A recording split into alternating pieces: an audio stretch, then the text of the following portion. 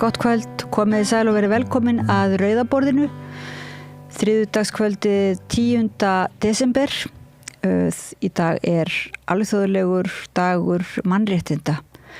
Það alveg iðandi frjó og fjörug samræði hérna við Rauðaborðið að venju. Ég ætla að fara aðeins yfir dagskrána í lok þáttarins. Segir séra Sigurður Ægisson, Gunnari Smára frá uppruna og notkun orðsins OK. En hann hefur skrifað heila bókum efnið. Lárus Ímir Óskarsson, kvikmyndagerðarmaður, ræði við Björn Þorláks samband menningar og stjórnmála, segir áhrif einstaklinga og söguna vera stórlega ofmetin. Þórhallur Guðmundsson, stjórnsýslufræðingur, ræðir ágalla við núverandi kerfi listamannalauna og það kemur inn í umræði sem hefur verið með í gangi hérna listamannalaunin og þeirri umræði sjálfsagt ekki lokið.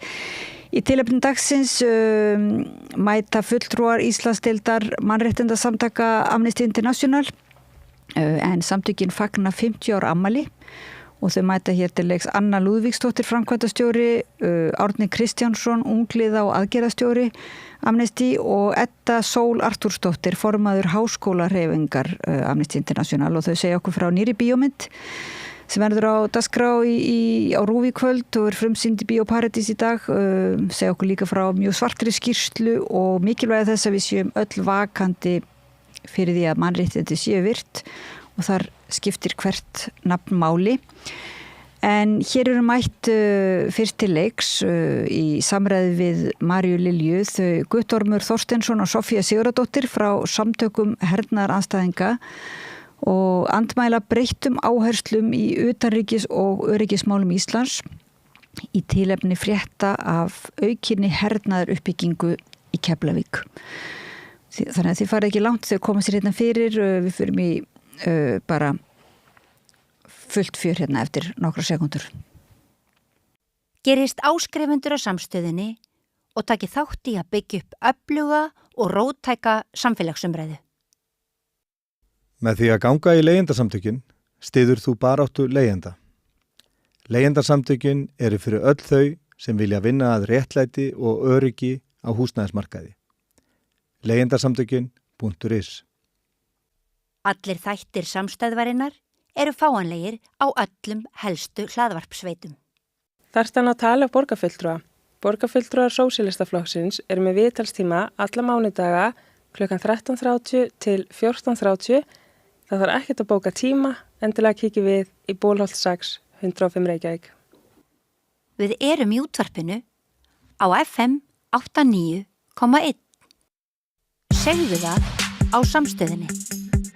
Samstöðin í eigu hlustenda, áhorfenda og lesenda. Sláist í hópinn og gerist áskrifendur.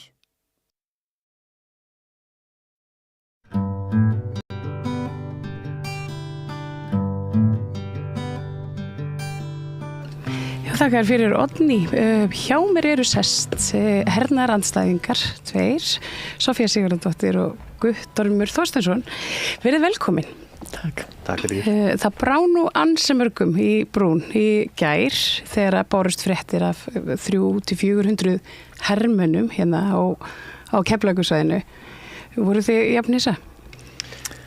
Nei, það var sumt þarna sem að kannski koma óvart eða svona voru aðeins nýjar fréttir en við höfum verið að fylgjast með þessari þróun, þessari uppbyggingu og vita að það hefur verið viðvera hermanna hér samfleytt í mörg ár þannig að þetta svona, já, kom okkur ekki beint á óvart en þetta margir sem að ég heldur bara heyrðum væri farin þannig að Já, það virtist að vera.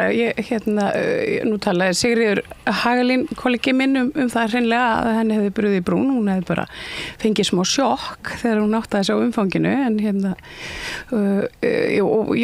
það virðist svona sem svo að flestir hafi kannski verið þar. Þetta hefur farið svona hægt og hljótt. Sko það halda margir að herinn hafi farið 2006 en hann skrappar hans til útlanda. Hann þurfti að hafa eitthvað þarfar að gera að mati stjórnenda í Írak og þurfti að fá þyrlutar þangað líka og svona. Þannig að hann bara brá sér aðeins til útlanda en hann var ekkert farinn sko. Svo vorum við með eitthvað kröfur, var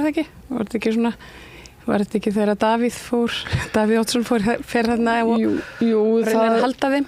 Jú, hann var að reyna að halda þeim sko, því að herinn hefur náttúrulega alltaf verið ágætis tekjulind sem að gekk svo undir nafninu Hermangið og á þessum tíma þegar þetta breytist að þá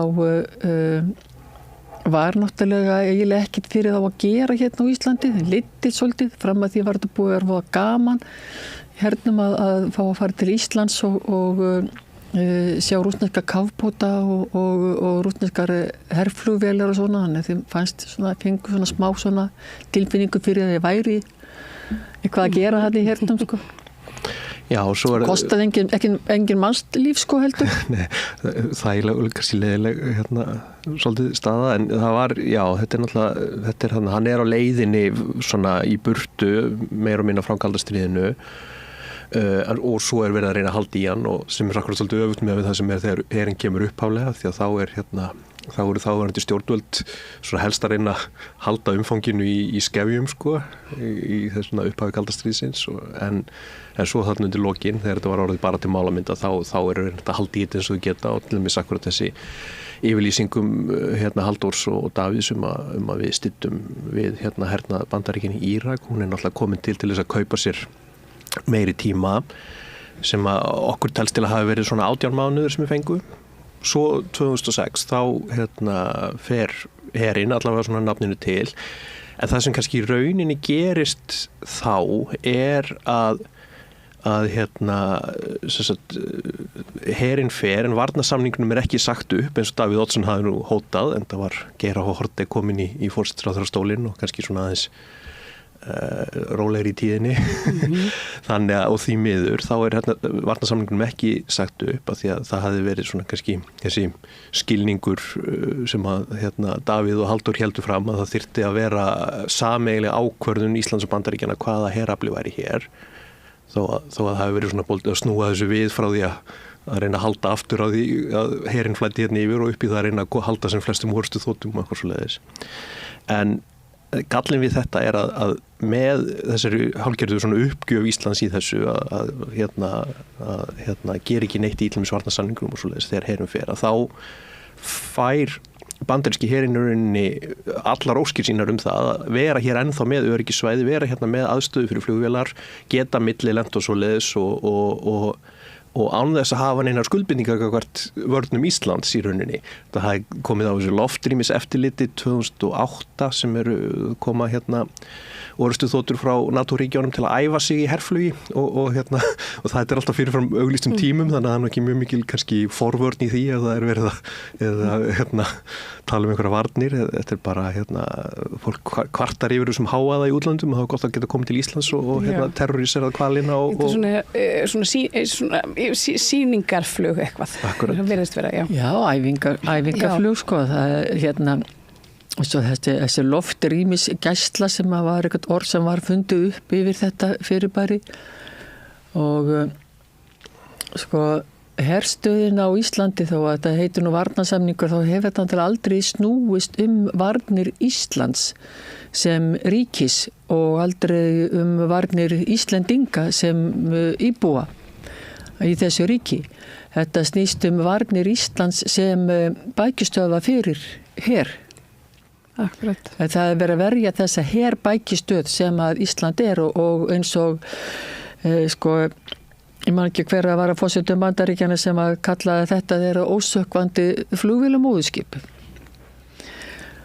og þegar við tölum sko varnir Íslands og það sé verið að verja Ísland gegn einhverjum hugsanlegum aðila sem myndum ætla að hernema Ísland í hennum víðsjárverða heimi og það sé barnaskapur að halda að við þurfum ekki varnir svo allir hinnir. Sko, ef við bara segjum sem dæmi, stundum þarf bara að segja hvað er það sem að gætu ógnað öryggi Íslands. Segjum bara sem dæmi að Íslendingar segðu upp þessu varnarsamningu og segðu hernum bara fara. Við erum bara með komið breyta stefnu hérna. Við ætlum að ekki bara hafa engan íslenskan her, heldur líka engan útlenskan her. Bless, bless. Hvaða ríki í veröldinni væri líklegast til þess að hertaka þá Ísland? Ég myndi halda Bandaríkin. Já, í rauninni. Já, Bandaríkin eru allavega einu sem hafa verið hérna fyrir að þekkja allar aðstöður og eiga hérna bandamenn. Mhm. Ef að það ef að það yrði víðsjár kærist og alvarlegra stig á milli Bandaríkjana og einhverja ríkja sem að þeir ættu í hérna hernaðarátökum við, yfirvonandi hernaðarátökum við, þá eru það þeir sem að kæmu. Því að þeir eru nefnilega líka í NATO eins og nágrannaríkin okkar, þar á meðal norrænu ríkin, sem öll eru komin inn í NATO. Svo það færi enginn að andæfa því ef að Bandaríkin hertækju Ísland. Nei, ég sjálf sér ekki. Hvað erum við þá að gera? Bara svona styðja hernaðarstefnu Bandaríkjanna. Já, og það sem hefur náttúrulega gerst svolítið, og við tölum að það sem Íslendingar hafa í rauninni bara svolítið afsalað sér þessar utanríkisstefnu, bara með varnarsamningurum og með NATO, og af því að við kannski höfum ekkert eitthvað svona mjög burðugar stofnanir til þess að standa í okkar eigin, eða standa í fætina gagnvart Bandaríkjanum, þá höfum við bara svolítið gert utanríkisstefnu Bandaríkjanna af okkar eigin. Og það akkurat það sem við þreytumst ekki á að benda á með þessari NATO-aðild og án þess að hafa nokkra vikt, ég meina mögulega geta Þýskaland og Frakkland haft einhver áhrif og eitthvað svoleiðis, sem stærri ríki, en við erum algjörlega bara ofurselt utanríkisstefnu Bandaríkjanna á NATO sem þátttakendur í þessu bandalagi. Og akkurat eins og Sofía segir að allar þessar varnarsamning sem snúast bara allar hernaðarlega hagsmuni Bandaríkjanna sem stórveldis. Og það akkurat það sem kannski breytist þarna 2006 þegar herinn fer, þá hafa þeir engar sérstakar áhyggjur af Rússlandi eða Evrópu og vilja vandar bara fleiri hermenn og vopn og drápstól í Miðausturlönd. En svo 2008 síðan þá hefur spennan jafnt og þétt aukist á milli Rússlands og Bandaríkjanna aftur, og þá náttúrulega svona aftur farið að læðast hérna inn og bæta viðveruna. Og svo 2016 þegar Lilja Alfreðsdóttir hérna í eitthvað augnablik utanríkisráðherra, það er svolítið þetta tímabil sem gleymist. Akkurat. Með Lilju Alfreðsdóttir. Hún hoppar hann inn, hvenær þetta þegar Sigmundur er búin að segja af sér, eða ég man ekki, þetta eitthvað svona mjög stutt tímabil. Gunnar Bragi er búin að vera þarna en það sem að gerist, við vorum samtökin voru eitthvað búin að forvittnast hvað væri í gangi hérna bak við tjöldin, og það var alltaf að tala að vera engar formlegar viðræður, en svo alltaf voru greinleikur óformlegar viðræður. Því allt í hennu dúk að Lilja upp með viðbót við varnarsamningin, sem að í rauninni gefur Bandaríkjunum bara fullt sjálfdæmi að ákveða hver er hernaðarleg þörfin fyrir varnir Íslands. Og við erum alltaf í mjög líka veikri stöðu af því að við höfum ekkert vita hernað. Það er engin sérþekking til á Íslandi hernað eða varnarþarfi Íslands eða lagt eitthvað sjálfstætt mat á það, nema varnir gegn eldgosum og eitthvað svona borgaralega varnir. Þannig að Bandaríkjamenn geta bara mætt og ekki sagt við þurfum þetta, og svo þá fara þeir í auka viðbúna á kafbáta eftirliti. Það eru kafbátarnir frá Rússum afturfarnir að koma hérna og þetta gerist núna fyrir nokkurum, hvað er þetta bara í COVID eða eitthvað svolítið, þegar þeir byrja að dúka aðeins upp rússnesku kafbátarnir svona inn í landhelginni, og maður fór að sjá þessi svona auknu umsvif, allt í nú voru komin einhver ein sprengjuþota og svo svona, þú veist þetta kemur alltaf í svona bylgjum virðist vera, svona yfir okkur allavega. Akkurat. Þó að hernaðurinn sé einhvern veginn alltaf jafnt og þétt bara svona Já, svo líka hugmyndir sem fólk hafði eftir fund Regans og Gorbatsjov í Reykjavík, að kalda stríðinu væri lokið. En kalda stríðinu er ekkert lokið. Þau lauk ekki þarna og er ekki lokið ennþá. Það þróast eins og annað, og til dæmis þegar Biden var kosinn forseti Bandaríkjanna, og þá sagði ég nú við félaga mína í Samfylkingunni, passið ykkur á Joe Biden. Hann er nefnilega, hefur alið allan sinn pólitíska aldur og það svolítið allan okkur ár í kaldastríðinu. Hann kann ekkert annað en kaldastríðshugsun og heilin á honum kól í þessu kaldastríði þannig að hann ekki fær að þróa neina nýja hugsun og Joe Biden, það ekki nóg að hann sé ekki Trump því Joe Biden fer með ykkur í stríð og það gerði hann, ég vissi ekkert hvaða stríð og hvernig og hvernig nákvæmlega, það var alveg fyrir séð og það sem var gert þegar Sovétríkin leystust upp það að þá var sagt að þessu var náttúrulega fagnað og það þurfti að koma hér á einingu í Evrópu og allt eftir því en í raun var ekkert unnið að því að koma á einingu í Evrópu. Það var aldrei unnið að því. Það var unnið að því að útvíkka NATO. Varsjárbandalagið var lagt niður. Varsjárbandalagið vel að merkja yngre en NATO. Það var ansvar við NATO. Varsjárbandalagið listist upp, ekki bara Sovétríkin. Og þá var strax farið í það að leggja planið það að ná þessum sem flestum austur-Evrópuríkjum inn í hið vestræna bandalag, bæði hernaða bandalagi NATO og Evrópusambandið. Og þessu var síðan fylgt eftir með hernaðlegu markmiðum að ná aukinni hernaðstöðu kringum Sovétríkin. Og sko ef það hefði átt að vinna að einingu í Evrópu og framförum og samstöðu í Evrópu þá hefði verið lögð eitthvað pólitísk áætlun hvernig það gert en hún kom aldrei. Kannski bara fækka herstuðum Bandaríkjahers hefur verið ágætt byrjun. Við segjum alltaf við hefum alltaf bara að leggja niður NATO og samtíma var sér bandalagið og reyna að vinna einhverjum svona varalegum friði. Og hugmyndunum varnarbandalagi nefnilega ekki sko það engin hugmynd hvernig þú vinnur að friði og það engin friðarstefna. Nei.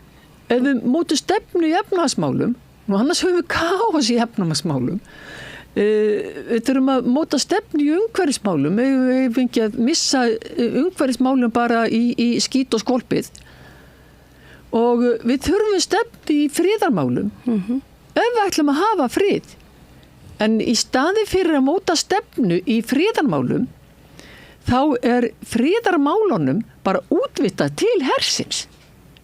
Herinn, hann bara sér þetta.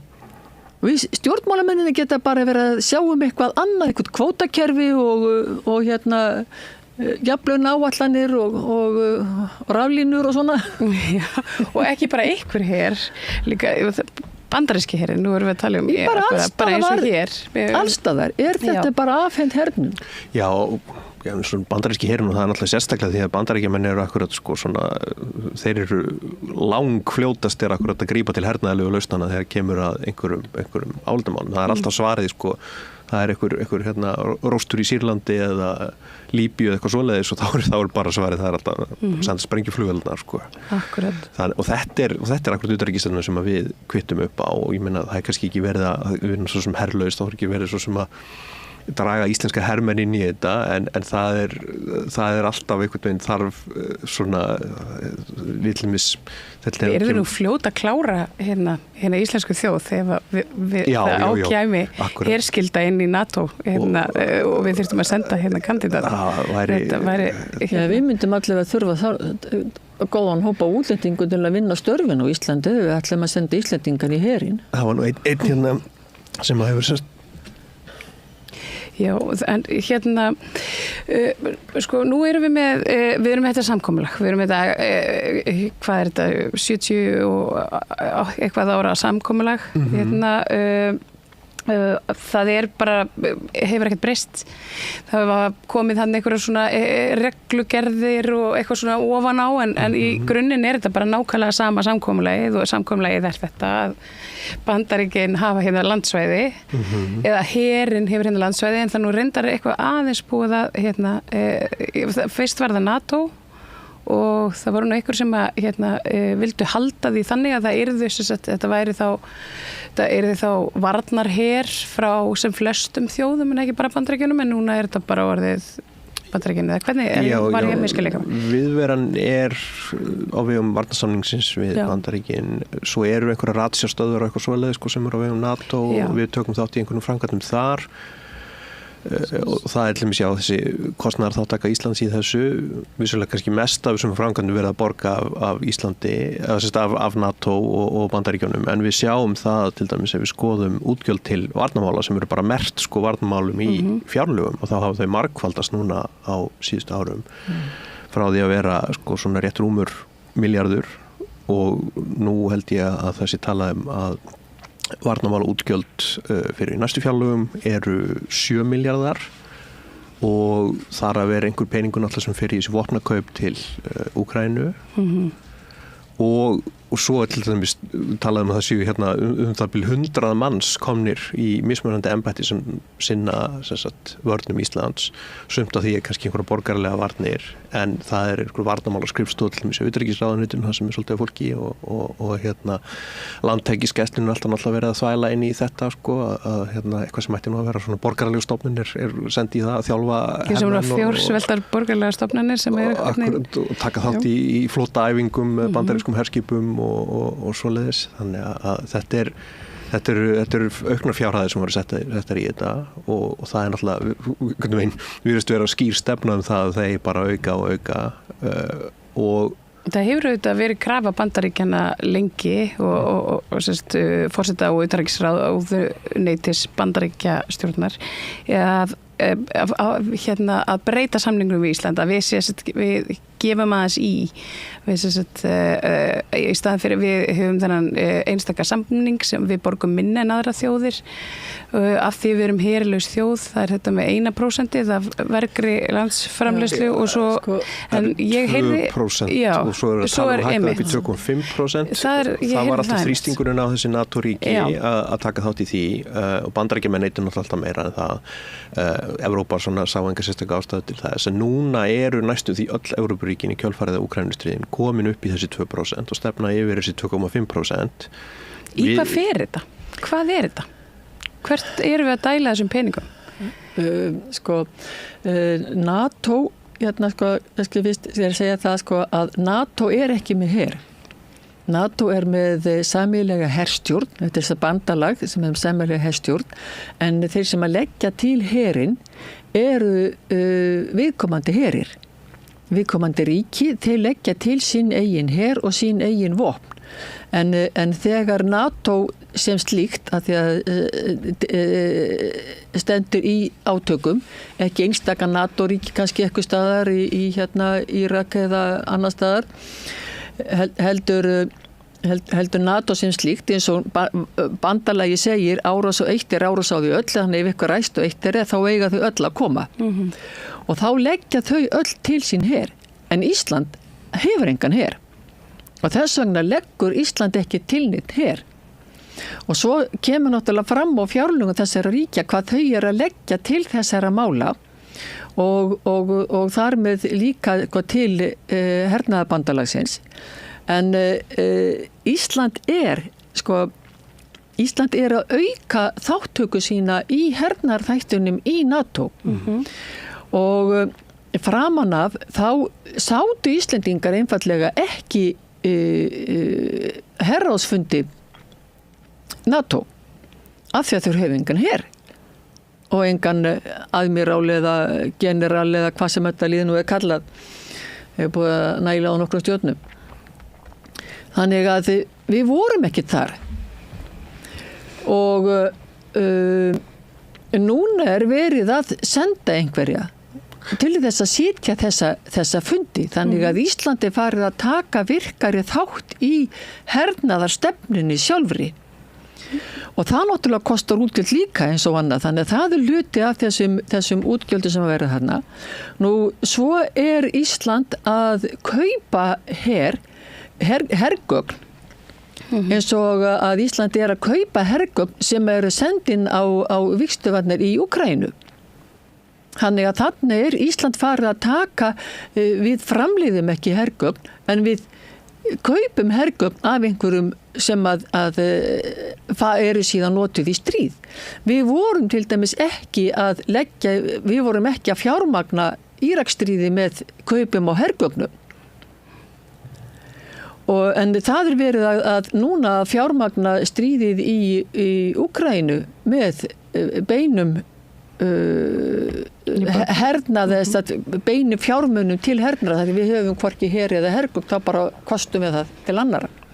Þetta akkurat svolítið skrítið sko til því að í gegnum allt kaldastríðið þegar sko Sovétríkin eru svona mun skæðari óvinnur heldur en til dæmis Rússlands í dag, miklu meiri ógn sem að virtist stafa af þeim en samt töldu Íslendingar sig ekki þurfa að taka neitt þátt í einhverju hermangi svoleiði sko, og eins og segja, við mættum ekki á þessa herráðsfundi, við bara lítum svo þetta, við hefðum ekki til málun að leggja, við hefum ekki vita á þessu, en svo eru nýlegir utanríkisráðherrar rosa spenntir fyrir því og eða hafa einhverja minnimáttarkennd fyrir því að vera stjórna hér landið sem ekki með her og getur ekki þið langar í aðmírálstöðu? Já, hafa engan til að sína sér borðaklæddan á þessum fundum sko, og það var ekkert svolítið fyndin frétt á samstöðunni sem að ég rifjaði upp núna þegar ég var að skoða þessi mál akkurat já, við sendum núna síðast á herráðsfund NATO, það voru 30 herforingjar og 1 skrifstofustjóri sem kom frá Íslandi og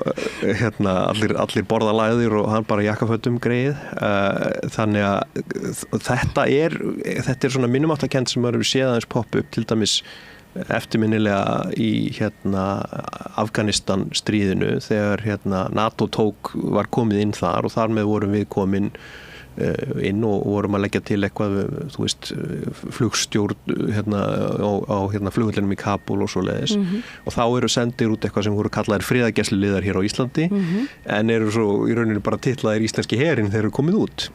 Já. Og þetta endaði náttúrulega allt illa, það var gerð árás á hermennina þeir voru að kaupa teppi í Kabul og þá komst allt þetta upp á Íslandi og var svona snarlega að bakka með það.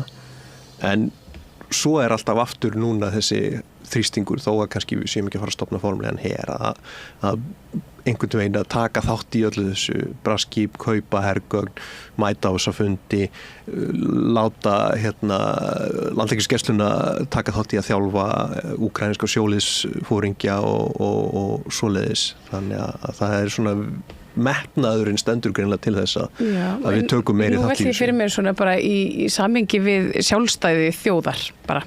Nú að því að þetta er svona óþægilegt svona óþægilegur imperialismi sem einhvern veginn kemur með svona hervaldi á þú veist manni líður einhvern veginn svona þannig eins og við séum einhvern veginn að fara að missa hér einhver völd vegna þess að ég meina bandaríska herinn hefur bara allt vald til þess að breyta lögum og flugleiðum og gera í rauninni það sem mann dettur í hug ef að eitthvað kemur til.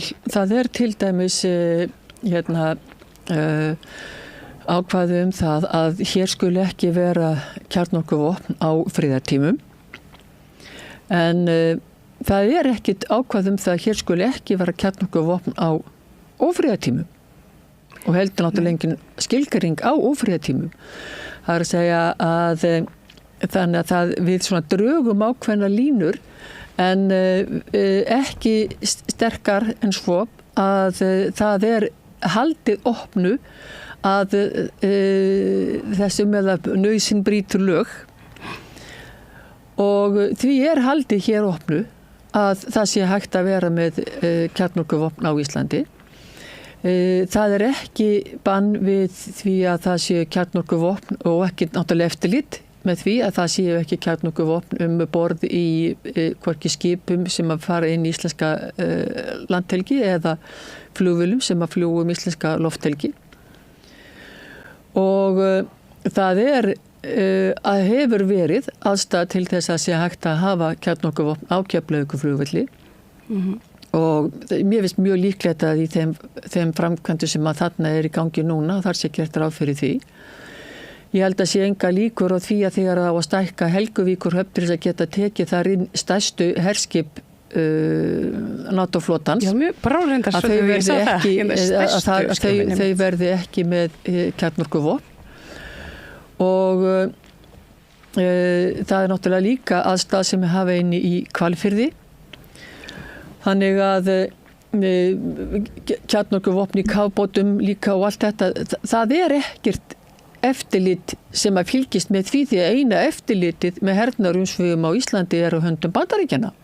Og þetta eitthvað sem við höfum ítrekkað alltaf þegar til eins og þegar B2 sprengjuþótunar sem eru akkurat dúkuð hérna fyrir nokkrum árum síðan fyrst og svo var talað fyrsta tíð Pence að núna væri Ísland lítið á sem einhvers konar útstöð fyrir þessar vélar og við sendum fyrirspurn til utanríkisráðuneytisins hvað í ósköpunum þýðir þetta, búið að hafa eitthvað samráð við utanríkisráðuneytið og þá var bara vísað í annars vegar varnarsáttmálanum að Bandaríkin, við hlutumst ekki til hvað Bandaríkin teldu sig þurfa að hafa hér, hvað við eru og svo spurðum við náttúrulega kjarnavopnin því að B2 sprengjuflugurnar geta borið fullt af kjarnavopnum og eru náttúrulega svona eiga að geta smogið inn í lofthelgi óvinnaríkisins OCL. Þessa flötu. Já, mjög svona speysaðar. Mjög óhugnalegar. Algjörlega svartar og þær geta borið kjarnavopn og við spurðum hvort það væri einhverja trygginga fyrir því að það væru engin kjarnavopn og þá alltaf utanríkisráðuneytið svarar þá alltaf þannig að þá vísað í þjóðaröryggisstefnu Íslands sem samþykkt einhvern tímann það sem var talað að akkurat ætti ekki að vera kjarnavopn í íslenskri lögsögu en það eru nokkrir gallar akkurat á því eins og Soffía nefndi að við höfum enga sjálfstæða getu til að leggja mat á það og líka það að þessi þjóðaröryggisstefna var í rauninni svona ákveðin tilmæli lagasetningu sem fór svo aldrei fram en svo alltaf vísað í hana eins og hafa eitthvað gildi lagasetningar en þetta bara svona einhver viðmið í rauninni sem allir segja svo sem vilja vinna eftir og svo búið að segja það að Bandaríkin séu meðvituð þetta en Bandaríkin hafa líka þá stefnu að gefa aldrei upp hvort að það séu kjarnavopn í þeirra förum. En það væri það bara hernaðarlega mjög vitlaust. Og svo þetta enn sem að Guðrún verið að segja það skuli ekki vera kjarnavopn hér en þetta enn ekki háð samþykki Íslendinga þess að þeir verið ekki spurðir ef að herinn þarf að koma til þess að þurfa að koma í bandarski herinn til þess að þurfa að koma hinga með kjarnavopn þá hefur hann ekki að spurja Íslendinga ennið það en Íslendingar skuldbinda sig til þess að samþykja það ef það verður talið nauðsynlegt þannig að þetta skuldbindingur raunverulega á Ísland á að samþykja það ef að bandaríski herinn ákveður að koma með kjarnavopn en ekki að Bandaríkin þurfi að spyrja Íslendinga leyfi. Það virðist, þetta er auðvitað bara mjög einhliða því að Bandaríkin virðist geta sagt bara við þurfum þetta á þessum tímum og við getum ekki sagt við því. Við getum lítið beðið í staðin og ég velti fyrir mér þegar það talaði með þessar varnir og þetta sem við eigum að vera að fá tilbaka. Hvað það? Var það sama og alltaf á því við erum ekkert að fá annan tilbaka heldur en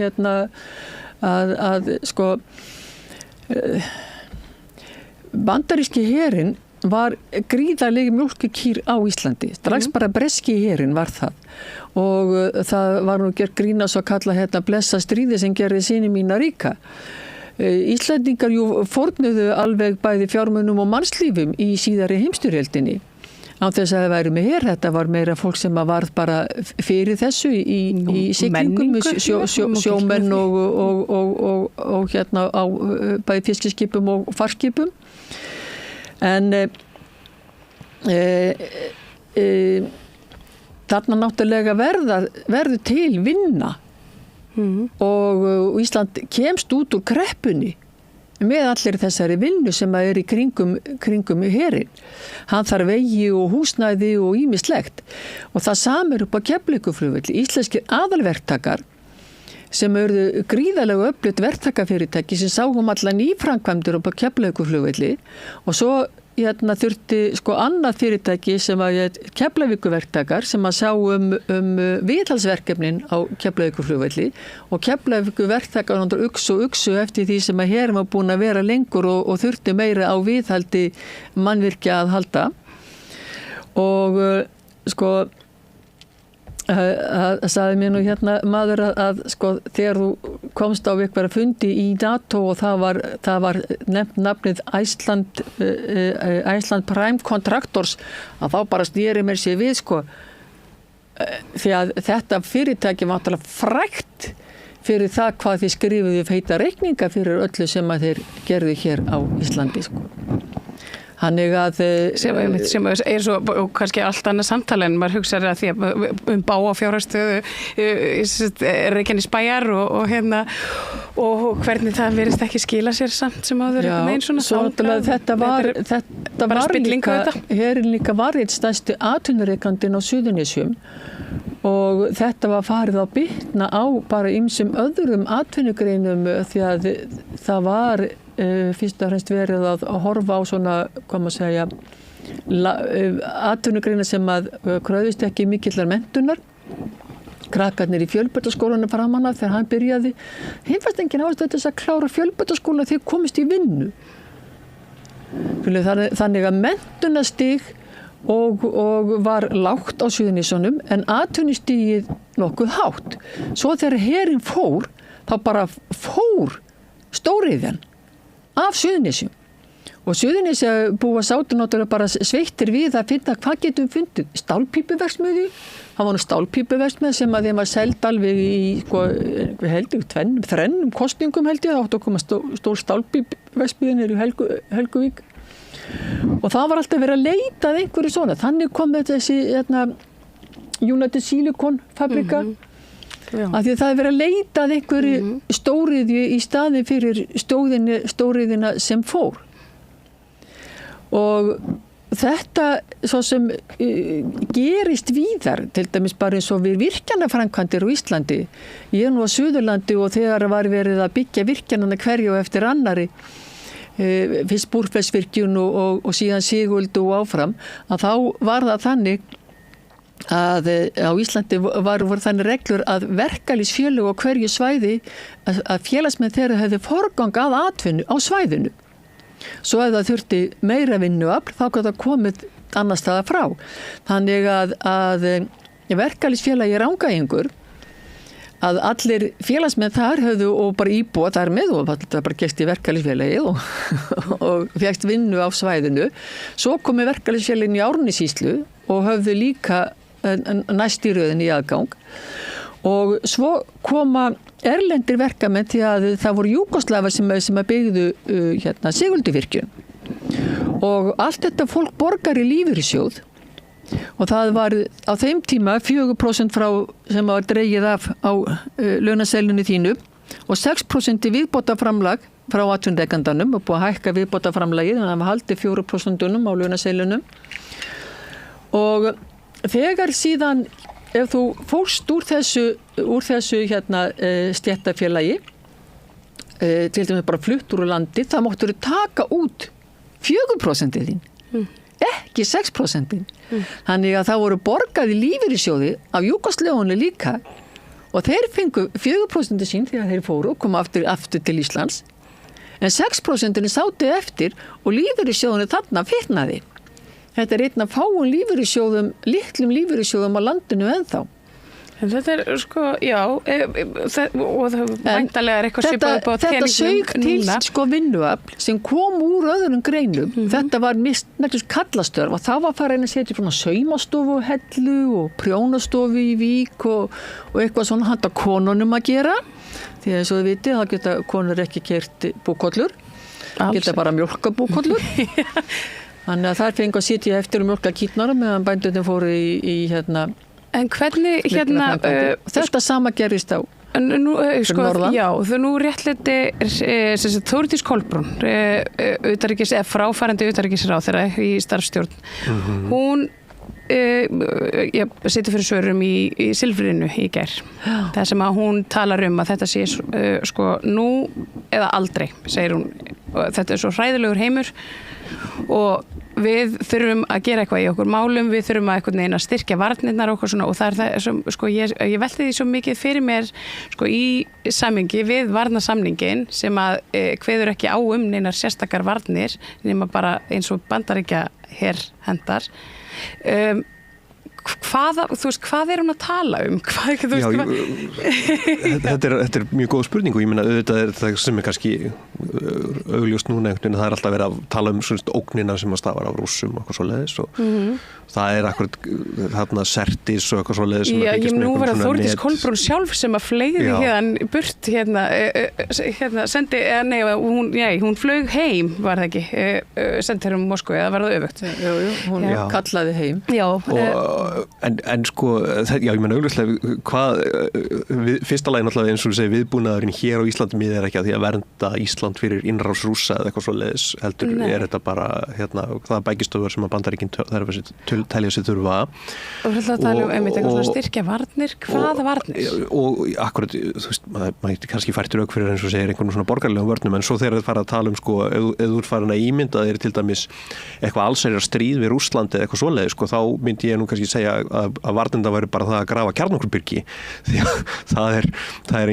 það er ekkit, við erum ekki að fara að lenda hér í einhverjum innrásum einhverja rússneska landgöngulið eða eitthvað svoleiðis það er bara ef þetta komið í segjum sem svo og við verandi bara þessi fljótandi ósökkvanlega herstöð þú veist, miðju Atlantshafi eitthvað staðar og við erum tiltölulega fá það er þetta sko með einni kjarnorkuflaug eru þetta ég bara farga mörgum óvinnaflaugum og án þess að skaða neitt ofboðslega marga svona í stóra samhenginu það er alltaf hægt að taka þetta samtal svona endalaust og fram og tilbaka og fabulera en einmitt það er einhvern veginn sko Bandaríkjamenn æfðu bandaríska landgönguliðið æfðu fyrir nokkrum árum síðan það var mjög kostulegt það var á svona hausti og þá æfðu landgöngu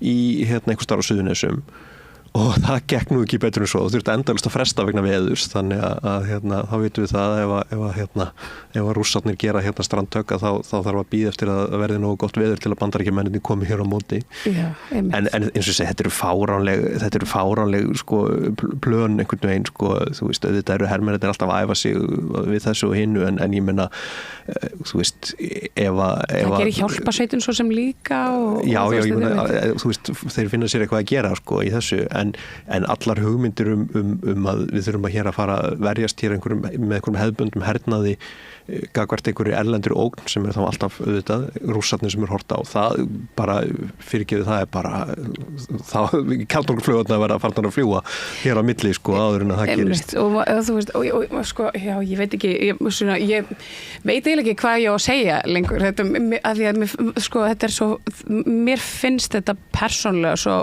bara svona bara heimskulegt allt saman og ég skilji og það sem ég verið reynt að skilja og ná einhvern veginn fram í einmitt viðtölum við þessar ráðherra og allt þetta fólk sem er svo óbærslega upptekið að ég halda einhverjum vörnum ég meina sterkir innviðir það er ákveðin vörn í þeim og það er ákveðin vörn í eins og þú nefndir áðan einhvers konar eldgosavörn og ég meina það er alls konar það er ákveðin vörn í menntun og líðheilsu ég meina allar okkar varnarþarfir eru þessi borgaralegu þarfir sem við erum mjög góði að díla við mikið ég held að Þórdís Kolbrún hún raunverulega óttist hernaðarárás Rússa á Ísland og hún sé ekki fyrst og fremst að hugsa sko íslenska aðalverktaka og hluthafa þar enda þeir eru alveg lagnir við að hugsa sig sjálfur en sko þessi ótti hennar stafar af því að hún er inn á gólfi hjá þessu kolruglaða liði sem er að undirbúa stríð Þannig að hún sér hvað stríðið yfirvofandi. Það bara íslenskir áhrifundi sem sitja og horfa á sjónvarpið sem verða bara alveg bara hérna með kringlu og dögum og bara, aha, allt þetta stríð. Og en það eina sem henni dettur í hug það hvernig við getum undirbúið okkur undir stríðið, ekki hvernig förum við það því að afstýra stríði. Já, akkurat. Og þetta er það sem er vandinn. Hann liggur þarna í þessu, það er enginn að undirbúa frið. Það er enginn að leggja fram neinar áætlanir frið, bara stríð. Hvaða vopn þurfum við, hvaða eldflaugar, hvernig dróna það nú það nýjasta og hvernig kafbáta og allt þetta, öll þessi hertæki og öll þessi eyðilegging og svo fara Svíar að rifja upp gamla takta síðar í heimsstyrjöldinni með því að fara niður í kjallara og safna niðursugudósum og vatni í flöskum og eitthvað. Búsund að geta verið þar í einhverja 4 dag og eitthvað að því þú nefndir þetta með að grafa kjarnorkubyrgi.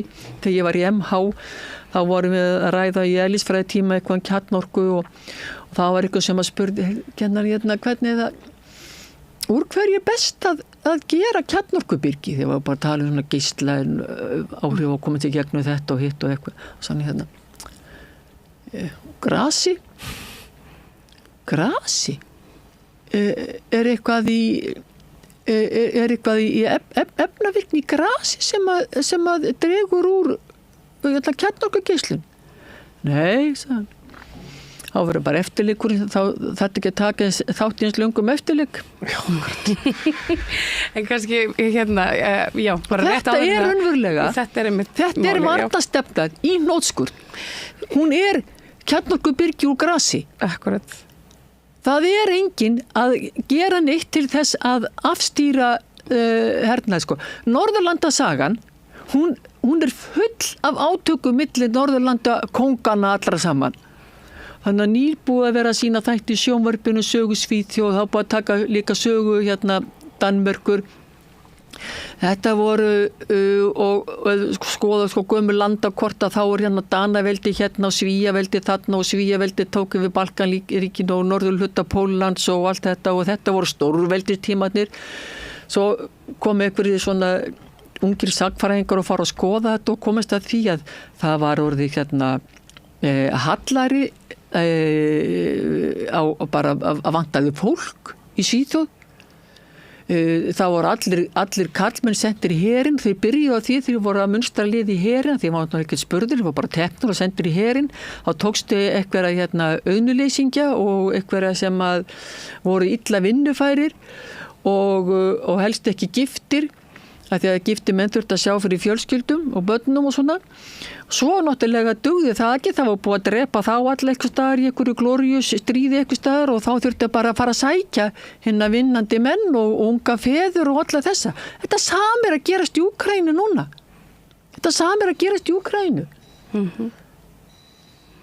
Og við erum bara að endurtaka einhverja 200-400 ára gamla vitleysu og bæta bara við hann einhverjum rafdrifnum drónum sem eru einmitt maður nú svolítið smyggur við þennan eftirlitshernað sem að svo og þetta tæknina sem að er notuð til þess að meiða og myrða fólk. En kannski bara svona aðlokum að því að nú þurfum við að fara að slúta. Guttormur, hvað ætlið þið samtökin? Ætlið þið að gera eitthvað sérstakt? Ætlið þið að senda frá okkur eitthvað? Ætlið þið að í Keflavíkurgöngu?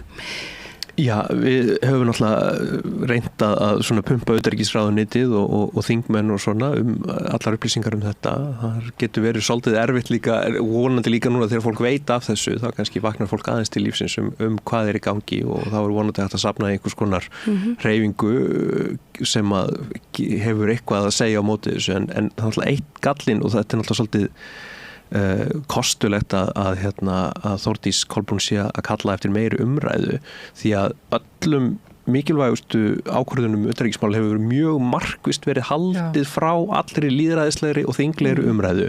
Þannig að sko þetta bara eitthvað sem er litið á sem að sé sko á borði utanríkisráðherra, ekki einu sinni ríkisstjórnarinnar, svo einstaka sinnum fær utanríkismálanefnd þingsins í trúnaði að heyra af þessu og svo ráða þeir hvað þeir telji vera það mikilvægt að sko utanríkismálanefndin þurfa að samþykkja það. En þetta kemur aldrei inn á palla þingsins og hvað þá einhvern veginn í einhverju svona víðari umræðu. Þannig að það svolítið á brattan að sækja að bara einhvern veginn akkurat að vekja athygli fólks á þessu. Og við náttúrulega reynum að, eins og segi, aðeins að vinna í gegnum bara þessar svona opinberu leiðir að krefja stjórnmálamennum svör og svo reynum við að vekja athygli á þessum svörum og hvað í gangi en það Er eitthvað nýtt í þessu? Hafið þið fengið einhver ný svör, eitthvað svona á eitthvað borð sem að þið klóruðu ykkur í hausnum yfir? Nei, við fáum alltaf þessar svona sömu svörum að þetta sé bara einhvern veginn á vegum varnarsamningsins og við einhvern veginn Ísland telji sig ekki hafa geta lagt mat á neitt sko og svo náttúrulega líka svolítið spennandi að það verður svona áhugavert að sjá til dæmis hvernig þetta spilast í nýju þingi. Við höfum nú haft svona inngrip hjá sumum þingmönnum með akkurat að spyrja og þá hafa kannski svona aðeins meiri vikt spurninga þingmanna en ég veit ekki hvort að það eru ykkur friðarsinnar á nýkjörnu þingi. Nei, ég held að þetta sé allt NATO-flokkar sem innan núna. Allavega með þau svör sem við fengum í okkar kannunum þá þetta, við fengum reyndar ekki svör frá Flokki fólksins. Ég held að hafi bara ekki tekið afstöð til utanríkismála. Þannig að en við gerum náttúrulega það fyrsta sem við gerum núna við gera fljótlega að senda á alla nýkjörna þingmenn sem sagt svona bara ákveðið ákall það að til dæmis styðja banni við kjarnorkuvopnum og við getum auðvitað reynt að svona prjóna aðeins meira við það núna þetta, hvort að það sé ekki hægt að þurfi ekki að einhvern veginn þessi umræða sem að Þórdís kallar eftir, hvort að það megin ekki taka það inn á vegum þingsins og svo, ég meina auðvitað fer maður að velta fyrir sér tækifærum til þess að mótmæla en það nú líka búið að gera það oft svolítið erfitt til þess að mótmæltum við Evrópu þingsráðstefnunum sem var hér og það var búið að mynda svo stórt öryggisvæði og við vorum komin eitthvað lengst út að Granda með okkar mótmæli. Það var með snæpera á þakkinu. Ég ætla bara að segja það. Ég í Samfylkingunni og Samfylkingin að fara að vera leiða næstu ríkisstjórn, sýnist mér nú öllu. Og þeir muni alveg örugglega, ég get alveg lofa félögum minni því að þeir eiga eftir að fá að heyra það að sko það ekki nóg að setja eitthvað stað fremst í stefnuskrána að grunngildi Samfylkingarna séu jöfnuður, sjálfbærni og friður og síðan sést orðið friður ekki meir í stefnuskráni. En það kemur alveg sér paragrafum hvernig Samfylkingin vill að við tökum þátt í hernaði. Akkurat. Og þessi flokkur og aðrir sem að eru í þessari ríkisstjórn og eru á Alþingi, þó að séu ekki ríkisstjórn, þurfa átt að segja á því að það þarf að fara að móta stefnu frið og stefna frið ekki að útvista málefnum friðar til hersins. Það ekkert stríð háð án hers og það verður engin friður með her. Nákvæmlega. Þakka þér fyrir þetta, Sofía. Við skulum láta þetta vera loka orðin. Guðrúnur, Sofía og bara samtök hernaðar andstæðinga. Þakka ykkur kærlega fyrir innlitið. Við munum nú alveg örugglega að fá að kippa ykkur svona inn fyrir og hingað við borðið við næsta tækifæri. Mér grunar að það sé að fara svona eitthvað af stað núna sem að við þurfum aðeins að ræða. En dokið við því að við höldum áfram hér eftir stuttar auglýsingar. Gerist áskrifendur á Samstöðinni og takið þátt í að byggja upp öfluga og róttæka samfélagsum.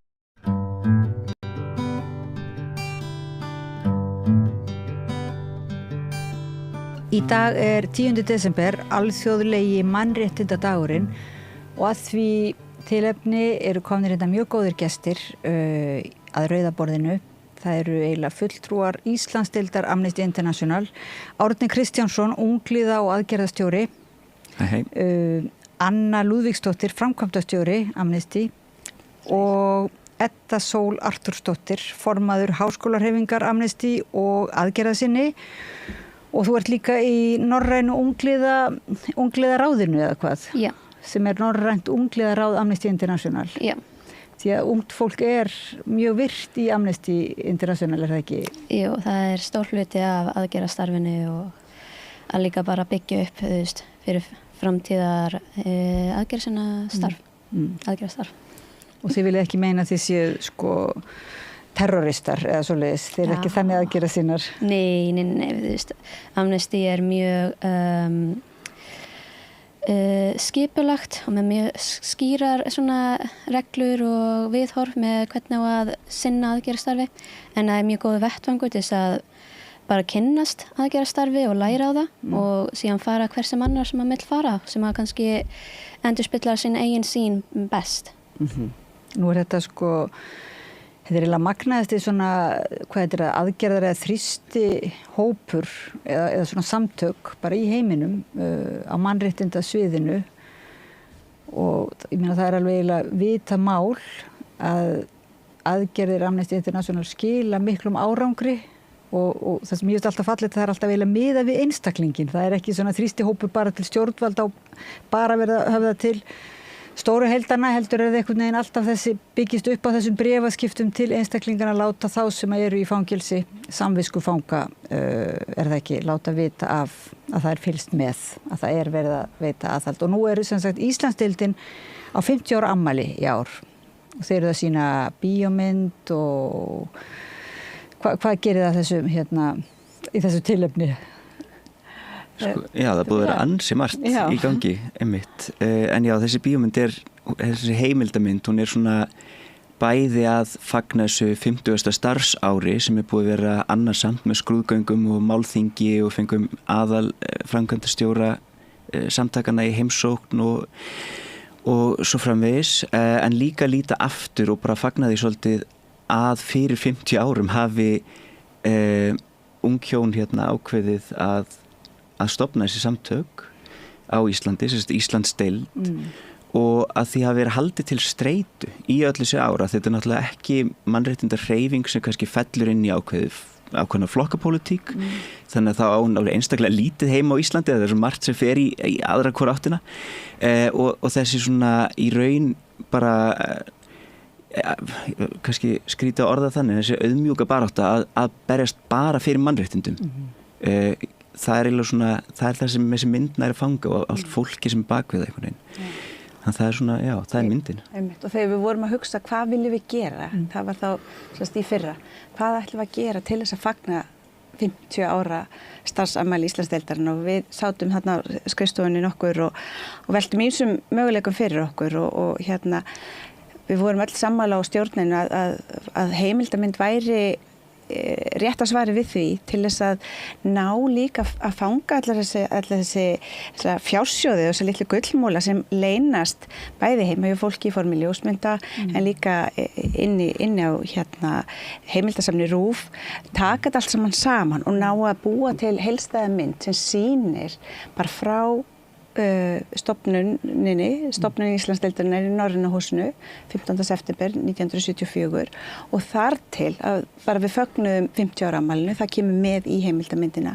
Ég segir bara, hver gerði þessa mynd? Ég meina þetta lítur rosalega vinna. Það frábært teimi hjá Krumafilms, Hrafnhildur og Halla og Úlfhildur og allt þetta teimi sem stendur bak við myndina, það hefur verið ég held að við mættu á alla viðburði sem við stóðum fyrir frá því að það var ákveð að þær myndu gera myndina og tóku upp og tóku þátt í öllu sem við gerðum held ég bara. Já, algjörlega. Og þess vegna það var líka mjög svona skrítið fyrir okkur sem náttúrulega Amnesty líka ákveðin svona skjöldur.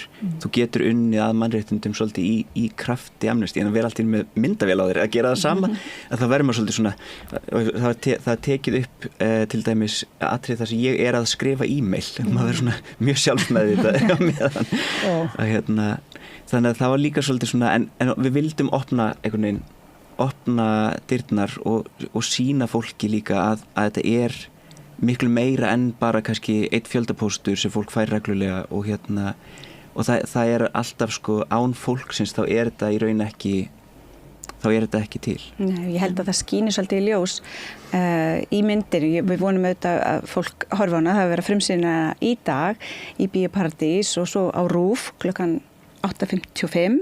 Þannig að fólk getur bara leið og búið að hlusta á okkur, þá getur að opna fyrir RÚV og horta á myndina. Hún er textu þar. Já, þannig að það sem skín bara í gegn frá fyrstu dögum deildarinnar er þetta einstaklingsframtakið og hvaða skiptir máli að fólk leggi baráttunni lið og þá verður þessi fjöldakraftur og hvernig krafturinn margfaldast langt umfram fjölda fólksins og þannig getum við haft áhrif og breytt heiminum og breytt lögum framkvæmd og við höfum bara því miður orðið vitni að því í sko ekki síðustu ár en bara í gegnum þessa áratugi hvað víða er pottur brotinn og hvað yfirvöld víða heim og koma fram að mikilli hörku og grimmd og fremja grafalvarleg mannréttindabrot á sínum borgurum og þetta er ekkit bara í löndum sem eru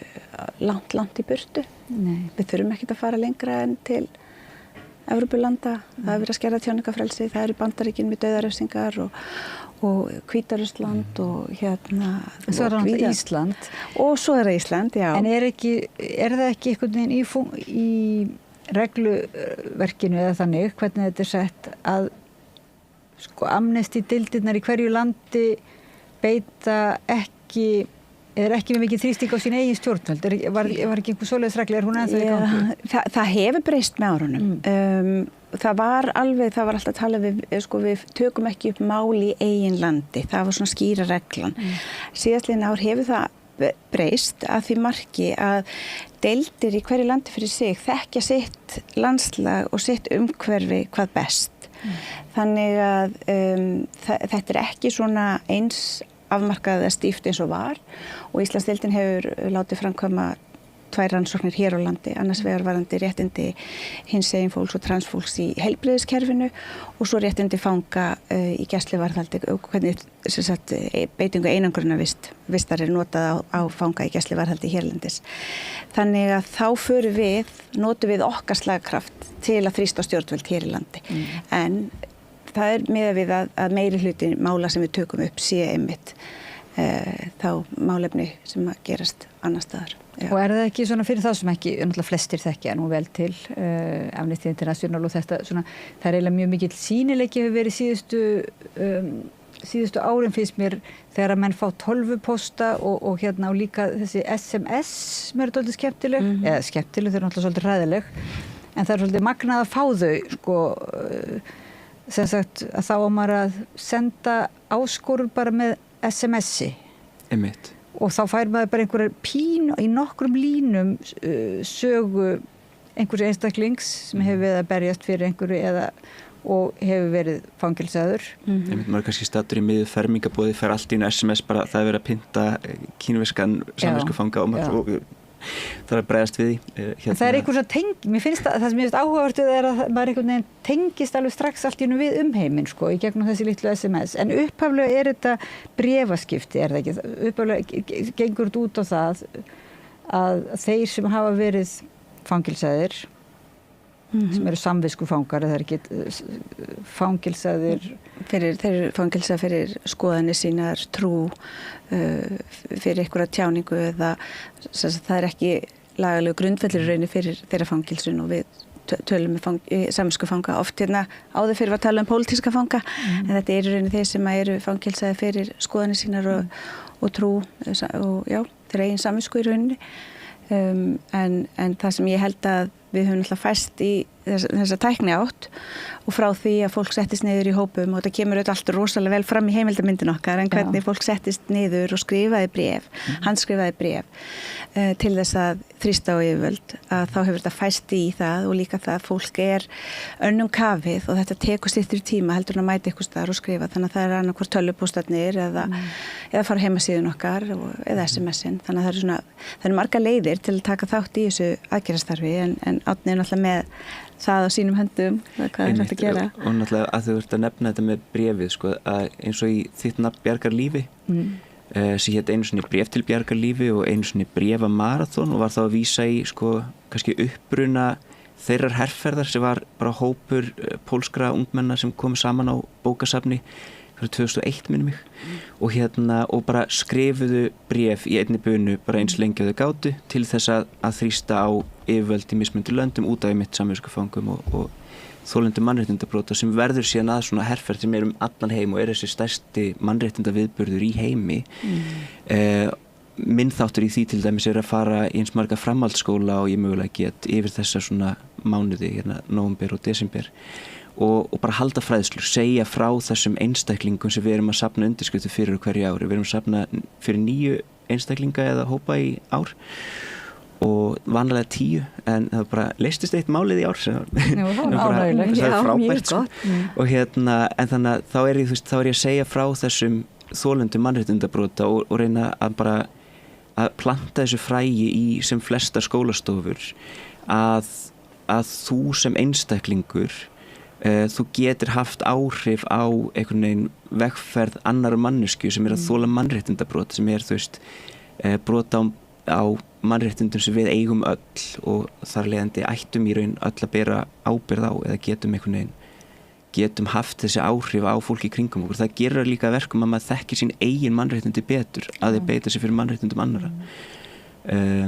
Ég man eftir einu mjög áhrifaríku fyrir mörgum árum. Þá var fangi sem hafði verið samviskufangi og hafði losnað vegna þrýstings, Amnesty International og ferðaðist heiminn. Hann hafði bara ákveða inn í fangilsinu ef hann myndi losna að þá myndi hann sem sagt tala mikilvægi þessa starfs og það var svo magnaði heyran þá sannfærismaður svo það hvað þetta skipti máli þegar hann var að segja en það sem mér minnir að hann sjálfur hafi líka fengið bréf frá félögum Amnesty, ekki bara stjórnvöld og fangilsivöld, hann sjálfur og hann var að segja hann var bara upplifað að hann væri bara algjörlega gleymdur bara einn í þessari og enginn vissi af honum hvað þetta hafi skipt sköpum fyrir hans geðheilsu líka og bara von. Þetta heyrum við mjög oft einmitt og það hefur oft talað hinn gleymda fanga einhver fangi sem að fáir vita af situr í fangilsi og einhvern veginn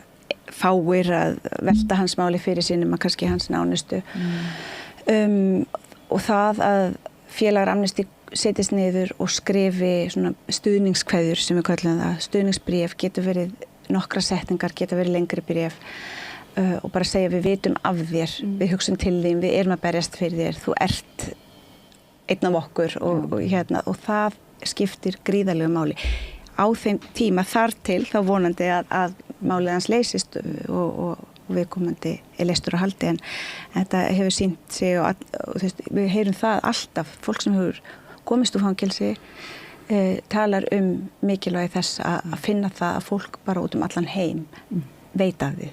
Og þá verður þetta mjög svona alþjóðlegt því það þú ert bara að fá þessna skemmtilega þessi SMS, það er svona áminning maður er einmitt eins og segir í fermingavíslunni en einhvern veginn bara áminning að maður til í stærra samhengi líka. En þetta, Sól, hvernig eiginlega svona eru þið að þróa aðgerðarnar af því að einu sinni var þetta svolítið svona að skrifa bréfin og koma saman með kindil eða svona en þið eru svona hugmyndarík er það ekki, er það að gera alls konar taka þátt í alls konar viðburðum svona? Já. Getur þið sagt okkur eitthvað svona frá, gefa okkur dæmi? Já, akkurat núna þetta svolítið mikil áhersla á aðgerðir og fleira því að það færi oft sterkari viðbrögð og færi athygli og til dæmis í starfi hjá unglingaráðinu fórum við til Svíþjóðar og við hittum unglingaráð hina Norðurlandina og við ræðum og við bara lærum málefnið og aðgerðastarf og plönuðum síðan viðburð í öllum Norðurlandunum og komum síðan hingað til Íslands og minn hópur planaði aðgerð fyrir Ísland og framkvæmdi það síðan og það hefur alveg fólk gengur fram hjá og sér þetta og stoppar við og svona, hvað í gangi hér? Hvernig var aðgerðin? Getur þú sagt í hverjum fólst bara stuttu máli? Sko, þessi tiltekna aðgerð var þannig að í nóvember, 8. nóvember, ég man rétt, þá stiltu við bara upp nokkur svona vörubrettum. Já, til þess að vera svolítið pallborð fyrir okkur og settum bara svona bara svona skjá á það og vörpuðum myndum frá Gaza og og fórum síðan bara ofan á þetta litla pallborð og töluðu Gaza og kölluðum eftir þetta var sameiginleg yfirlýsing og kall til aðgerðar til yfirvalda okkar af því þetta var einmitt þegar ríkisstjórnin var fallin og varum að fara að kosningum þannig að við stílum þetta þá á alla flokkana og tilvonandi forsætisráðherra að það þyrfti að gera eitthvað í þessum málum að þyrfti að taka afstöðu og við ákveðum að taka þann vinkil að viðurkenna aðskilnaðarstefnur í Ísraelsríkis af því að það er ítrekka búin að kalla eftir vopnahlé, kalla eftir mannúðarhlé, mannúðaraðstoð en við ákveðum í þessu sameiginlegu ráðstefnu eiginlega milli Norðurlandana að réttast væri að beina að grunninum sem er það að þótt að það komi vopnahlé og þótt að átöki núna leina aðeins þá er grundvallar staðan svo að Ísrael er að beita aðskilastefnu gegn Palestínu og ofbeldið sem er að gerast mun halda áfram að bara mun halda áfram svo lengi sem það eru með aðskilastefnu gegn Palestínubúum og af því að aðskilastefnan sjálf er bara ofbeldi þannig að við ákveðum að gera eitthvað sem er aðeins svona lengri tíma stefna sem að væri til dæmis að okkar yfirvöld viðurkenni að Ísraelsríki er að beita aðskilastefnu sem er auðvitað alvarlegur glæpur.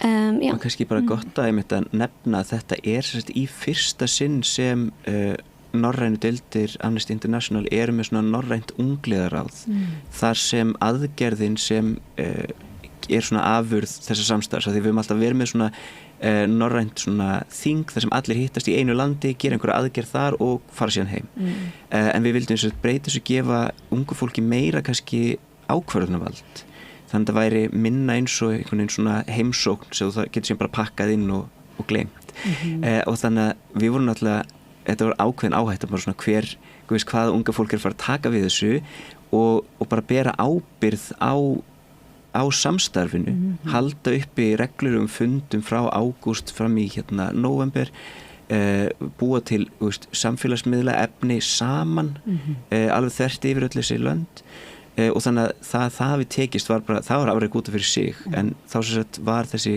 norræni fundur, hann var þá aðstæðunar í Gaza og við fengum magnaða sérfræðinga til þess að tala við þetta unga fólk en svo var þeirra úrvinnsla, það var svolítið í þeirra höndum og þetta er náttúrulega vakið athygli, hlýtur að vera Já, þetta vakti alveg ykkur athygli sko en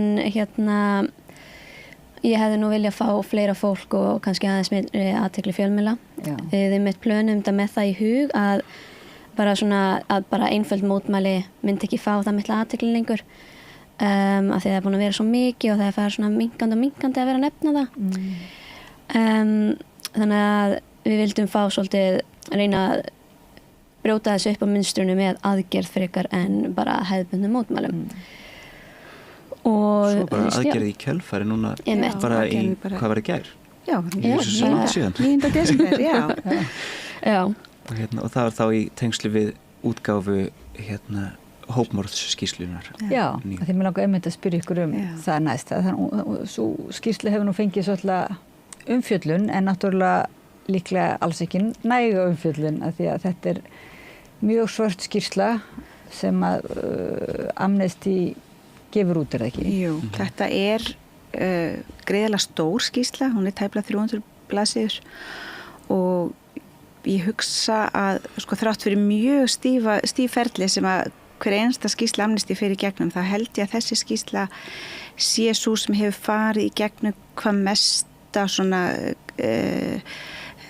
mestu yfirferðina innan hús bæði hjá Amnesty, en svo líka leita til sérfræðinga utan við Amnesty, bara sérfræðinga í hópmorðum, sérfræðinga í stríðsglæpum, glæpum gegn mannúð, til þess að fá álit sko bara fleiri heldur en bara starfsfólks Amnesty sem hefur unnið innan Amnesty heilengi og afurðin eins og segir, þetta svört skýrsla og þetta í fyrsta skipti aftur sem að sko Amnesty beitir þessari stefnu sem að hún hefur, við getum beitt mismundi stefnum bara við mismundi tækifæri þegar við erum að skoða mismundi brot og þannig þetta í fyrsta skipti sem að Amnesty kemst að þeirri niðurstöðu að það verið að fremja hópmorð á Palestínubúum á Gaza og ég segi það bara hér aftur þó ég hef sagt það annars staðar að við tölum hópmorð en ekki þjóðamorð og ástæðinir eru þær að þannig það í íslenskum lögum talað hópmorð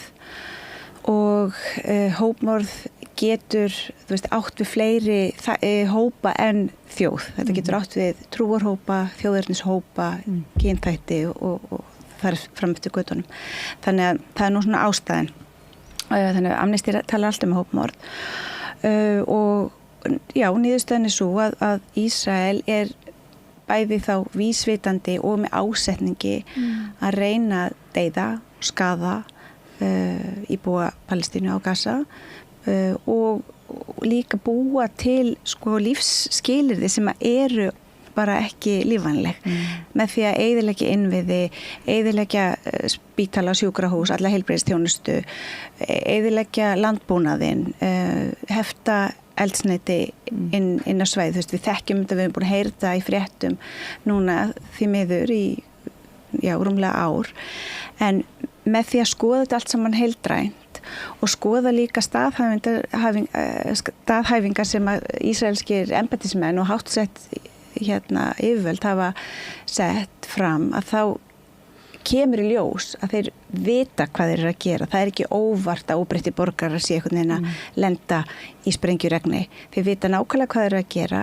Amnesty rannsakaði bara ákveðin hóp loftárása og yfir svona afmarka tímabil, 9 mánaða tímabil og þegar þetta allt saman skoðið í samhengi ásamt þessum yfirlýsingum hvað þau vilja sjá gert á svæðinu og þá kemur það í ljós og svo ályktin dregin bara á nokkura efasemda að þetta gert af ásetningi. Við gátum nú eiginlega bara álykta svo án þess að veri gerð skýrsla, það að segja að það hefur verið svo eiginlega augljóst að þarna á sér stað Ég hef einmitt heyrt það frá mörgum. Hópmorð, þjóðmorð og allavega glæpur bara gegn mannkyninu og stríðglæpir. Já, ég hef einmitt heyrt þetta svolítið frá fólki sem ég hef hitt. Bara þið þurftu eiginlega ekkert að gefa út þessa skýrslu. Nei, þá ætla að segja ég trúi nú alveg á skýrslu, en ég bara ætla að segja það hvaða eiginlega afl hefur Amnesty gagnvart stjórnvöldum, gagnvart stjórnvöldum heimsins, því núna vitum við að það starf Amnesty skiptir einstaklingana stórkostlegu máli og sem sagt Amnesty nær með ótrúlegum hætti að hafa áhrif á stjórnvöld þannig að sem sagt þau verða að sleppa, þau bara sjá þau verða að sleppa þessum samviskuföngum einhvern veginn að því það fylgst með þeim sem svolítið magnað að Amnesty skuli hafa þetta verandi ekki pólitískt sko en hvers konar vald hafa þau í svona aðstæðum hafa beinlínis áhrif á sko stríðsglæpamenn eða svona ég held ég vera alveg svona sanngjarn þetta hefur Amnesty mismunandi áhrif á mismunandi ríki, á mismunandi leiðtoga, á mismunandi landsvæði við höfum fundið fyrir því hér heima að yfirvöld hafa alla jafna tekið skýrslur Amnesty mjög alvarlega bæði þær skýrslur sem við gerðum hér á landi en líka annar staða frá skýrslur Amnesty International hafa verið notuð fyrir alþjóðadómstólum þannig að þær eru hluti af sönnunargögnum því að rannsóknarvinnan sem fer í þessar skýrslur svo gríðarlega mikil og ítarleg og rýnd að þetta svona notuð sem gögn fyrir alþjóðadómstólum sem að getur þá leitt til þess að ákvarðanir eru teknar af dómstólum til dæmis aðskilnaða stefnu skýrslan 280 blaðsíðna löng sem kemur út 2022 og hún notuð í máli Suður Afríku gegn Ísrael. Já, og við sjáum það þannig að Amnesty komi með þessa skýrslu, það partur af stærra þrýstiafli. Hvort sem að einstök ríki bregðist akkurat við og segja okkur bara út af þessari skýrslu ætlum að gera eitthvað. Kannski erfitt að segja til það, en það hjálpar þó til, dropinn hólar steininn og það mjög áhugavert að sjá að í kjölfarið að útgáfu þessara skýrslu hópmorðið Ísrael á Palestínu að viðbrögð Ísraels voru það svolítið bara svona að hendin út af borðinu fannst segja Amnesty séu öfgasamtök og umkunnarverð og koma ekki með neitt efnisleg mótrök gegn þessari skýrslu en bara svona einhvern veginn vildu bara rúlinni fram að einhverjum kletti helst og Bandaríkin svona voru spurð út í það, eru þau sammála svörum Ísraels varðandi Amnesty International og þau tóku ekki undir. Þau sögðu, við getum ekki tekið undir það en þau voru kannski ekki endilega sammála öllu sem kemur fram í skýrslunni en maður fann það og það fannst mér svona pínulítið jákvætt ljós þarna að Bandaríkin tóku ekki undir þarna með sínum bandamönnum Ísraelsríki.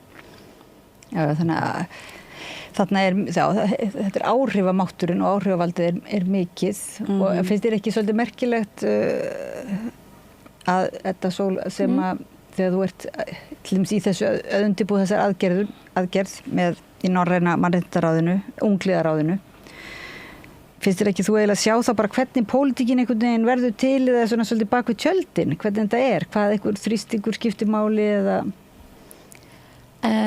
Jú,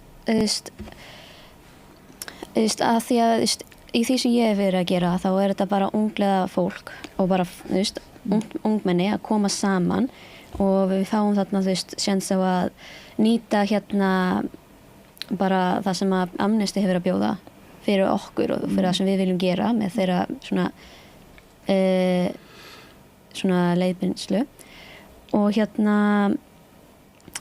það er einmitt áhugavert að sjá hvernig það hefur áhrif á hvað maður sér svolítið hvað þessi þrýstingur hefur áhrif og líka bara stundum hvernig hann er hunsaður eftir málefni og eftir stjórnvaldi og fleira og fyrir mér þá sýnir þetta hvað er mjög mikilvægt að skilja kerfið, skilja hvað er hægt að gera til þess að veita þrýstingi gegn stjórnvaldi og einmitt svona stórt og virk samtök er frábær staðs að gera það að því að maður hefur önnur samtök og maður hefur líka bara fólk að koma saman og segja eitthvað en það er svolítið einfalt fyrir fólk að vísa því bara á bug og á meðan Amnesty hefur þessa stöðu, hefur myndað sér stöðu meðal bara virtustu svona hagsmunasamtaka heims og og það er frábært hvað þið geta nota það fyrir einmitt svona málefni að reyna að standa bak við svona málefni og sína að þetta er ekki bara auðgækjönda skoðanir, það er eitthvað sem þetta byggir á sem að er raunveruleiki. Já, og mannréttindi er eitthvað sem að er það kennt í skólum bara hvað það er yfir mannréttindi? Já. Það er rosaleg framför í innleiðingu barnasáttmálans. Það er bara með því þá sér maður bara alveg niður í grunnskóla það er allt öðruvísi þekking réttindi og reyndar að því ég er líka með kennsluréttindi en ég var lengi að kenna í grunnskólum þá sá maður reyndar við innleiðingu barnasáttmálans þá hallaði smá að það var verið að kenna réttindi en vantaði kannski að kenna skildur þannig að öllum fannst þeir rosa mikið skilið en þyrfti ekki að leggja neitt á móti en það finnst það líka verið að breytast mér finnst alltaf sjá einhvern veginn svona ungt fólk í dag alltaf vera meira og meira svona meðvitað þeirra svona þátt í stóra samhenginu á sama tíma og þú veist eins og orðabók Merriam-Webster orð ársins hjá þeim í ár var polarization eða skautun og það er náttúrulega eitt af því sem svona skýrslur hafa áhrif á bara að vega aðeins þyngra öðru megin bara í að orðræðan breytist eða þetta snúst ekki bara þessi rétt fyrir sér, þessi rangt fyrir sér og hinn segi öfugt, heldur að sé eitthvað meira bak við það, annað en bara fyrirsagnir og 10 sekúndna myndbönd eða svoleiðis. Þannig að gefa hlutum meiri vikt, að það eitt af því sem sko hefur svo mikil áhrif á skoðanamyndun ungs fólks. Það það að það ekki það allt lagt að jöfnu og svo bara það sem ratar mest í símaðin það sem ræður. Þannig að mannréttindi eitthvað sem eiginlega fer þvert á polariseringuna eða þvert á einmitt flokka, verður eitthvað svona gildi sem að það það sem maður vonar, að mannréttinda fræðsla komi inn svolítið bara sem þessi rödd sem ekki að taka afstöðu með á móti einhverjum trú eða einhverjum pólitískum flokkum eða hvaða annað sem svona til umræði í samfélaginu, heldur bara mannréttindi sem við fæðumst öll með, það búið að samþykja þau, hver þau eru og það sé hægt svolítið bara að fjalla það út frá þeim grunni, ekki hvort að við höfum trú á einhverju hagkerfi að ég vera svona eða hinsegin eða eitthvað þannig, en að við getum öll búið við þessi sömu réttindi. En mér langaði líka bara að grípa það varðandi svona fræðslu og mannréttindafræðslu í skólum. Þú veist, við náttúrulega hjá Amnesty förum inn í skólana með fræðslu og eru með rosa mikið efni á okkar vefsíðu sem að kennarar og skólar geta nýtt sér, bara svona verkefna kistu sem að hægt að leita í og það sem kennarar geta notað og búið til mannréttinda verkefni á nánast öllum skólastigum, kannski ekki alveg niður í leikskóla en svona, en þannig að það eitthvað svona sem að við höfum unnið mjög hörðum höndum að bæði að við leitum eftir þessu svona samstarfi við skólana en þeir koma líka til okkar og við förum út á land með fræðslur og við erum að láta til okkar taka við það og ég held að það sé bara algjörlega grunnurinn og sama hvort að auðvitað finnst okkur frábært og best þegar fólk kemur til okkar aðeins og stoppar hjá okkur þegar það ungt og tekur þátt í unglingahreyfingunni og aðgerðastarfinu en við vitum síðan að fólk eldist og kannski dettur út og fer í eitthvað annað allavega ekki lengur ungliðar en það sem að skiptir okkur í rauninni mestu máli að fólk sem að hefur fengið fræðslu hjá okkur eða farið gegnum ungliðastarfið svo fer það út í samfélagið í sínar vinnur eða út í heim og eru einhvers konar fulltrúar mannréttinda af því að þið hafa fengið þessa fræðslu og þið hafa þessa þekkingu og geta þá svona aðeins skilað á milli kannski svona eitthvað svona orðagjálfur í samfélaginu og versus síðan hvað verið að tala þegar við tölum alvöru bara mannréttindi sem við búum allir við. Þetta með vinnubrögðin, að þú veist, mér finnst svo flott það sem ungliðastjórn í Sviss sagði, reglulega á svona erlendum fundum, en hún sagði Amnesty áenga ungliða og áenga aktivista. Þetta staðið þess að fólk getur komið og tekið þátt í einhverjum aktivisma og mögulega haft áhrif á það að einbeita sér að skilaboðunum sé byggð á raunverulegum rökum, að því fylgi ákveðin strategía til þess að ná fram einhverjum raunhæfum breytingum og það allt eitthvað ferli sem þú getur tamið þér og síðan gert allt mögulegt annað og vonandi haft mannréttindi eitthvað starf í bakhöndinni eða eitthvað starf í huganum en þannig að þú veist, og mér finnst aktivismi alls ekki eitthvað eiga sér einhvern endapunkt við 25 ára þegar ég vinn með 15 til 25 ára en í mörgum deildum annars staðar það alveg svona vandamál hvernig yngjum við upp í gömlu aðgerðarsinna hópunum okkar. Ég kalla eftir reiðum eldri borgurum til dæmis. Mér langar að fá þetta fólk inn í hópa og vera með eldri aðgerðarsinna og erlenda aðgerðarsinna og þá flóruna. Algjörlega. Þetta vettfangur fyrir bara alla þá sem að láta sig mannréttindi varða og sem sagt mannréttindi á Íslandi og mannréttindi út allan heim bara yfir höfuð. Algjörlega. Og það náttúrulega mannréttindabrot á Íslandi því miður kannski það nú verið ýmsar skýrslur, svartar skýrslur sem að eins og hjá Vörðu rannsóknarstofnun vinnumarkaðarins sem hafa sýnt einmitt svolítið slæm mannréttindabrot á erlendu vinnufólki og svona það er örugglega hægt að það er ýmis verkefni ekki? Það eru því miður alveg óþrjótandi. Og það sem náttúrulega málið að varðandi til dæmis það þó að Amnesty hér á Íslandi hafi ekki skoðað þetta akkurat sérstaklega en þessi skipti máli að ríkið hafi þá tæki og tól til að sinna því eftirliti sem að það þarf að geta gert til þess að grípa inn í þannig að fyrirtæki sem að eru að brjóta vinnurétti fólks að þau verður þá látin sæta ábyrgð að það sé ekki eitthvað hægt að ganga þannig fram í því að fá fólk hingað til lands sem þekkir ekki réttindin sín og borga þeim allt og látt, þannig að það er svona eftirlit ríkisins og eftirlit skylda ríkisins sem kemur þarna inn og þurfti að tryggja að sé til staðar. En þeir eru náttúrulega ekki öflug, þeir eru ekkert einhver heill her, þeir vinnið og það eru margir sjálfboðaliðar einmitt, en við getum alveg auglýst að þetta er ekki svona markaðsfyrirbæri, ykkar fjáröflun, er hún ekki svona mest í gegnum sokkakaup? Nei, hún er bara einstaklingar í rauninni sem að greiða til okkar mánaðarlega, einhverja litlar upphæðir en reglulega. Svo fáum við líka gegnum SMS-ið því það er bæði aðgerðanett en líka fjáröflun í hvers skipti sem að við sendum út SMS og svo er einhver svona ein stök færsla sem við fáum og svo er það sokkarnir sem við erum að selja náttúrulega á websíðun okkar, amnesty.is, frábæri sokkar, hann er af svona hönnunarteymi sem heitir Flétta, mjög flotti sokkar og bara frábæri jólapakkan. Já, mjög falleg. Já, og en við erum, eins og erum við 7 starfsmenn á skrifstofunni og svo eru þetta unglegarnir og aðgerðahópurinn og svo er það 7 manna stjórn sem að sinni sínum störfum í sjálfboðastarfi. Þannig að Er þetta síðasta bíómyndin sem verður frumsýna í Bíóparadís og hvað heitir bíómyndin? Vonarljós. Vonarljós og sýnd núna bara rétt. Já, bara í Bíóparadís núna og bara. Rúf líka. Og Rúf. Allir að horfa. Og fara síðan, hún verður sýnd áfram í Bíóparadís. Það er bara ein sýning í Bíóparadís en hún verður á Sarpinum á Rúf. Okay.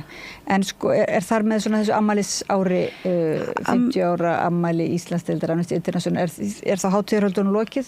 Já, ég held að hátíðarhöldunum sé lokið en við höldum alltaf áfram að fagna sigrónum í mannréttindabaráttunni og bara af því að við höfum minna tækifæri þá vil ég líka aðeins fá að ræða ef ég má, ef við höfum tíma í það að ræða herferðinu, við komum aðeins inn á hann aftur. Og hvað herferð er í gangi núna? Já, þessi þittna bjarga lífi sem að Árni kom aðeins inn á að það skiptir bara máli að fara inn á síðun okkar amnesty.is, þá bara lendir fólk á svona forsíðu og það sem hægt er að kynna sér málin og skrifa undir því öll með nánast engri fyrirhöfn og við komum síðan undirskriftunum til skila til viðkomandi ríkis en það er hægt að lesa málin og kynna sér þau brot sem að eiga sér stað og við erum að taka fyrir núna að því að það skiptir máli, það er ekki bara þetta er ekki bara eitthvað svona tala á blaði að við ætlum bara að geta stert okkur af því hvað við náum mörgum undirskriftum heldur þetta er allt saman sent og yfirvöld og hefur áhrif. Það er bara sannað mál. Það er líka reitur fyrir stuðningskveðju að þú vilt skrifa til einhverja sérstaklega.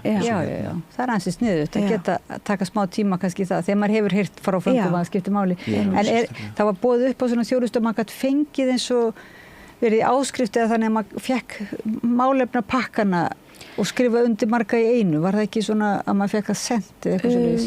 Annars vegar er það herferðin bara sem er núna á netinu, þittna bjarga lífi sem auðveldast að skrifa þar undir og þá er það hægt að gera skrifundur öll málin en svo er það líka netákvallið okkar og þá fær viðkomandi 23 svona ákvall í tölvupósti, það kostar ekki neitt og þá maður er búin að trassa skrifundir, það getur maður að skrifa undir öll málin. Þetta er allt á netinu rauninni Og svo er það náttúrulega ljósa, það var svo flott þegar að þið voru einhvern tímann með að varpa nöfnum, var það ekki? Já, ljósainsetningin. Á Hallgrímskirkju. Og þá mér var það svo fallið, þá setti maður nöfnin sín inn og barnana og þá komu þau upp og finna bara hjá mjög börnum fannst merkild að sjá nafnið sitt, birtast allt í einu, kannski smá röð og þá hugsaði maður sér einhvern veginn þá hlýtur þetta að vera hvert nafn skiptir máli. Þetta er mjög tákrænt og fallegt.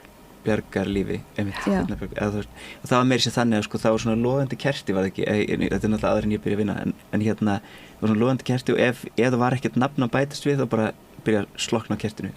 Já, þetta er tvennskor annars verið listu við upp Hallgrímskirkju og svo vorum við með í Hörpunni svona þessi nöfn og við hefum náttúrulega mjög oft verið með svona stórar aðgerðir eða viðburði til þess að vekja athygli á herferðinni.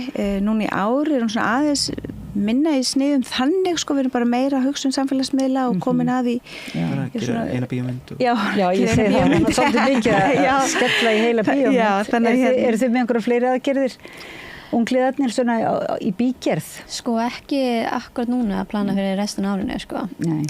Kemur smá svona pása og síðan byrja næsta ár með smelli. Já.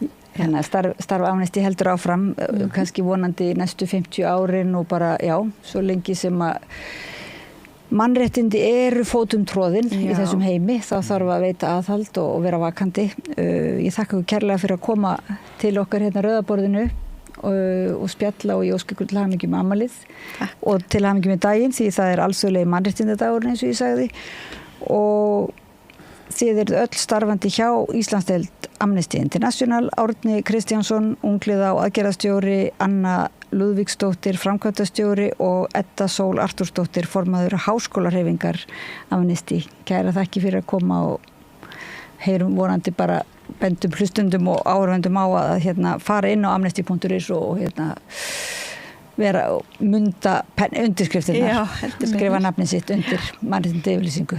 Takk og við höldum áfram eftir smá stund hérna við Rauðaborðið, ekki fara langt, tökum frímínútur. Allir þættir samstæðvarinnar eru fáanlegir á öllum helstu hlaðvarpsveitum.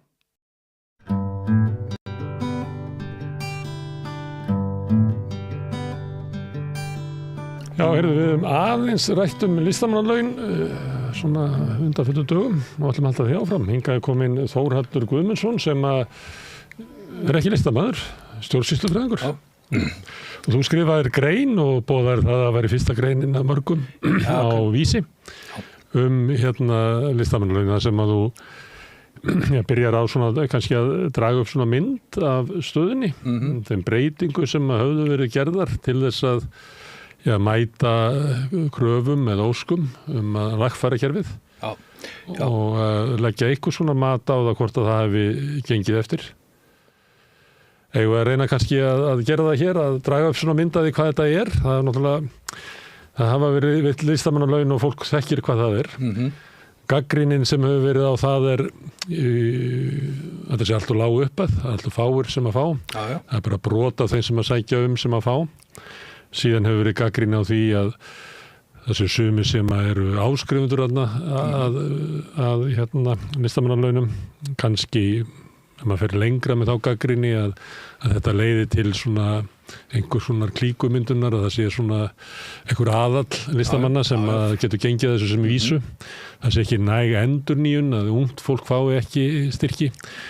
Maður er líka heyrt að fólk fær kannski styrki einhver tíma og svo það kannski komið vel á veg með sinn feril að þá dettur það út og fær enga styrki eins og að fjárfestingin í því að byggja upp listamann að hún þá ekki metin því að sömuleyti hefur verið líka bent á það að við búum í svo litlu samfélagi og viljum halda upp í svo stóri menningu að við munum aldrei geta gert það nema með einhverju svona fyrirkomulagi. Það er engin markaður þarna úti sem heldur því uppi og ef að markaðurinn heldur ykkur uppi að þá er það ekki endilega besta listin sem að hann hampar.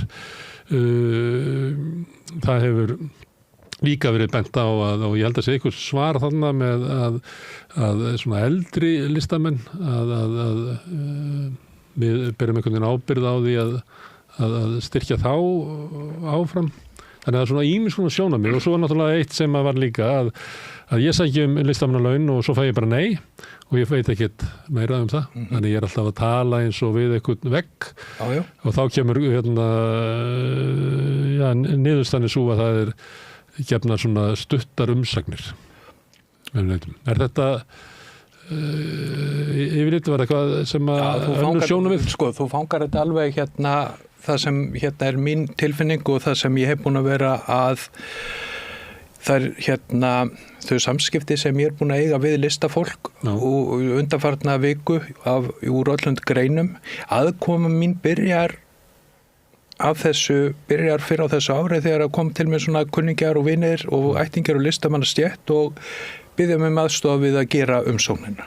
Sem að verða æflóknari. Sem verða æflóknari en það er matskvarði sem er þrískiptur og matskvarði umsókn og fólk hugsar hann stjórnsýslufræðingur, hann hlýtur nú að kunna svona matskvarða. og mikið rétt, ég hef gert alveg fullt af umsóknum sem byggja á matskvörðum og mér bara ég skoðaði þennan matskvörða og hugsaði bara já, þetta er komið verkfæri fyrir listafólk að gera betur umsóknir sinnar og umsóknir í dag eru orðna mjög mismunandi eftir hvað sjóðu þú ert að sækja í. Það kemur eitthvað svona CV sem þú ert með við sýningaferiliðin eða þú ert myndlistarmaður og samsýningar og viðurkenningar og annað. Svo kemur með umsókn eitthvað til eitthvað verkefni sem þú ert búin að sækja Þetta er ekki, þú sækir ekki lengur bara ég ætla að vera listamaður á vinnustofunni og sjá hvað með þetta er í hug eða ég ætla að sinna ljóðlistinni þetta árið sem væri kannski æskilega að þá væri valdið það hvaða listir sköpun hjá listamanninu en nú búið að flytja það til umsókna nefndarinnar sem að segir Þórhallur minn já, þú nú ágætur og svona en þessi hugmyndin, hún er nú ekki nógu listræn eða skemmtilega en ég ætla að styðja frekar þarna sem er með þá línu í listinni sem að okkur hugnast, en þarna er þetta nú er þetta svona verkefnadrifið, þú sækir ákveð verkefni og þannig ég tek þetta dæmi, búin að taka það áður, það er listamaður sem stendur á 50 sem ætlar að vera með yfirlitssýningu í viðurkenndu stóru gallerí eftir 1 ár, rúmt ár og hann sækir að fá að halda yfirlitssýningu yfir 25 ára ferilsinn þegar hann verður 50 og umsögnin er svo klaufaleg að hún kemur að þessu umsókn uppfyllir ekki listræn skilyrði til þess að fá styrka þessu sinni punktur, ekkert meira þarna bara 25 ára starfsævi þín ekki nú góð til þess að fáir starfslaun í hálft ár Samkvæmt þessu, já og þá fer maður að velta fyrir sér það hlutverk einhverja ríkisnefnda eða nefnda sem ríkis skipar þetta náttúrulega að veita svona umsóknir eða geta ekki rökstuddar betur á ekki þá að ef þú fær þetta átt ekki geta skrifað tilbaka og svo þegar ég vil fá ítarlegu rökstuðning ég búin að vera marga mánuð að vinna þessari sýningu búin að vera að fullta fólki sem kemur að sýningarstjórar, galleríið fólk sem ætlar að sjá fjármálin og það er bara hort framhjóð þessu batteri sem ég er búin að eyða svakalega tíma og peningum í og ég fæ ekki betri rökstuðning. Þá getur eitthvað sagt, Þórhallur minn, það er bara ekki til nú að peningum Ég veit að það er endalausverkefni úti og miklu fleiri heldur en við getum veitt til. Við myndum vilja hafa þrefalt fleiri fengju.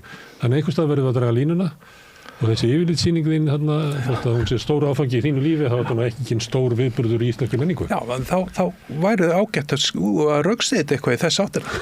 Þá væri það til lagi að segja minn kæri, bara þetta er kannski stór áfangi í þínu lífi en svo er þetta en íslensk menning er ekkert að græða á þessu við þökkum umsóknina, ekki gefast upp á okkur þeir listamenn sem ég hef verið í samskiptum við, þeir segja allir að gömlu stöðluðu svarin launasjóður rithöfunda þakka þér umsóknina að þessu sinni var ekki hægt að verða við henni við óskum velferðina í framtíðinni þetta sé mikið betra heldur en að fá einhverja 2-3 setningar höfundar voru að fá einhverja setningar það umsóknin væri svakalega vel unnin áhugaverð og hefði verið tekin sérstaklega fyrir á fundi og ef það hefði verið til meiri peningar þá hefði verið styrt þarna vaknar spurningar ef ég hef sendt inn umsóknin aðeins fyrr, hefðum þá verið tekin fyrr til og ég fengið starfslaun ef ég var framlega stafrónu hefði umsóknin mín þá fengið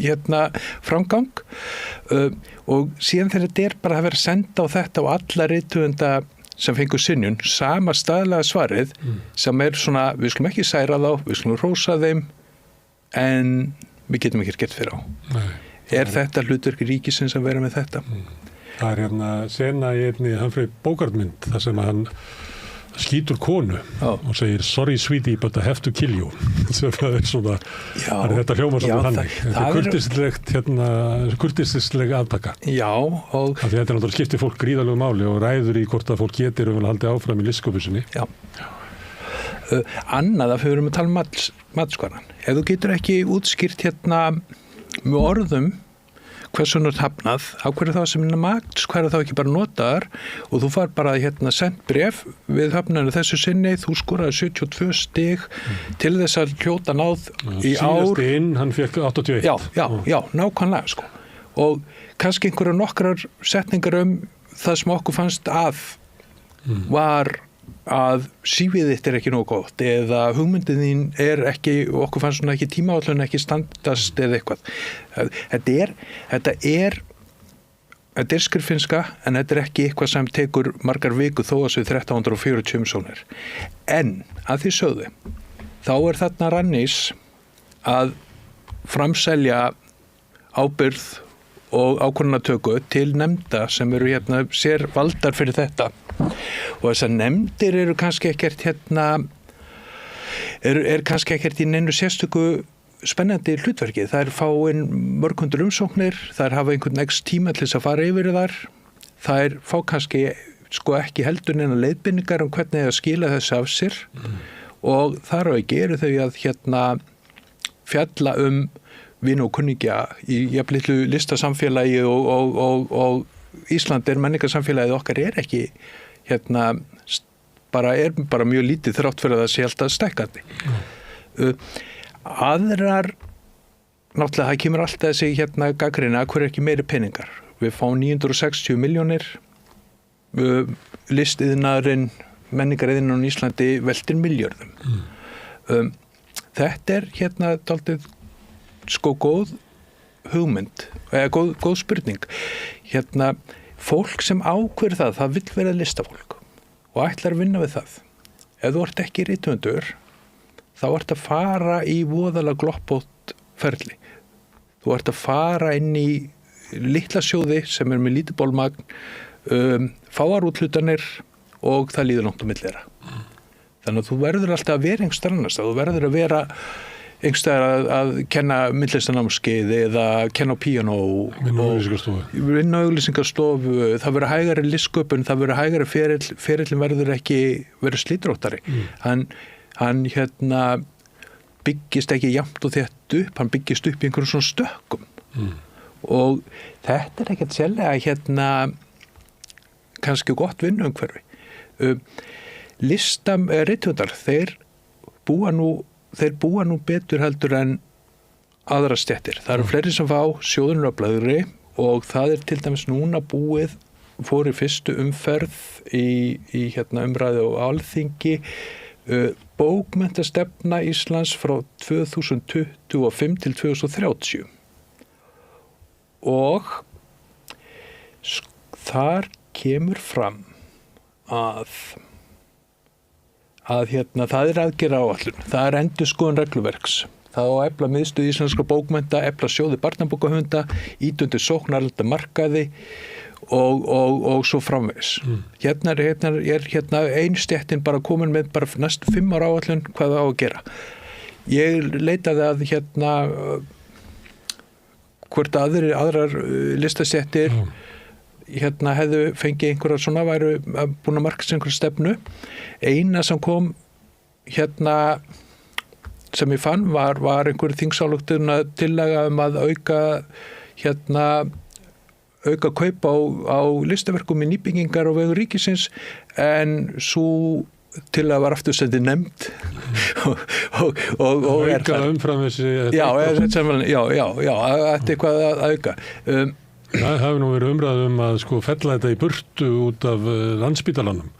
Þetta hefur ekki of mikið, 1% af byggingarkostnaði Landspítalans í listaverk. Já, það er bara ekkert of mikið. Það var hérna fyrir bara 7-8 mánuðum eða svo. Ef að þessu 1% er rétt stýrt, yfir kannski 10 ára tímabil, þá er það lyfti stöng fyrir ákveðna listamenn. Og lyftistöng fyrir listalíf, það má vera með samkeppnir að Landspítalinn auglýsir eftir listaverkum á krabbameinsdeildina og það er hægt að vera með eitthvað í kringum þetta. Það sem er önnur gagnrýni, það er það að þetta fá ekki endurgjöf er út af því að í stjórnsýslulögunum í 21. grein þá eru undanþegnir frá endurgjöf frá ríkinu og það sem upplýsingar skyldur ríkisins eru þeir sem að sækja lista, menninga og vísindatengda styrki. En þetta eru lög frá 1993. 1993, það voru 50 manns að sækja starfslaun rithöfunda. Það voru 10 myndlistamenn sem voru að fá styrki og það voru 3 vísindamenn eða eitthvað sko. Það er svona að þarna er eitthvað ákvæði það að það þurfi ekki að veita rökstunning akkurat í þetta þrennt og ég flett upp eins og til dæmis í Pálur Hensinni skýringum hans á stjórnsýslulögunum og það er engin skýring út af hverju akkurat þessi 3, hann kemur ekki með neina skýring á því og ég gæti ekki fundið neina umfjöllun til dæmis á Alþingi þetta. En hvernig myndir þú vilja sjá þetta?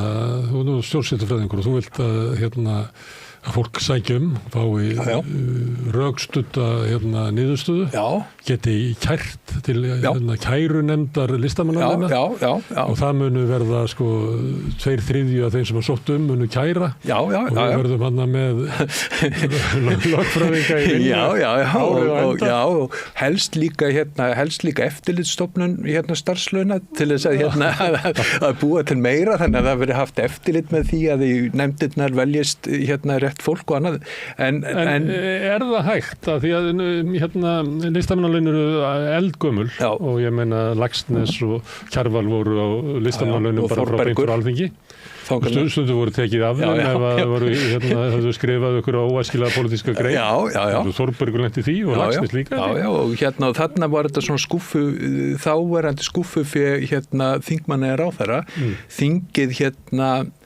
fjallað þetta og ef að Þórbergur átti að fá laun þá átti þess að fá laun eða öfugt Svo var þið með heiðuslaunin að það voru alltaf einhverjir svona hægri listamenn sem að ég held að sé bara ekkert vafamál það voru svona ekki jafnburðu í listamenn og vinstramenn þeir flutu alltaf með og margir skiptu bara yfir í sjálfstæðisflokkin bara til þess að geta lifað af listinni það er bara þannig En þetta sko nú er en ég er ekki að tala en upphæðlega hugmyndin var svo að þú ert stórkostlegur listamaður og þú auðgar Íslands samfélag og við á þinginu okkur að gera þér fært að vinna listinni og svo bara ef þú ert Kjarval þú bara málar það sem þú vilt og enginn að fylgjast með og það er bara hugmyndin það að það er ekki möguleiki að eitthvað svona stjórnsýslu fræði geti náð utan listina og þetta engum í hug að ætti að fara með að þanga það væri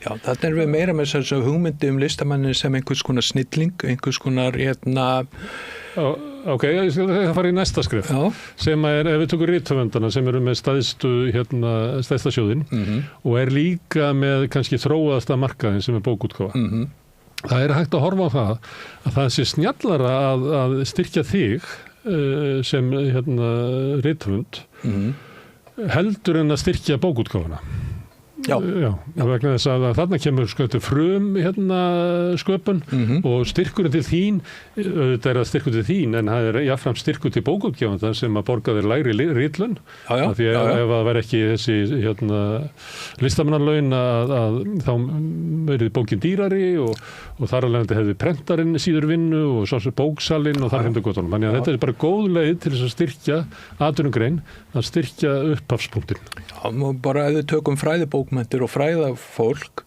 að þá er það ef þú kemur ekki með styrk með þér til forlagsins sem þú ætlar að láta gefa út fræðibókina þína þá er bara það er ekki svona sæti í andirinu það er bara þannig sko að ef það fylgir ekki peningur bók sem er mögulega ekki verður lengi að seljast ef hún selst ekkert að þá verður þú eiginlega að borga með henni sjálfur sem höfundur En þetta kerfi var lengi við liði og þá var það hugsa þannig að þú sendir inn og sendir náttúrulega inn einhverja það væri ekki alltaf sækjum sumu bókina en ég menna í sjálfum sér veit það ekki fyrirfram að þú leggur af stað með eitthvað stórvirki og það tekur kannski 10 ár og bara so be it. Þú sko höfundur leggur á stað sem með einhverja óljósa tilfinningu og hugmyndum hvað hann ætlar að gera bara eins og þegar maður er að skrifa grein eða rannsókn eða eitthvað og þetta er sko þetta er eitthvað svona langtíma markmið þar sem þú veist að ríki þarf að hjálpa þér til þess að komast að ná þínum markmiðum og ef ríki allar gerir þetta, það er sko það sem að þú konstaði í byrjun, það er náttúrulega það að það er talsverð ótti þeirra sem fá ekki reglulega eða fá aldrei að það sé einhver framtíkli sem ráði.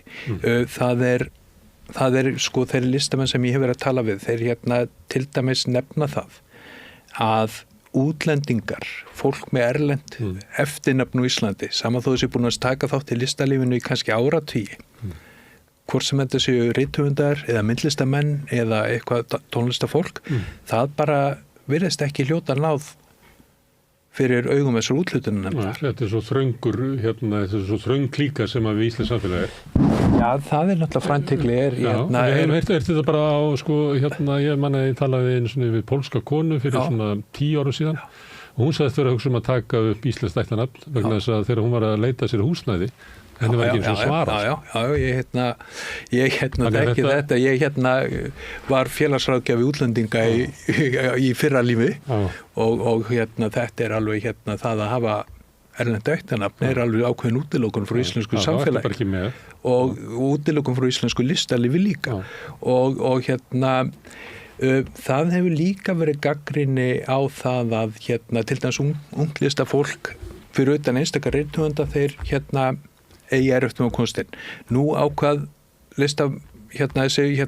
úthlutun nefnd að vera með 7% eyrnamerkt ungum listafólki og þetta voru eitthvað 34 úr öllum 7 sjóðunum sem fengu allir 3 mánuði nema ein kona sem fekk 6 mánuði. Og þetta er alveg fínt sko.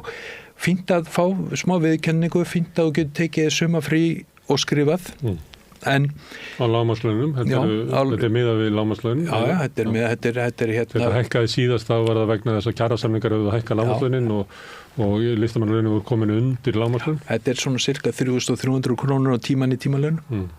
En sko, svo gagnrýni sem ég hef fengið og svo sko og fengið heyra og það sem fólki finnst höfundum, myndlistafólki, tónskaldum tónlistamönnum, þeim finnst að listamannalaunin ætti að vera einhvers konar þrepakerfi að sem ungur listamaður getur látið dreyma það að fá 3 mánuði þegar þú sækir í 1., 2., 3., 4. sinn.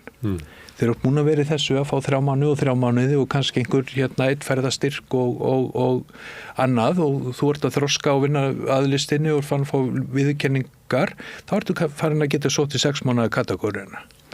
Fertugt ertu kannski komin í 9 mánuðina og þá ertu svona farin að geta haft þetta full starf. Þá myndi eitthvað segja á móti, en þá ertu komin með svona tekjur á listinni og hefur það raunverulega miklu betra heldur en þessir yngri og þess vegna ættu við að styrkja þess að yngri meira áður en eru komnir með sko þroskaðan feril. Já, það er alveg annað. Við erum alltaf með höfunda og myndlistamenn sem eru með tekjur annars staðar frá og með jafnvel mikla tekjur og eru samt að sækja starfslaun og við getum ekki útiloka það, við getum ekki verið með eitthvað svona ef þú ferð yfir ákveðinnar tekjur árið, þá mátt ekki sækja listamann. Það gerum við öryrkjana sko, við kíkjum bara í bankabókinu. Já, við getum borið þetta alltaf saman sko, að nú erum við með til dæmis hóp sem eru listamann og ákveðin hópu listamanna finnst að vera kvíðavaldandi að fara í gegnum svona fyrirlin. Það seti ekki allir við sama borð, einn listamaður sem skrifa mér sagði bara að ég get ekki skrifa bíó villulaust, hvernig ég ráða við þessar umsóknir. Hluti af þeim sem að fá lífeyri frá til dæmis Tryggingastofnun eða að fá framfærslu frá sveitarfélögunum alveg sömu stöð. Hann skilur illa umsóknarferlið þó að það hafi verið mjög vel bætt eftir að stjórnsýslan var rafræn, skilur oft illa umsóknarsferlið, skilur oft illa eða far höfnun af því að það kemur, þó komi Tryggingarstofnun til dæmis bara mjög góð stjórnsýslustofnun þegar kemur á því að senda át leiðbeiningar til fólk sem fara höfnun. Það kemur alveg skýrt hvað þú átt að gera. Farðu til læknis og fáðu þetta, láttu félagságjaðinn skrifa þetta. Og svo kemur og þú hefur 6 vikur til að gera þetta. En þetta bara ekkert allir sem bara geti þetta. En munurinn, ég nefndi þetta vegna þess að Tryggingarstofnun krefst þess að fá bara alla fjárhagsupplýsingar og skerðir þig ef að þú ert með tekjur annars það frá. Ég veit ekki hvað þetta er komin til tals varðandi listamannalaunin að þú færði ritlun en að því að bókið þín var metsölubók og seldist í 5 steintökum að þá skerðu við endurkröfu. Þá var þetta fjárfesting inn í ritlunum þín. Já, við viljum fá þetta tilbaka. Við viljum fá kött. Já. Sko, þetta er alveg áhugaverð hugmynd og kemur náttúrulega frá sósíalistanum þér. Já, ég er bara að rifja okkur annars staðar og þessi gagnrýni sem hefur komið að það sé verið að veita einhverjum starfslaun sem að hefur tekjur annars staðar frá. Ég er alveg sko, maður þekkir þessa gagnrýni og maður skilur hana mjög vel. En skerðingar eru ekki sósíalíska hugmynd, heldur nýfrjálshyggjuleg hugmynd. Og mér sko já, þetta er ekkert villis hugmynd að það væri bara að fyrir þér gekk vel í útlöndum á síðast árið þá bara farðu bara skert laun, þetta er bara alveg jafn góð hugmynd og hver önnur. Já, þetta er eins og fjárfestingar sem er nýsköpunarsjóður og fleiri sem að kaupir í fyrirtækjum og þá líklega með því að í 10. hvert fyrirtæki getið selt hlutaféð með einhverjum hagnaði og haldið áfram. Við engla fjárfesta sem fjárfesta í Men nýsköpunarsjóður reyndar gerir það ekki, hann selur við fyrsta tækifæri og næri eiginlega aldrei neinu uppsæti og er þar alveg alltaf á horri minni. En þetta er eitt sjónarmið. Það sem ég var að fara með Kjarval og svo ritlunin, að þarna bæði skiptin það litið svo á að það listamaðurinn sjálfur sem að metur hvað hann þurfa að gera. Hann verður að elda sitt listamanna eðli. Já, sína sitt innsæi. Núna erum við komin að því að þú dottið inn í svona rannís, það sem er hefð fyrir því að vera útluta verkefna út frá verkefnum. Já. Að þá allt í einu listamannalaunin komið þarna inn, þannig að þú þarft að svara útlutarnefndinni af hverju sagan sem þú ætlar að skrifa konuna á Raufarhöfn hefur þróast bara þannig að hún byrjað að fjalla bónda á Suðurlandi sem að var bara listrænt nauðsynlegt, en hljómar svona gagnvart útlutarnefndinni eins og byrju þetta er alltaf svona eitthvað flakk í gangi þarna. Já. Og við höfum á þessari konu þarna á Raufarhöfn en ég er ekki komið nóg af sögum kalla og allt í einu þá komið bara einhverju 3 manna nefnd sem allt í einu byrja að fara að ákveða hvað listamenn að fást við. Þetta er náttúrulega ekki hlutverk ríkisins að ákveða hvað þú skrifar, ekki nema þá að þú sért í einhverjum löngu glötuðum einræðis í ríkjum. En það ég hef séð listamenn vera að skrifa þetta og þeir eru að segja að í þessu kerfi þá sé verið að verðlaun eitthvað til Já, það getur bara vel verið. Og margir segja að ég er óþekkur og það kannski ef ég bara skrifa greinar sem á Þórborglendi og misti ritlunin og Laxness líka. Að ef ég er einhvern veginn óþekkur í almennu umræðu að þá er ég náttúrulega að skerða möguleika mín af að fá listamannar. Þannig er það bara. Já, það eru margir sem upplifa þetta. Það eru margir bæði höfundar og myndlistamenn. Myndlistamenn sem eru til dæmis svona á jaðrinum eru í pólitískri myndlist, feministkri eru postnýlendu stefna eða reyna að gefa fötluðum einhverja rödd og valdefla í gegnum list sína. Þeim finnst alveg undantekningarlaust að þeir bara fá bara 0, bara sé engin skilningur fyrir þessu. Það sé bara ekki neitt sem þetta bara hætli ekki nefndina. Og það eru líka ákveðnir höfundar sem að skrifa ákveðna inn í bókmenntagreinar sem reyna að dulbúa þeirra senda inn af því að það eru ákveðna bókmenntagreinar sem okkur finnst ekki fínar. Og þetta ítir alltaf undir það þessar hugmyndir það að nýliðun sé hæg, að nýliðun þú þurfir að vera inn í einhverju, sko, ég er ekki að segja klíku, þú þurfir að vera í einhverju farveg sem verið að samþykja. Ef þú sért ekki þessum farveg þá og þá ertu bara einhvers staðar hérna á eigin vegum og það er ýmislegt sem styður þetta, það eru svona verðlaun og við höldum okkur við bækurnar að þá er það svona heldur svona sögulega skáldsögur sem að fá verðlaunin ég meina kannski að vera hægt að halda því fram að svona undanferðin ár hefðu verið sko svona bækur kvenna sem að fjalla í nútímanum kvenna og jafnvel hérna svo bara verða ferðarlandi í vandræðum það er mjög sjaldan sem eitthvað svona augrandi bók sem er í nútímanum sé að fá verðlaun við getum farið svo yfir í kiljuna í það sem er svona alltaf velið að svona verðlauna stílgaldur og eins og að hérna lestur bóka sé svona eins og freyðibað eða eitthvað svona lífsnautn eins og gott nutt en ekki það sem að margir horfa á listina er bara afþreying það sé fyrst og afþreying en ekki kannski hérna þáttaka í bara alvarlegri umræðu samfélagið og sjálfsmynd okkar og samfélagið og allt slíkt. Ég meina hérna listin á náttúrulega að hafa marg þættan tilgang. Einn er náttúrulega að einn tilgangur með list er að stuðla einhvers konar samfélagsumræðu. Og þú þarft ekki að vera einhver þú er sósíalisti til þess að vilja vera með einhvers samfélagsleg málefni í listinniðinni. Við höfum til dæmis oft til dæmis í Íslandi og í Skandinavíu þá eru oft helstu speglarnir á þjóðfélaginu okkar eru glæpasögurnar skandinavísku og mann finnst svona einhvern veginn að það verður að horfa á það það vantar nú ekkert upp á hvað þeim hefur verið hampað á Íslandi. Nei, við erum náttúrulega og það markaðurinn sér það og þú sér það bara á metsölulistunum. Þeir þurfa ekki mikinn styrk. Og við áttum nú forsætisráðherra sem að hennar framlag í bókmenntum var fyrst og fremst að upphefninga á glæpasögunni. Þannig að við erum að koma út úr tímabili þar sem að henni hefur verið hampað og það er löngu liðin svo tíð að þeir tala niður til glæpasöguna þeir eru eins og komin inn með undirdeild í íslensku bókmenntaverðlaunum. Þannig að það er ekki hægt að komast lengra, þau komin á Bessastaði. Þeir eru bara orðin bókmennta viðurkennd bókmenntagrein sem nýtur virðingar. Og langt frá tilefni getur eitthvað. Já, ég hef ekki lesið íslenska glæpasögu í svona 10-15 ár og ég einn daginn bara vaknaði upp við það að ég var bara búin að fá leið á sænska þunglyndis-krimmanum og hef ekki getað snúið aftur þangað. Það er bara takmarka hvað maður getur fyllt hausinn sinn af mörgum fjöldamorðingjum. Og einmanna miðaldra lögreglumunum.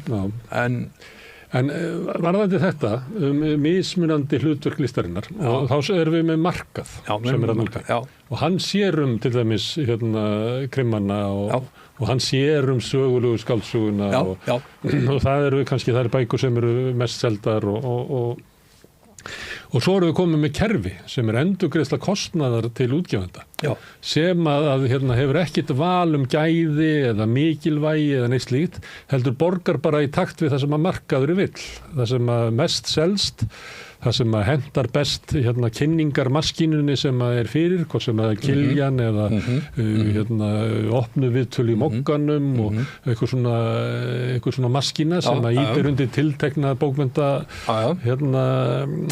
gerð og stíl að við erum með kerfi frá ríkinu sem er miklu meiri peningar heldur að fara í listamannalaunin sem að fara raunverulega í að styðja það sem að fyrir er.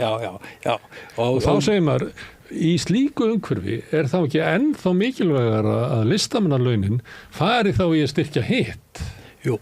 Sem er lágróðurinn eða hvað við kalla það eins og þú sagði þú átt að vökva moldina jafnt og þétt út allt, ekki bara eitthvað eitt tónn eða eitt reit þú átt að helst að reyna að dreifa sig yfir, það er einhver svona hugmyndin bak við því þegar ríkið er með afskipti að einhverju að það gæti jafnræðis.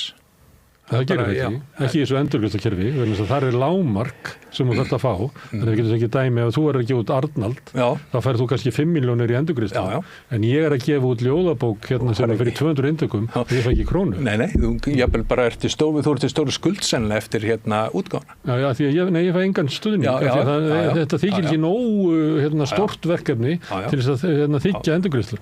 Bara þú getur alveg snúið þetta bara eins og styrki til fjölmiðla Það er sama vitleysan þar. Já, það er bara einhver mat sem fer fram sem ég veit ekki alveg á hverju byggir. Bara markaðurinn sjálfur, þannig að við getum ekki dæma viðskiptablaðinu sem keyrt áfram á því að fyrirtæki auglýsa þar til þess að halda úti, þarna heitir eitthvað huginn og munin sem að rekur eitthvað svona stórkostlegan áróður á samfélags... Þeir eru náttúrulega nauðsynlegt mótvægi við það sem kemur frá vinstrafólki líka, sko. Já, en vinstrafólki fær ekki stuðningi frá fyrirtækjunum. Nei. En svo koma fjölmiðlastyrkjarnir og greiða legulega 25% ofan á það sem að fyrirtæki nota til þess að halda úti viðskiptablaðinu. En við sem erum ekki með stuðning frá fyrirtækjunum, við fáum ekki neitt. Nei, þið þurfum að nýta ykkur samfélagsmiðlana frekar heldur en hunumuninn. Það er samfélagsmiðlana náttúrulega í eigu stórfyrirtækja. Já, en á móti kemur þá viðskiptablaðið, hvar endar það, hverju lesa það? Hvað er það stór hópur? Hvað er það stór hópur sem les viðskiptablaðið? Það eru einhverjir fyrirtæki sem kaupir það. Já, fyrirtæki og stofnanir. Inn á þetta. Ég held að það er ekki vant að færa rök fyrir því að auglýsingaafl viðskiptablaðsins er ekki mikið. Stóru hluti þetta bara styrkir frá fyrirtækjum til þess að halda upp í tiltekinu umræðu. Viðskiptablaðið er bara mjög svipað og gömlu flokksblöðin voru í gamla daga. Það er haldið upp til þess að þeirra roteirist. Þetta er ekki gagnrýnin umfjöllun viðskiptalífið. Þeir eru á móti samkynnseftirlitinu, þeir eru á móti... Þeir eru í móti því að ríki veiti aðhald, þeir eru á móti því að ríki sem eftirlit og ég meina á móti er við getum líka alveg fært okkur til þín í vinstrinu, þið eru líka ofta á móti því að ríki veiti aðhald og eftirlit. Nei, ég veit ekki, en við erum ekki með það sem ég er að benda á, það sem hinn svokallaði markaður, sem að gleymist ofta er drifin áfram af þeim sem að hafa völd og stöð á markanum sem eru þeir sem eiga peningin. Að í fjölmiðlastyrkjunum að þá er það ítt undir markaðurinn, það er eiginlega ítt áhrif hans á fjölmiðlaheiminn. Það telur ráðuneytið sem ekki geta sagt að, heyrðu, svo nýsköpu sem á sér stað á samstöðinni, að hún er bara mikilvægur sproti inn í íslenska fjölmiðlum og við þurfum að styrkja það sérstaklega ljósi þess að þetta er umfjöllun sem að fyrirtækin sem er að reyna að drottna yfir hvernig umfjöllunin er á RÚV og á Mogganum og á Vísi og þegar við markaðsdrifnum fjölmiðlum, að þessum er enn mikilvægur fyrir okkur að gera þetta. Já, þið upplifið ykkur bara eins og til dæmis feminiska myndlistamenn sem finnst eins og þeir sé alltaf sniðgengnir. En það er hins vegar ekki það er ekki blaðamanna sjóður. Nei. Þannig að við værum eins og feministarnir, feministska listafólkið, ef það væri slíkur sjóður sem ætti að gæta að því að það væri breiðari umfjöllun og við værum ekki bara háð markaðsdrifni lista- og menningarheimi. Nei, eða markaðsdrifni fjölmiðlaheimi. Og það er náttúrulega líka annað, það ætti líka að vera umgjörð að fjölmiðla gætu kannski verið að verið á styrkjum og verið ekki og ekki endilega verið að skila hagnaði eða hefði eitthvað menningarlegt eða félagslegt gildi. Já, en stjórnvöld styrkja einkarekna fjölmiðla, en þau segja, við getum ekki haft skoðun á því hvernig fjölmiðlar eru, hvort þessu góðir að slæmir. Einu mælikvarðan á því hvort að fjölmiðlar eru góðir að slæmi, það er markaðurinn. Og horfa framjá að helmingurinn af þeim markaði og rúmlega það er auglýsingadrifin markaður. Þar sem að þeir sem að fara með peningana stýra því hvað lifir og hvað deyr. Og þá kemur ríkið og styrkir raunverulega markaðinn í því að hafa stjórn á fjölmiðla. En ríkið tekur breytingum, það tekur breytingum á nánast hverjum einasta degi. Af því að það hefði skipt fórustu, það hefði skipt áherslur, það hefði skipt einhver það geti komið núna, erum við að fá nýja ríkisstjórn og það var kannski aðrar áherslur í menningamálum, það var kannski aðrar áherslur í að styrkja fjölmiðlafólk. Það geti alveg orðið til einhver heildræn menningarstefna í takt við menningarstefnunum sem bókmenntastefnu Íslendinga og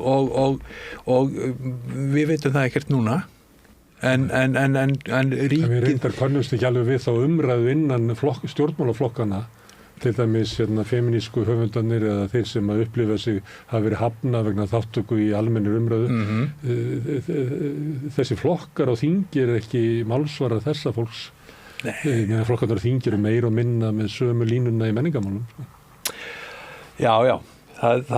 Sko, ég held nú samt að það gæti orðið aðeins örlítið meiri umbrellindi núna gagnvart menningamálum en það verður ekkert sko, það verður ekkert kúvending, það ekki að fara að gerast og það eina gagnrýninum sko sem ég verið að fá frá listafólki, ég er búin að vera í samband við 10 listamanna og fyrsta lagi, þá finnst þeim oft stéttarfélaga sín ekki vera mjög sýnileg og ekki vera að taka nógu mikið hagsmunabaráttu fyrir svona hópa sem eru dálítið jaðarsettir. Það náttúrulega upplifun fólks.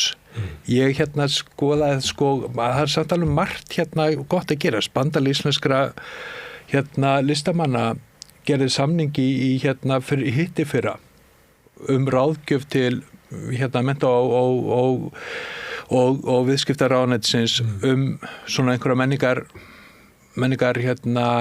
þróun og menningar búið til einhver svona heilstæða menningar áætlun og það alveg líka Bandalag íslenskra listamanna hefur lagt til að verði endurskoðun starfslauna að hún verði farið í hana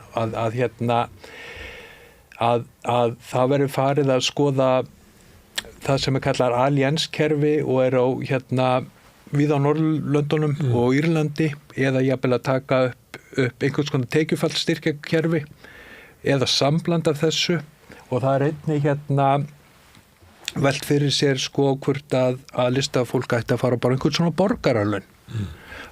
Þá ofta komin að því hver á að ákveða hvort þú fáið borgaralaun sem listamaður. Það verður þá einhver ríkisnefnd, einhver nefnd sem starfar í skjóli ríkisins sem ákveðu það að síðustu 3 bækur hjá þér réttlæti það að þú fáir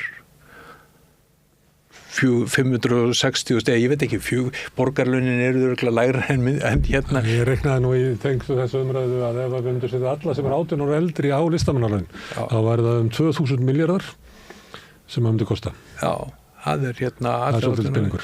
Já, og en ég get ekki séð að allir á aldrei myndi vilja vera á þessum listamannalaunum. Nei, á borgarlaunum. Já, þú átt rétt á þeim bara að vera til. Já, ég reiknaði þetta líka. Borgaralaun, hugmyndin, ég reiknaði þetta þegar Píratar voru með þessu umræðu fyrir svona 10 árum, þá velti ég svo mikið fyrir mér. Borgaralaun, það náttúrulega verið að hugsa að allir fara borgaralaun, að það eru skerðingar.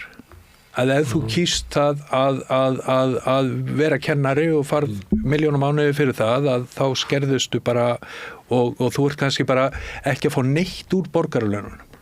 En þú veist það, að ef eitthvað gerist á morgun, að þú annarkvort bara ferði geðrofi eða verði fyrir bíl, að þá þarft ekki að fara að sækja eitthvað að fyrir borgaralaunin grípa þig. Að þegar næsti reiknað út með tekjurnar og þá engar tekjur komnar inn og þá ert að fá full borgaralaun. Þetta kerfi þekkist eins og hjá Tryggingastofnun að einhverju leyti með húsalögubætur og ekkert þetta ekkert sko óyfirstíganlegt kerfi. Þetta reglan verið þá svo að þeir sem rétt upp hend fá listamannalaun. Reglan var svo að við fáum svona, sko, ég var nú að ræða meira svona borgarlaun fyrir alla, en ef við fyrir með borgarlaun fyrir listamenn, þá verður samt að vera eitthvað, sko, það verður að vera einhver umsókn og það verður að vera þá alltaf einhverja svona áfanga skýrslur það að þú sért að sinna listinni, en sért ekki bara á Tenerife að lifa þar á ódýrt og gera ekki neitt sko. Það gæti verið listagjörningur. En það er þetta rökstinn. Það er þetta sækjum að fá að sinna þessum gjörningi eitthvað og þú verður að eins og það er í Sólbaði og Enskuströndinni og Kanarí. Já, en þú verður að koma þá með, þú verður að setja í byttu hver er rótin af þessari gjörningalistinni, hver er hugmyndafræðin bak við þetta og þetta er svona eins og ég verður að lesa sko til dæmis umsóknir hjá rithöfundum sem er að vísa í í sko að hér er nú aðeins að skoða þennan mann sem skrifaði eitthvað Joyce og eru síðan að láta þetta eitthvað inn í hér fylgi einhverju eftir þessu og þessu sko þetta þyrftir alltaf að vera með eitthvað, þú þyrftir að skila einn umsókn sem væri ekki út á kortin. Það væri eitthvað í henni. Það væri alltaf einhver útlutunefnd. Það væri alltaf einhver nefnd, já. Þá lendum við alltaf í þessu vandamál, sko, að hver það sem að þarf að útluta. Og kannski það að einhver leiti meiri umræðum þetta núna, bæði út af því að það kom þessi svör sem að voru áður, ekki, fólk fekk bara kurteislega nei. Já. Þannig það mikil umræðum þetta, en að einhver leiti held þetta sé líka að það orðið meiri meðvitund mikilvægi listarinnar. Það mikil umræða að við sem að tapa tungumálinu og íslenskri menningu og þannig að ég held að sé orðið svona meiri skilningur á því að ef við ætlum að halda upp í sjálfstæðri menningu þá verðum við að gera eitthvað. Ég meina við eyðum einhverjum 5 milljörðum í því og meira en það, í því að styðja sauðfjárbændur, svo við takið dæmi því að Laxness skrifa nú á sín tíma það væri einn raunverulegu listamannalaun við varum að styrkja fólk til þess að vera sauðfjárbændur. Ég meina það er líka ákveðum að sagði að örorkubætur væri einu svona listamannalaun á Íslandi, þannig að þú veist og þetta er aldrei naburt háð sko. Stjórnmálaflokkarnir styrkja sjálfa sig, þeir voru reyndar lækkaða en á þessu ári munaði sára litlu það sem að fór til stjórnmálaflokkana og það sem fór til allra listamannalauna. Þannig að það er mörg dæmi að það er í samfélaginu verið að styðja annarkort, ég veit ekki hvort að menn hafi hugmyndum að þessi styrki til stjórnmálaflokkarna styðji í lýðræðið, ég hugsa þeir haldi það. Já, þeir halda það og ég meina það kannski gerir það, við leggjum ekki það. En það eru listamennin og svo er það byggð í landinu sem er eina rökunum fyrir því að styrkja sauðfjárbúskap og annað slíkt. Þannig að ég var svona vonast til þess að það yrði svona kannski svona þykkari og meiri umræða listamannalaun og hvernig við ættum að standa að því bæði í magni og líka í framkvæmd og þess vegna fagnaði þessari greininni og sérstaklega þú varst að boða fleiri. Já, mér finnst sko að sé bara alltaf öðru hvoru og þetta er þegar listamenn eru í kastljósinu í desember, fyrst fá þau starfslaun og svo er bóka verðlaunatíðin og allt þetta og þá er bara ættu listamenn að nota tíma til þess að velta fyrir sig sko hvað getum við bætt? Þurfum að bæta fagfélögin okkar? Þarf að styrkja bandalag íslenskra listamanna? Þessi félög eru til dæmis ekki félög með marga starfsmenn og við vitum það að ef þú ert ekki með öflugt félag þá ert ekki að reka öfluga hagsmunabarátta því að hagsmunabarátta krefst bara orku og einhverjar svona stefnumótunar og peninga. Já, það var margt í þessu, þarna var til þess bætt við Vexem, þar sem eru miðað við að fólk eldri en 67 ára fái úr sérstökum sjóði eða sérstökum potti.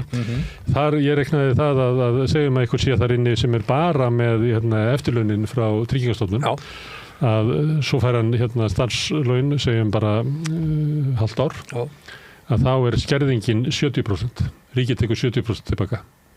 Það er ekkert ólíklegt og það er sama á heiðuslaunin þannig það er oft sem að listamenn láta það yfir sig ganga það er að tala þetta eins og svona stórkostlegar lottóvinninga sem þetta sannarlega er ekki Sko heiðuslaunin voru alltaf hugmyndin bak við þau var það að listamaðurinn væri ekki búin að vera að borga í sameiginlega sjóði að hann ætti það er ekki lífeyrissjóður listamanna það er ekki lífeyrissjóður listamanna að hann ætti ekkert auka og þetta var á þeim tíma það sem að höfundar voru ekkert að selja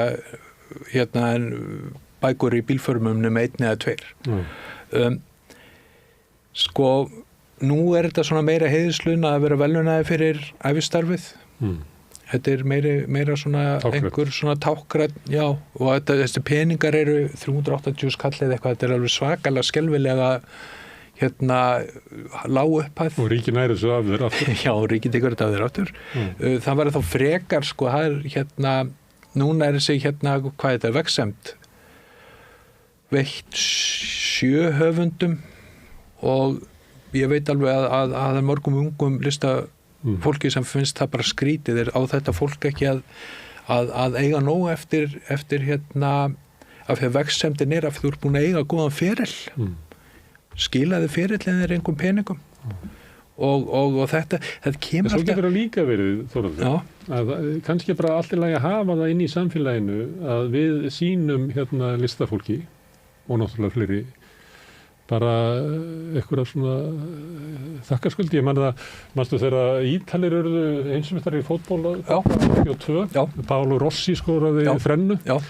Að þá kom yfirlýsing frá skóframleiðanda í Mílanó að Paolo Rossi gæti gengið á skóm frá honum ævin á enda. Og mjög þetta fallegur raustarskapur sem að væri allt í lagi að við hefðum aðeins í samfélaginu. Við auðvitað mættum við vera, við megum alltaf vera með, það er alltaf hægt að gera samfélag jafnara. Það er alltaf hægt að hlúa betur á þeim sem... Það er ekki nú alltaf. Já, það fyrir eftir við hvað miðar, hvort þú, ég er þeirra skoðunar að bæta samfélag gerist aldrei hratt, það sé ekki hægt að gera hratt. Það er svona eins og stjórnsýslulögin voru síðast endurskoðuð 2013 og stjórnsýslulögin eru svona eru þessar leiðbeiningar sem ríkið hefur hvernig á að koma fram við okkur.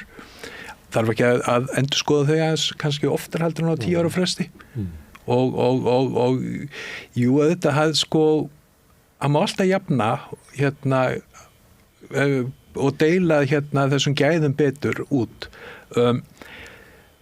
Listamenn mættu alveg fá púst inn í sitt umhverfi. Þeir mættu fá meira gagnsæi, þeir mættu fá meira atvinnuöryggi. Það mætti hverfa frá því að eins og margir listamenn hafa verið að nefna við mig að það er bara kvíðavaldandi að vera ár eftir ár að gera þessa sömu umsókn. Og þú ert að sækjum í 3 eða 6 eða 9 mánuði og þetta er svona, þetta verður ykkur bara, ég er að leggja mig fram í nokkra vikur við að koma hugsunum mínum á einhvern í einhvern farveg og búa til einhverja tímalínu, verkáætlun og jafnvel fjárhagsáætlun sem fyrir með þessu og svo fæ ég ekki neitt og ég fæ svarið bara 2 dögum fyrir jól.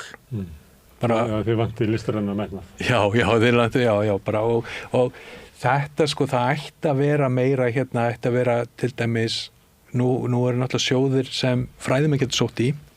Þeir geta verið að sækja laun til 3 ára. Það var fyrir einhverjum árum síðan að þá voru veitt listamannalaun til 3 ára. Já. Ég veit ekki okkur að það var alltaf einhver einn rithöfundur sem fekk og einn bættist alltaf við. Já, og einn myndlistamæður. Það mætti vera endurskoða þessi kerfi og reyna að tryggja atvinnuöryggið. Þetta er svona þegar þú sækir vinnu á ríkinu og undirritar samning, þá býrðu til ráðningarsamband milli þín og ríkisins.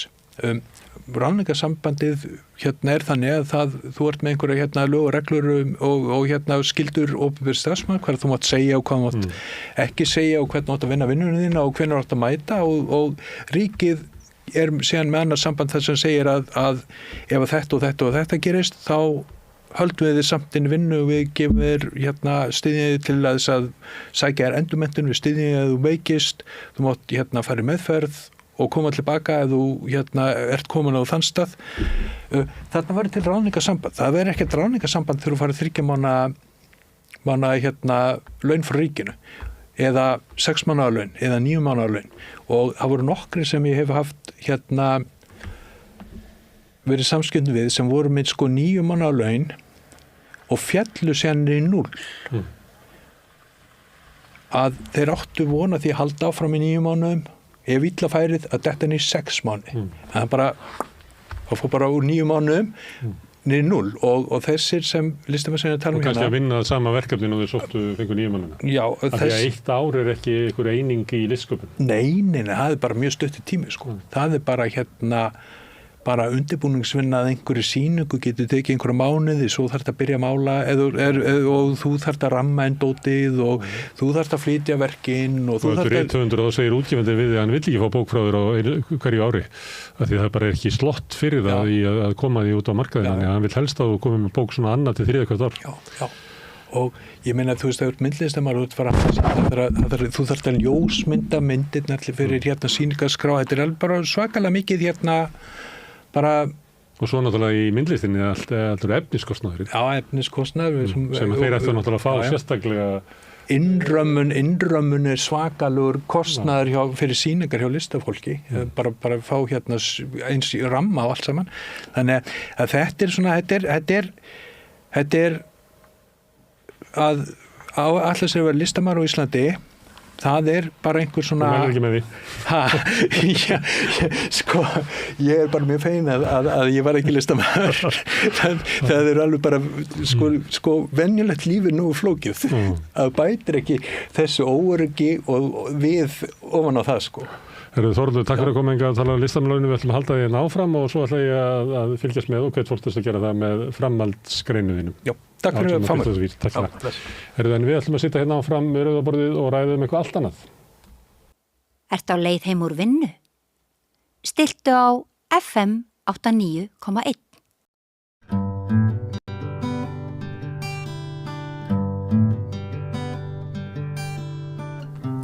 Já, komið sæl og blessuð. Við þetta rauða borð ræðum við samfélagið frá ýmsum hliðum. Við ræðum menningu, við ræðum stjórnmál og í dag ætla ég svolítið að reyna að komast undir yfirborðið á sambandi menningar og stjórnmála og hvernig menning getur breyst og þróast eftir því hvaða stjórnmála tíðarandi skekur samfélag okkar á hverri stundu. Til að fá aðstoð við þetta verkefni komin til mín velþekktur og gamalreyndur leikstjóri, svo nokkuð sem nefnt, Lárus Ýmir Óskarsson, velkomin til okkar. Takk. Nú kosningar nýafstaðnar og við erum að reyna að mynda hér ríkisstjórn, eða 3 flokkar að reyna að mynda ríkisstjórn. Fylgist þú spenntur með þeirri viðleitni að búa til nýja ríkisstjórn eða lætur þér fátt finnast? Eiginlega hvorugt. Ég fylgist með og auðvitað skiptir þetta máli og ég læt mér ekki fátt finnast vegna þess að ef það kæmi einhver önnur stjórn sem við þurfum ekki að nefna þá því ég frekar dapur. Já. Þannig ég held að þessi kostur sem í spilunum núna sé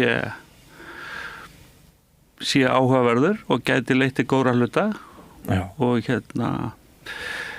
en ég svona hjarta mitt slæðir ekki alveg í takt við fréttirnar, sko, þannig að ég horfi svona aðeins á þetta. Já. Af sjónarhóli fuglsins svolítið. Svona ofanfrá og svona eins og maður lítur yfir skákborðið. Já. Og sá fugl syngjandi eða hann þögull? Hann bara eins og góð skákmanni sagði mér, bara íhugull og vakandi. Einmitt. Sko, þú kannast við það sem stundum heyrist að það skipti í rauninni engu máli hverjir stjórni hvorki þessu landi né öðrum löndum sem að sjálfsögðu ekki rétt en þetta lýsir ákveðinni svona kannski getur maður sagt uppgjöf, þetta lýsir ákveðinni þreytu almennings gagnvart menningu stjórnmálana. Eitthvað það að segja, hafa stjórnmál þróast til hins verra bara svona heilt yfir? Sko, margt að þetta segja, sko, ég eitt sem að fólk virðist ekki, sérstaklega ekki stjórnmálafólk og þeir sem fjalla stjórnmál virðast ekki hugsa mikið það að samfélagið í stöðri breytingu og við höfum á undanförnum áratugum upplifað alveg gríðarlega breytingu. Já. Það ekki bara samfélagsmiðlar, heldur bara allir hlutir hafa breyst. Samt stjórnmálin alveg eins skipulögð eins og þau voru. Já. Hvað varðar áhrif stjórnmálamanna þá held ég að þau skipti alveg tímalaust máli en að stjórnmálamenn og aðrir ofmeti líka hvað þau skipta miklu máli. Það að segja, ef við lítum á bara þær hreyfingar sem eru í menningunni bara öllum Vesturlöndum núna. Já.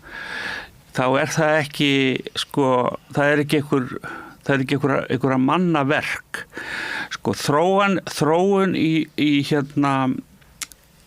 samfélögum ekki, og stórar breytingar eru ekki mannanna verk að því leiti til að það séu einhverjir einstaklingar sem gjarnan eru skrifaði fyrir breytingunum sem hafa ollið þeim. Okay. Sko, eins og þú kannski veist, þá var ég með því að stofna hóp sem gerði þjóðfund sem heit Mauraþúfan og hugsunin í kringum Mauraþúfuna svo að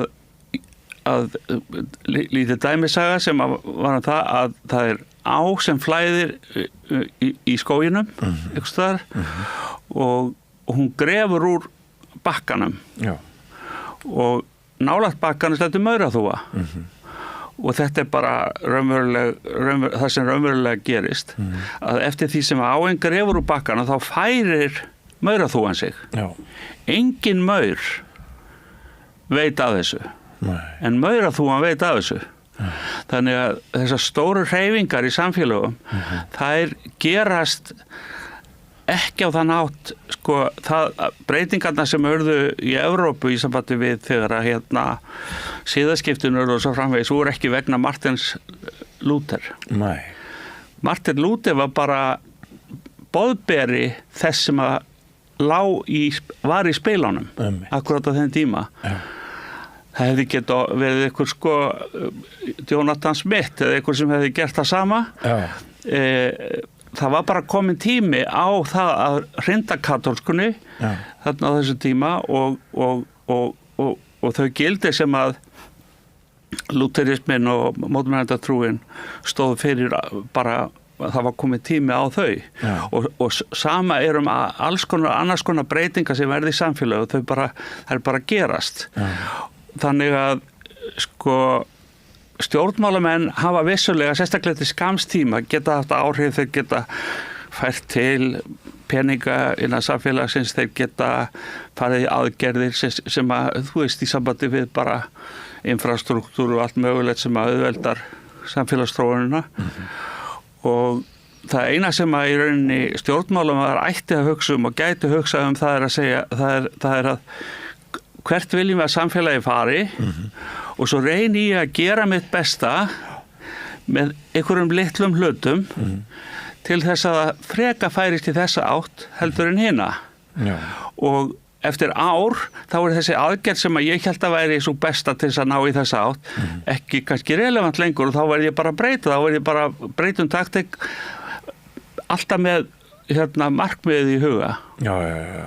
Og það er náttúrulega algjörlega út í hött og ég held að ég vil vita það sjálfur stjórnmálafólki vita það sjálft þegar það segir að ef ég kemst til valda eða við komumst til valda þá ætlum ég að gera þetta og þá verður hlutinni svona sko samfélög eru það sem er kallað chaotic system Það er að segja að það eru ótal þræðir sem eru í gangi, ótal öfl sem toga sig til hver áttina, alls konar hluti sem geta gerst.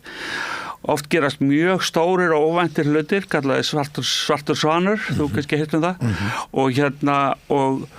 Og þannig að ef einhver stjórnmálamaður fer upp í pontu og segir ég ætla að gera þetta og þá gerist þetta, þá er það bara óskikja í besta falli. Því að hlutinni gerast, shit happens eins og þess að segja og það eina sem við getum gert bæði sem samfélagsmeðborgari við viljum hafa áhrif og stjórnmálamennirni, það er bara að hafa einhvers konar markmið, hafa einhvers konar áttavita til dæmis bara jöfnuð eða eitthvað þýðilegt og svo bara það sem ég geri á hverjum tíma er eitthvað sem ég held að liðki til eins konar skóhorn fyrir það að hlutindin fari í þá átt. Já. Þannig að sko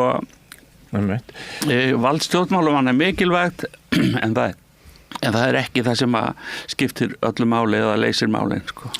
2 spurningar kvikna hjá mér núna. Önnur er svo, við skulum taka hana fyrst. Að hvaða leyti eru stjórnmálin öðruvísi heldur en allt annað eins og þú nefndir áðan? Sko stjórnmálin eru sem sagt, þetta kerfi sem við vinnum eftir var fundið upp verið að minna fyrir 150 árum síðan og kannski meira og eftir því á hvaða stað meða við og það sem sagt var formað út frá því samfélagi sem þá var til og þá var samfélagi mikið einfaldara heldur en það er núna það, mikið og hagsmunahóparnir voru miklu hreinni og þá voru stofnaðir og flestir borgararnir óupplýstir þeir eru það reyndar ennþá meira og minna þrátt fyrir menntun stjórnmálulega séð allavega og en sko þá var auðvelt að stofna flokka svo verkamannaflokk, bændaflokk og og svo einhverja kristilegan flokk og eitthvað svona og þeir stóðu fyrir ákveðna hagsmuni og þetta var mjög eðlileg framvinda eftir að aðallinn hafði kúað fólk og kongarnir að þá kom fólki til tals og það kom í gegnum og til þess að það væri einhvers konar átök og samtal það hvernig gæðunum væri deilt að þá voru stofnaður hópar sem voru fulltrúar hagsmuna sem voru ekkit rosalega flóknir þeir voru tiltölulega einfaldir núna er þetta þannig orðið að samfélagið er ótrúlega mikið flóknar að þú getur að vísu tekið kannski 20% af þjóð eða af kjósendum og sagt að þeir séu svona nokkuð skýr það er að segja að þeir allra ríkustu er kannski 10% og þeir allra fátækustu kannski 10% samanlagt 20% restin er einhvers konar svona miðja og allir flokkarnir er að slást þessa miðju og það er bara smekkur sem ræður, ekki hagsmunir það er bara sko, þú getur haft 2 manneskjur sem sita hvorum á annarinn á kontor, konur þeir eru báðar giftar kennurum og ég hafa 2 börn hvor og önnur er sósíalisti og hinn í miðflokknum, skilur og það er bara smekksatriði önnur vill alltaf vera helst í svörtu og önnur vill vera í litum, skilur það er bara álíka, skilur og það sem að stjórnmálaflokkarnir eru að gera núna þeir eru að reyna að vera sætir og sjálfmennandi og fyndnir og eitthvað nú síðast á TikTok til þess að tæla, skilur, einhverja til síns að segja, já, ég fíla þennan, skilur, og þannig að hugmyndafræðin er í rauninni, og hluti af því er náttúrulega hugmyndafræði, sem hafa á þessum 80% hafa ákveðna íhaldssama hugmyndafræði eða hægri sinnaða hugmyndafræði og aðri vinstri sinnaða og einhverjir sem vilja vera beggja blansir í miðjunni en þetta er sem sagt ekki þannig að þetta kerfi sem var hannað fyrir hagsmunahópa til þess að takast á þjóðþingunum og deila það er algjörlega outdated og það er annað í sambandi við það sem að gera það slæmt og það er það að þetta er svo kallað zero sum fyrirkomulag, það er að segja zero sum því það að það getur bara annar unnið eða útkoman úr þegar 2 eigast við er alltaf 0 eins og í skák, eins og í handbolta og fótbolta og svona, fólki þykir það spennandi og þess vegna er þetta svona ákveðin sirkuspólitíkin vegna þess og útkoman er svo að til þess að að ég fái atkvæði þá dugir mér ekki að segja fyrir hvað ég stend og hver mín gildi er og hvert ég vil að samfélagi fara heldur þar ég að segja að ég sé ofsalega klár og flottur og að þú sem ert í framboði móti mér sért bæði sko falskur og heimskur og þetta skapar þessa hvað heitir það, sundrun eða sundrungu sem verður í samfélaginu þar sem fólk er bara best á banaspjótum skilur ekki út af því að sko ok, stefnar flokks er kannski notað sem barefli en oft er þetta bara skilur dálítið ljótt. Það er líka annað sko sem að ég held að til dæmis við Íslendingar hafi svona fjarlægt okkur trausti á stjórnmálin og það er svo hefð sem skapast hefur ekki síst þegar sjálfstæðisflokkurinn hefur verið í ríkisstjórn og það er þessi ómenning, vil ég segja, frekar en menning að þeir flokkar sem að ríkja í meiri hluta á hverjum tíma þeir ráða öllu en minnihlutin ræður engu sem raunverulega skiptir miklu máli. Þetta geta þeir lagt fram einhver þingmál og það kemur fyrir að á 5 eða 10 ára fresti að einhver þingsályktunartillöga fer í gegn frá einhverjum í minnihlutanum, en þetta ekki mál sem skipta neinu máli og ef maður horfir á alla þessa sóun sem á sér stað inn á Alþingi, segjum sem svo að valdahluturinn væri 51-49 núna og 51% réðu þá öll og 49% réðu engu. Ég færði þetta í tal á opnum fundi núna daginn í stúdendakjallaranum að hugsaði þann vinnustað hvort að hann þætti funksjónal þar sem það væri einhver klíka á vinnustaðnum og hún væri 51% starfsmanna og hún réði öllu og allt vinnuframlag allra hinna 49%-ana á vinnustaðnum, það væri eins og að hérna ekki Sísófoss sem að þurfti alltaf að fara með steinin sinn þunga upp á hverjum degi upp á hæðinu og svo rúlaði hann aftur. Það ekki síst þetta sem að mér liggur við að segja að almenningur fyrirlítur við stjórnmálin. Það sko þessi algjöra fyrirlitning gagnvart lýðræði þar sem að allir fulltrúarnir eigi að hafa eitthvað þetta skilgildi ákvæmi þess að við vorum að tala áðan, það að segja að þessu winner takes all það að segja að allt eða ekkert sko og þetta náttúrulega eins og það kemur fram í því sem þú segir er bara einn af aðal meinsöndunum sko. Það sem að hefur getað hjálpað sumstaðar eru minnihlutastjórnir þar sem að það kannski einhver flokkur eða tveir sem að eru í ríkisstjórn en þeim hafa ekki þingmeirihluta og þurfa að semja í báðar áttir. Akkurat. Og þá verður oft úr svona stór samkomulög sem að þá verður þessi þetta stolt og þessi remba að þú veist að það er ég sem hef valdið, hún verður ekki eins ríkjandi, heldur sko þá er grunnstaðan svo að nú finnum við út úr þessu krakkar. En sko þetta í rauninni sko það fyrir annan og lengri þátt sko það þarf að gjörbreyta pólitíkinni. Það svo margt í því sem að þetta þarf að vera þannig að það séu skoðanir fólks sem er kosið á þing sem ráði, ekki flokkshollusta.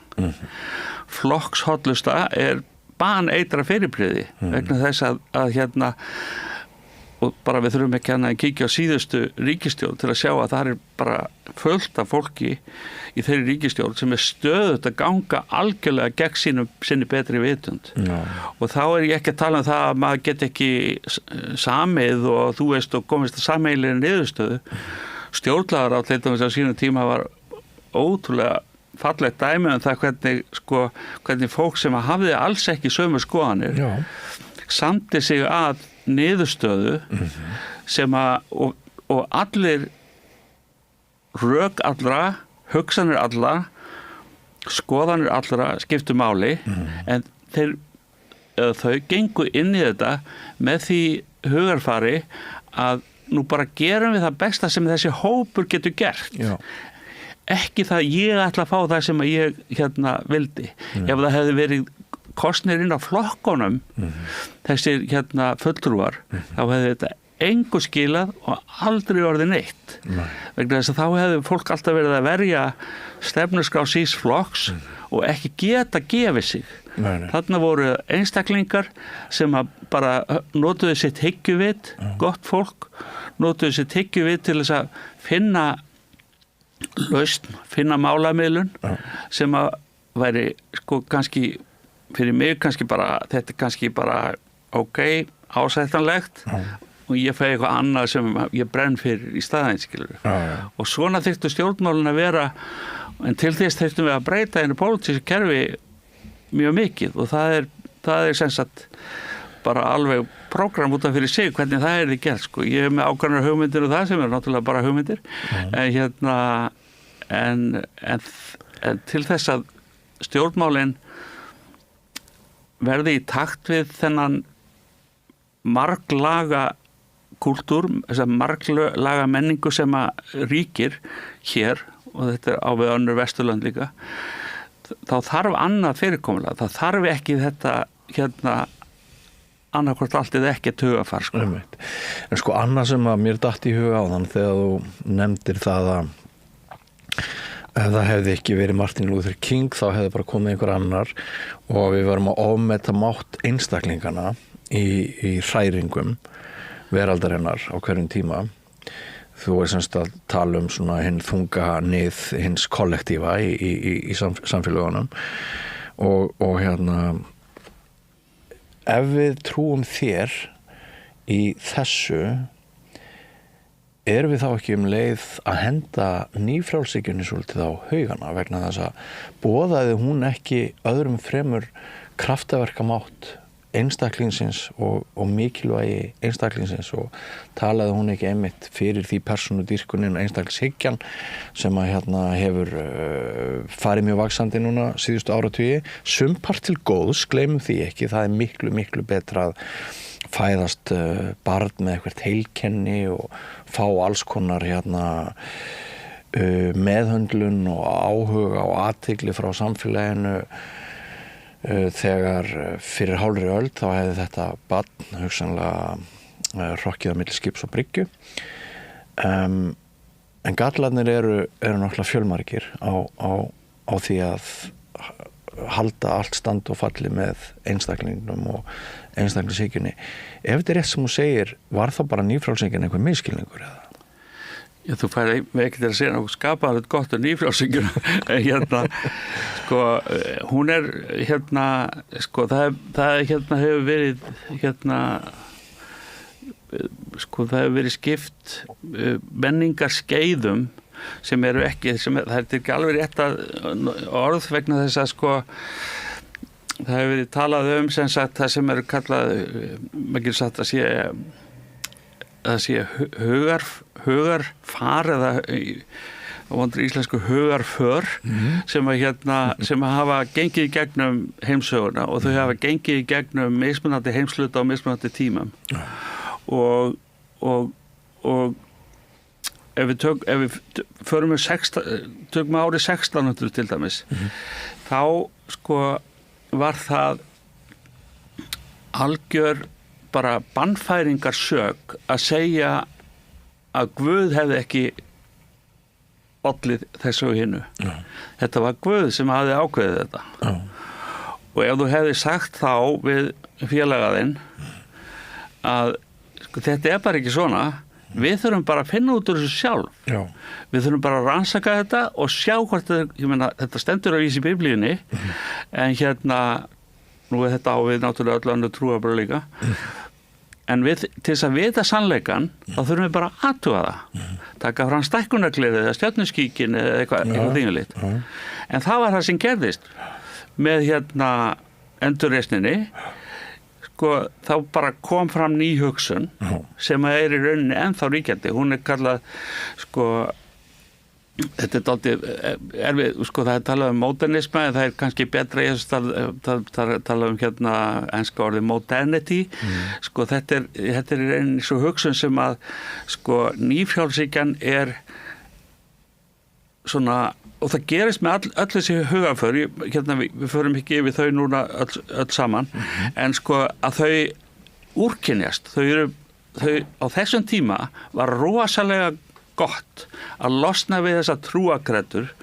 og að maðurinn fengi að hugsa sjálfur og taka ákvarðanir sjálfur og rannsaka sjálfur og gera hluti sjálfur en þessu fylgdi alls konar hluti ég meina það fylgdi vísindi það var gufuvélinn og það var komið iðnaður og samfélögin gjörbreyttust og þetta var allt annað heldur en þessar myrku miðaldir sem hafði verið þarna áður og þannig að þegar svona menningabreytingar verða þá eru þær alltaf til góðs Ljós upplýsingabyltingarinnar það skeinskært nákvæmlega en það sem gerist alltaf er það að þessi grunnhugsun þú veist afrek og gera díla og þú veist grafa jörðina fyrir kol eða þú veist og allt þetta þetta fer alltaf í öfgar.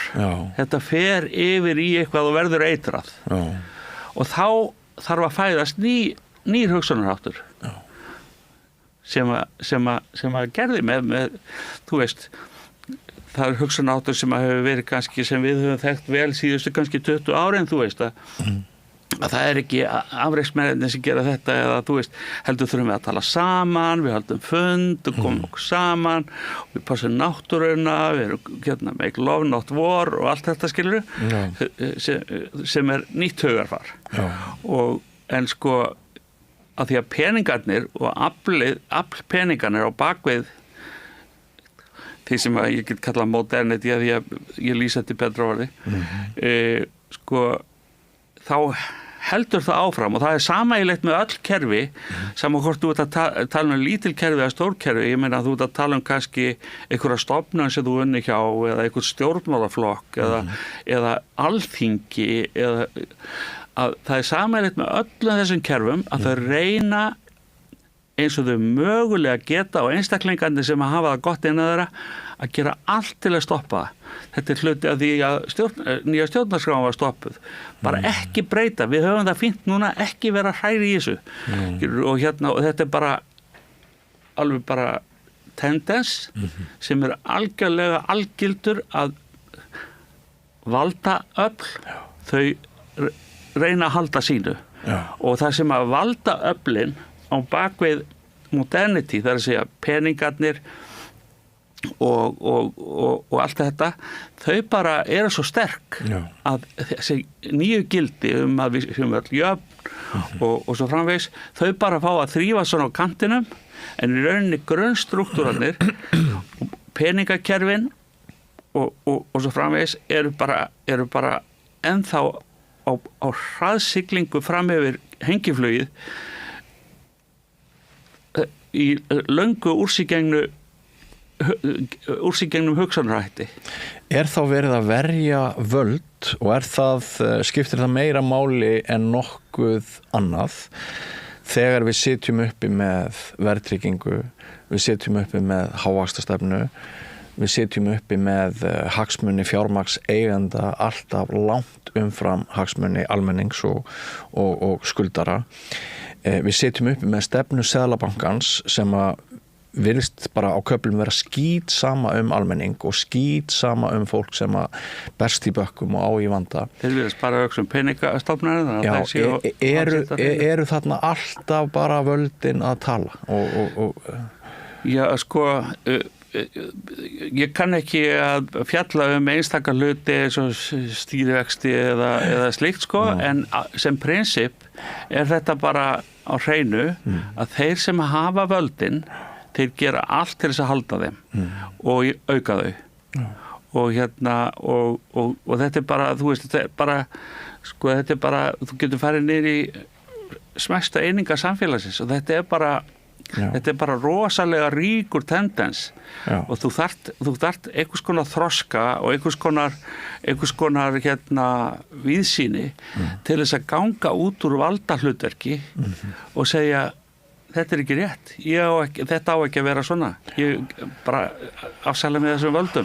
Oft virðist þurfa slys í fjölskyldum valdafólks, dauðsfall eða eitthvað svoleiðis sem opnar þess vegna eins og fjárhagshrunið, sko. Það er svona hjá aðeins tímaböndið, einhvers konar skarð í þennan skjöld og út úr því kom eitt og annað, til dæmis þessi vinna með stjórnarskrána sem síðan var eyðilögð því allir voru búin að jafna sig og vildi ekki láta taka spón úr sínu vaski. Út úr sko búsáhaldabyltingunni og eftirmálum hrunsins kom mikil von sem ég held að við höfum meir og minna verið að jarðsyngja bara í kyrrþey hægt og rólega síðan. Og það er svolítið áfall sem að ég held að sé kannski pínu óuppgert að sko það fættist von sem að ekkert hefur orðið úr. Sko hún er allavega búin að fá sér hádegislúrin og en sko ég held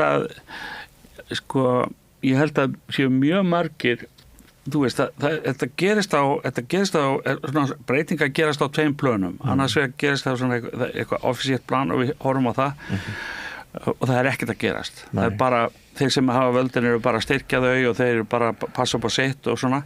En svo hæð fyrir neðan eða ofan, eftir hvernig maður vil líta á það.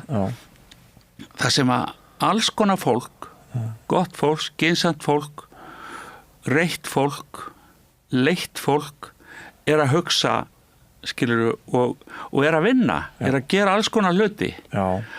Og ég held að að þessi kerfi sem eru í gangi, eins og til dæmis alþjóðlega fjármálakerfið, ekki bara það íslenska, við getum tekið náttúruna og hvernig verið að fara með hana. Þetta eru kerfi sem eru ekki sjálfbær og munur hrynja. Þau munur hrynja. Og það verður rosalegt brak og háaði þegar það gerist. Og það þarf að gerast og það verður erfitt. Eina sem ég sé gott við við kjör Donald Trump í Bandaríkjunum að sennilega flýtir það fyrir þessu hruni. Og ekkert gott geti gerst fyrir það í loknum, mennur? Ég held ekki, ég held að við eigum eftir að fá það mikið erfiðara áður en við fáum það betra. Já, af því að ég nefndi menningu í aðfararorðum í inngangi og þú náttúrulega, ég kannast bara við þig sem mann menningarinnar. Ég veit að þú bjóst til margar bíómyndir og hef svona bara fylgst með þér sem einum af vormönnum rísandi Íslands í kultúrísku tilliti. Ég hitti oft fólk, finnst mér núna, sem að talar plebban í samtíðinni og svona menningin, hvort sem að við erum að tala menningu inn á listasöfnum eða bíómyndum, bókum eða bara þessi almenna menning frá morgun til kvölds, bara það að við sittum hér tveir menning, hvort sem það kveikt á hljóðnamönnum eða myndavélum eða ekki. Þetta bara svona, maður orðin gamall kall, öskrandi reiður upp í skýin og upp í heiminin, besservisser, sem að horfi tilbaka og finnst í nostalgíun og allt hafi verið miklu betra þegar maður var yngri. Maður ságaur eða plebbin einhvern veginn, markaðsvirði plebbans hærra þessa dagana en oft áður? Mér dettur í huga að setja það í samhengi við það sem hún nefndir með stjórnmálun og TikTok-væðinguna. Plebbin hefur alltaf náttúrulega setið í öndvegi, leikum við að segja. Ég meina við tökum bara, nú ég bara að segja skoðun sem óbyggilega sumstaðar óvinsæli, en sú staðreind að sjálfstæðisflokkurinn fékk öll þessi atkvæði á sínu tíma. Og fólk fólk að tala núna að bankin hafi verið svo mikið öðruvísi áður fyrir. Þegar ég fer til náms í Svíþjóðar og ég tek upp hægra blaðið þar, þá það skilur, þá það bara, þú veist, þetta bara eins og þjóðviljinn, þetta þeir voru á móti Víetnamstríðinu og þú veist, og sjálfstæðisflokkurinn keyrði á þetta stétt með stétt og það var fullt af fólki sem að í rauninni kaus, að mínu viti aftur, algjörlega á móti sínum eigin hag. Svo ég nefnum aftur Svíþjóð, ég finn ekki að ég hef ekki fleiri referensa í fleiri löndum svona í návíi heldur en að því ég bjóð þar lengi og vann og lærði. Einn fyrsta veturinn sem ég var að úti var frétt í sjónvarpinu mann sem vann í verksmiðju í Norrköping. Og það var sérstakt innslag í fréttunum það að því að þessi maður sem vann í verksmiðjunni, hann kaus Moderatena, hægriflokkinn. Og það var viðtal við hann og eins og bara hvert hann að viðundur ég skil þú veist, og stéttavitund og þar með fjöldi plebbana hér á Íslandi náttúrulega bara hefur sko, hann hefur frekar minka heldur en aukist þetta ég sko. Já. Mér finnst bara svo erfitt að taka sko umræðu nú orðið sem snýst inntak og samhengi og það sem fer svona undir yfirborð hlutana. Mér finnst þetta nefnilega tengist tímaleysinu, þetta tengist sko samfélagsmiðlum, þetta tengist hraða internetsins, öllu þessu vali, hvernig við höfum ákveðið að ráðstafa tíma okkar grunnt og fara hratt yfir margt í staðis að fara á dýptina. Það kannski eitthvað svoleiðis frekar sem ég ætti að vera að setja þetta í samhengi við. Já, þetta náttúrulega sko, málið það að allt sko, það nú eitt af mínum sko, kjörorðum ef maður getur sagt svo, að allt flókið. Það bara gefið mál. Þú finnur ekki neitt sem ekki flókið.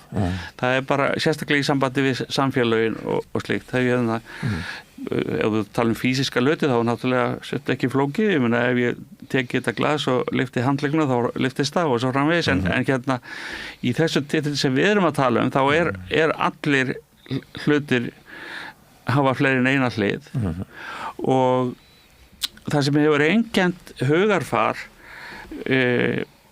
og nú förum við aðeins á djúpið sko, það sem einkennt hefur hugarfar lengst af að þú hefur einhverja ákveðna skoðun og ákveðna lífsýn og allir aðrir hafa rangt fyrir sér. Sko, en ef vel að gáð, þá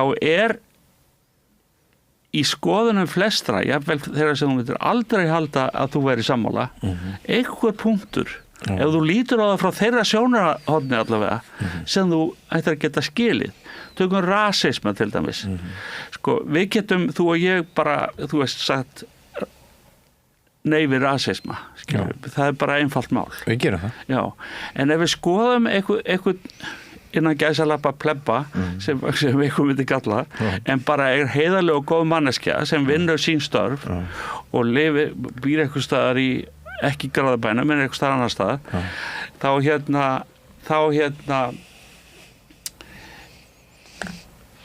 ef þú fer að spyrja hann á hverju hefur þessa skoðun á útlendingum og þú átt eitthvað lengra samtal við hann þá smán saman kemstu að því að út frá hans sjónarhóli þetta eitthvað sem ógnar honum eitthvað sem honum finnst hættulegt eitthvað sem skerðir hans lífsgæði með einu með öðrum hætti en þetta þýðir ekki það að við þurfum þó við höfum þessa skoðun það þýðir ekki það að við séum skoðanarlaus við höldum í okkar skoðanir og við berjumst fyrir þeim og tölum fyrir þeim og svo framvegis en ég held að þetta aldrei holdt að hafa í huga að sko mér finnst sko eitt í sambandi við pólitík síðustu ríkisstjórn já vinkonu við tölum oft pólitík og hún býsnast gjarnan út í Bjarna Ben og allt hans lið og hefur stórlýsingar á þarum og ég sagði við hana Bjarni við erum nokkuð sammála ég og þessi kona pólitík og ég sagði Bjarna Ben þú hefur hann þarna hann hefur sína skoðanir þú ert ósammála þeim og hann sá sem hann segist vera skilur, hann sýnir það í verkum sínum og orðum hann vill ekki jöfnu til þess já, hann bara þar og þú ert á móti því og þú getur barist á móti því og hann spiltur og þú veist það og það ágætt að þú veist það já, það bara, hann sýnir það með gjörðum sínum þú veist hver hann Emitt, okay. Sko, og hann segir ekkert mikið hann hafði nú í einu sinni sendt eldra fólki eitthvað bréfum að laga hag þess og ekki staði við það en að öðru leiti hann nokkuð konsekvent sko, þú veist hvað þú hefur hann já. En það sem að sko, eina sem mér finnst að virkilega fyrirlitlegt í sambandi við eða anstíkilegt í sambandi við stjórnmálumenn það þegar þeir sigla gjörsamlega undir fölsku flaggi þess vegna sagði ég við hana sko, það sem að þú átt að vera mikið reiðari út í það Katrín Jakobsdóttir sem gaf í skyn að hún stæði fyrir ákveðin gildi og þeirra sér hvergi stað nefnum í einhverjum hliðarleikjum sko. Þannig að þú ert að lágmarks krafa á stjórnmálamenn svo að þeir segja þér fyrir hvað þeir standi og maður veit alveg að þeir þurfa að gera málamiðlan samanber núverandi stjórnarmyndun sko, og get ekki fengið allt sett í gegn en ef að þeir skilur kúvenda þá í rauninni sko, stjórnmálamaður gerir samning við mig hann segir eitthvað, hann vilji eitthvað hann tala berjast fyrir einhverju, þetta sé hans lína og ég segi, þetta lýst mér vel á, ég kýs hann svo eftir kosningar þá snýr hann gjörsamlega blaðinu við og í þessu tilfelli kemur til valda flokki sem að sko var löngu tímabært að hvíla vegna þess að hann var búin að gegnsósa allt kerfið og og svo framvegis og átti bara að fá frí hún valda að fara í það samstarf og við höfum séð brunarústirnar eftir það en sko þetta finnst mér vera síðasta sorta stjórnmálamanni þó að ég sko eins og allir segja sko finnst hún vera greind og væn manneskja Katrín en þarna bara sveik hún sína kjósendur algjörlega og þetta sem að margir náttúrulega brugðust við og gengur flokknum og töluðum að þau væri að skít og svo framvegis en sko þetta svona integrity eða heilindi finnst mér vera einhvers konar sko krafa á stjórnmálafólk að það standi við hvað það og það þýðir ekki það að fá allt sett í gegn við stjórnarmyndu til dæmis en að það haldi í sín gildi og svo framvegis.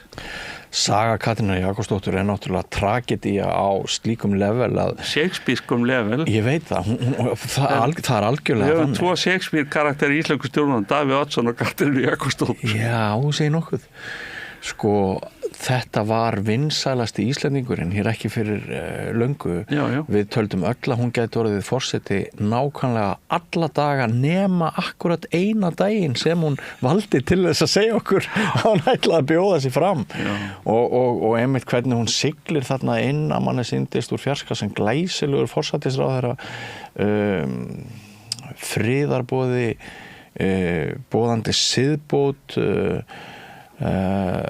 virðist svo ganga einhvern veginn inn í þennan heim þar sem að sko þú færð þau skilaboð að þú sért svo mikilvæg að þú verðir að vera þarna á þessum stað og þú missir svona smám saman tökin á því hvaða afslætti þú ert að gefa og svo endar þetta allt í náttúrulega þessum sko þvílíkur endir á harmleiknum að Vinstri grænir hafi þurrkast út í kosningum. Grunnurinn að þessu var ekki bara hennar eigin heldur líka flokksins og ég þarf að hugsa þeim sem þá sem voru fráfarandi Steingrím og Björn Val og svona sko það var þessi hégómleiki að við sem alltaf hefur verið kalluð nei-flokkurinn verðum forsætisráðherra. Það mun lyfta okkur í sko upp í úrvaldeildina. Þetta hefur verið kallað íslenska veikinn sko. Það er þegar þú ert allt í einu búin að komin upp í þessa tröppu. Allt í einu sko allar Vinstri-grænir að breytum ímynd og verða sko landsforeldri sko og ég held að það er eina hugsanlega ástæðan fyrir því að þau farið þetta ævintýri held ég að sé liggja eitthvað staða þar sko. En hefur ekki verið flókið fyrir þig sem menningarmann bara eins og mig sem menningarmann að verða partur af þessu ferli fyrst að verða vitnaði og svo verður maður partur af því með því að maður tekur afstöðu sem að hefur núna leitt til þess að hvorki var Katrín forseti né eru Vinstri grænir ennþá til sem þingflokkur Þetta var ansi flókið, bara svo ég ljóstri því upp. Katrín Jakobsdóttir, hún skrifaði á sínum tíma vinsamlega umsögn bókina mína sem ég notaði í markaðslegu tilliti. Ég held að árið hafi verið 2006 eða 2007 eða eitthvað svoleiðis. Við höfum fylgst það lengi. Hún var fyrirmynd okkar mjög margra, svona menningarviti, svo villist hún þarna, fer á þessar villigötur. Maður var vitni að heiftarlegum umræðum og það eruðu vinslit, svo skiptir tugum þegar sama fólk og hafði stutt Katrínu áður og hort til hennar ákall dæmis að skrifa færslur á Facebook fyrir forsetakosningarnar núna að það gengi ekki að Katrín Jakobsdóttir yrði kosin nú á tímum, það gengi ekki að hún væri til dæmis manneskjan núna í stjórnar með að útluta stjórnarmyndunar umbúðum með einhverju svoleiðis rétt eftir kosningar með vinu sínu sem hann hafi verið í ríkisstjórninni að sko þetta hefur ekkert verið einfalt í okkar fámenna smáríki, dvergríki Íslandi að þegar svona fyrrum jöfur veltur á stalli. Ég ætla nú til dæmis bara að rifja það upp hér að ein mesta menningar kona Íslendinga hún var svo reið yfir því að Katrín varð ekki forseti, heldur svo sem forseti, að hún kallaði Höllu Tómasdóttur menningar snauða peninga buddu. Þetta var ein svo kona sem hefur notið mestrar virðingar hjá lista og menningar elítu Íslendinga, en svona fór þetta nú og við erum kannski ekki ennþá alveg búin að bíta úr nálinni með þetta eða eitthvað. Ég veit að ég komin aðeins út fyrir svona ramma samtalsins en þetta samt svo áhugavert finnst mér. Já, sko þetta þú byrjaðir þetta síðasta talið þetta því að tala sko hvort að maður tæki þetta nærri sér og og svona. Já. Paradísarmissir. Já, sko en til þess að missa paradís þá þarf maður að hafa hana fyrst sko. Jú. Og mín afstaða til allra þessara mála tvöföld, þó ekki geðklofin vil ég meina að því leiti til að ég hef skoðanir á þessu öllu saman og hef áhyggjur og gleðst og svo framvegis en leið lít ég svolítið á þetta sem einhvers konar fugl í fjarska og horfi á hlutina hreyfast og veit að sko það er til dæmis eitt svona að því ég talaði svona einhvers konar álgildis lögmál sem að ég hef það var annað lögmál sem að það sem ég kalla lögmál pendulsins og það er það að allt sem gerist hefur áhrif sko það sveiflast sko það sveiflast það sveiflast fram og tilbaka einhver gerir eitthvað ekstrím og sérstaklega róttækt og það hefur áhrif og hlutir sveiflast tilbaka sko kvennabaráttan á gett dæmi þannig kemur upp afl sem er náttúrulega bara frábært afl og sumir talsmenn þess eru dálítið harðir og miklar innan gæsalappa valkyrjur og og það er alls konar fólk, ekki bara innan gæsalappa pleppar sko heldur bara alls konar fólk sem hefur skoðanir sem að rýma ekki við þetta og allt í einu breytist einhvern veginn andrúmsloftið í samfélaginu og andrúmsloftið í þessum vestrænu samfélagum hjálpaði mér að finna aftur þennan punkt með en andrúmsloftið í vestrænum samfélagum er þannig að það er komin eins konar samþykki á nokkrar hugmyndir og það er græna hugmyndin og það er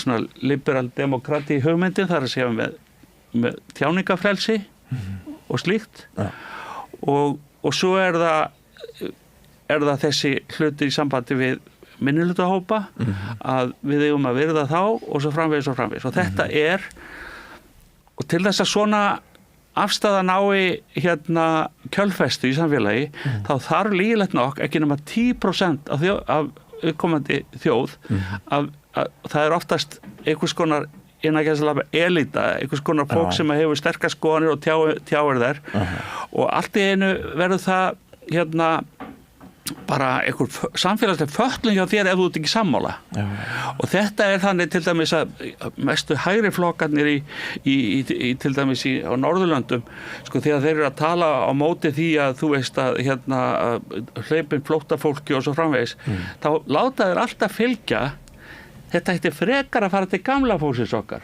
og þannig að vörnin er alltaf fer yfir í þessi 3 gildi, þetta er svona green, liberal, þú veist, welfare, þú veist, hugmyndafræðið og hún bara stjórnar öllu.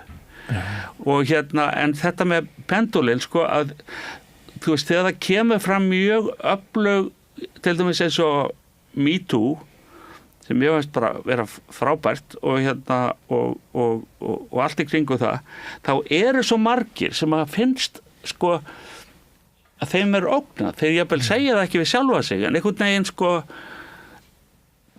getur maður ekki fengið að vera herramaður lengur, eða, þú veist, eða eitthvað svona, skilurðu? Og þetta fólk finnst að vera gert af annars flokks borgurum. Og þá leitar það til þess að mannsins í jakkafötunum með bindið sem að talar á móti útlendingum og segir þannig maður, hann er elegant, hann er hann flytur góða ræður og getur talað og hann er að segja það sem ég finnst. Þetta fer ég til hans og kýs hann. Hefur Lárus Ýmir, við komumst ekki lengra í dag. Það er búið að vera gaman að spjalla við þig. Ég nefndi það við þig fyrir upptöku þessa spjalls að kannski kæmust við ekki að með allt sem að okkur langa að rappa saman. Þannig að hver veit nema þú sér til í að koma hingað aftur og ég bara með fleirum að ég held að þetta sé ágætt að halda hlustendum áhorfendum aðeins við þetta efni. Sko, ég talandi að breyta samfélaginu, þá eru sumir sem að segja að við verðum að fara í þessa aðgerð eða hina aðgerðin og gera þetta, gera hitt. Og ég held að þessu svona aðgerði séu oft góðar en stundum eru það varhugaverðar vegna þess að þeir geta haft alls konar afleiðingar sem maður veit ekki. En ég held að það sem að allavega hef ég leitað á sem mitt hlutverk og ég veit að þykist vita að þú hafi verið það sem þitt hlutverk líka, það er það að með því að ræða málin og halda samtalinu sem er blóðflæði samfélagsins í gangi. Blóðflæði samfélagsins, sammála því. Að þá erum við að gera ekki kannski einhverjar stórar byltingar eða eitthvað, en við erum að frjóka jarðveginn og í besta falli kveikur. Já. Kveikur og það er okkar hlutverk. Já, ég er sammála við. Okkur er ekki ætlað að beinlínis koma með töfra lausnindar við borðið en þetta geta þeir verið stórhættulegar. En ertu ekki til í að kíkja aftur til mín og jú. Kannski fá til okkar fleira fólk og höldum áfram á líkum nótum? Ég hef gaman af svona tali. Ljómandi. Og ég hef gaman að því að ræða við fólk sem er komið á unglingsárum vegna þess að mér hefur á jafnaði fundist sem viska aukist með aldri. En takk fyrir takk sömuleiðis. Okkur í dag og við förum yfir í aðra sálma, ekki fara langt.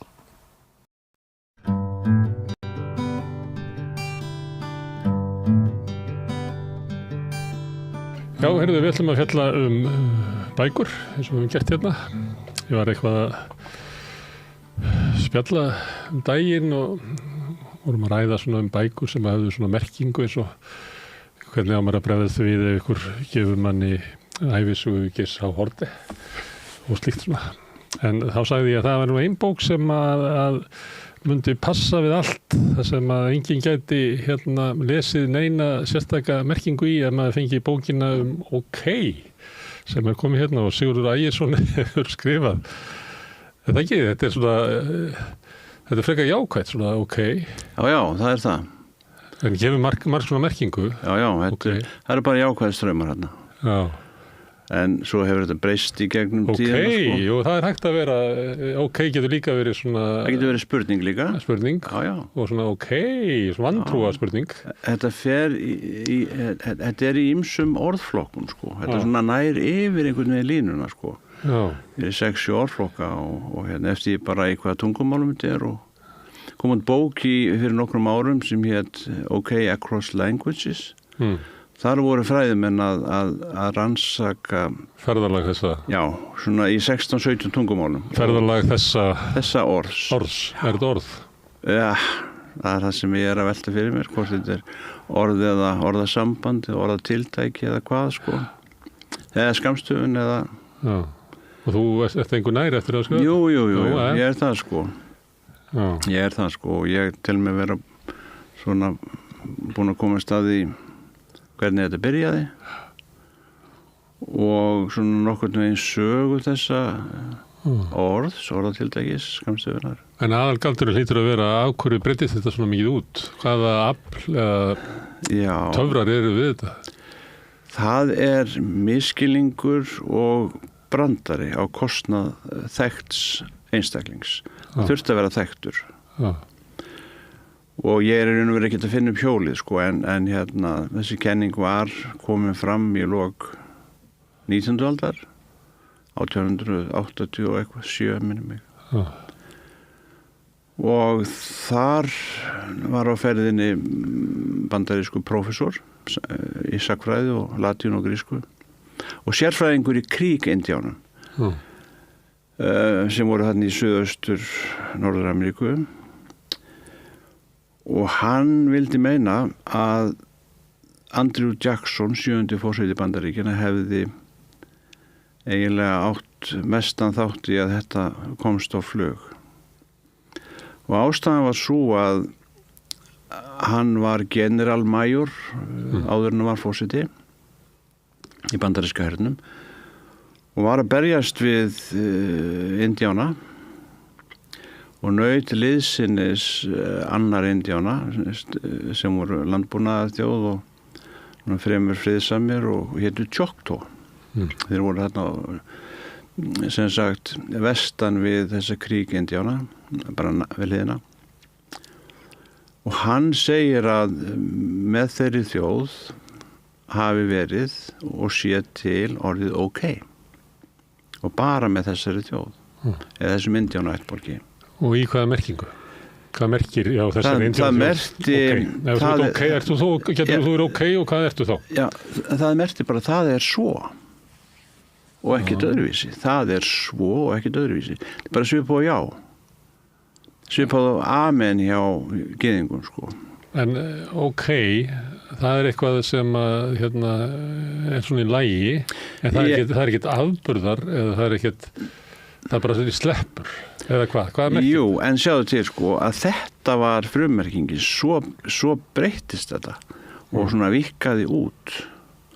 Og þar kemur brandarinn til sögunar, sko. Vegna þess að einn af 3 umdæmishöfðingjum þessara Choctaw-Indjána var góðu vinur Andrew Jackson og var herfóring í liði hans. Og hann hefur örugglega heyrt þetta orð hjá honum, OK, þetta var svona alltaf miðlægt hjá þeim. Og þegar að skinnakaupmenn voru á ferð þarna, þá var þetta Choctaw-Indjánamál svona samskiptamál, eitt það helsta á svæðinu. En vandi Andrew Jacksons hefur verið sá að Indjánarnir átti ekki ritmál. Og þegar hann fór að nota þetta orð, þá skrifaði hann það OK, upp á enska vísu, OK. En þegar hann svo býður sér fram til forseta 1828 þá fara andstæðingar hans að bera út þá sögu af því að þeir vissi ekki betur hann kynni ekki stafa hann væri að skammstafa all correct ég með það skammstafa að sé og þessi saga var alltaf langlíf og hann var náttúrulega ómenntaður en Andrew Jackson og hérna gáttu þau komið höggja á hann sko, hvað hann var í vitlaus og svo var hann forseti, hann var í 2 tímabil Og svo þegar að eftirmaður hans, Martin van Buren, var að leita eftir endurkjöri 1840, þá fara stuðningsmenn hans að nota þessa skammstöfun, en í annarri merkingu, af því að hann var frá Kinderhook í New York-ríki, var farin að reskjast og gekk undir heitinu Old Kinderhook.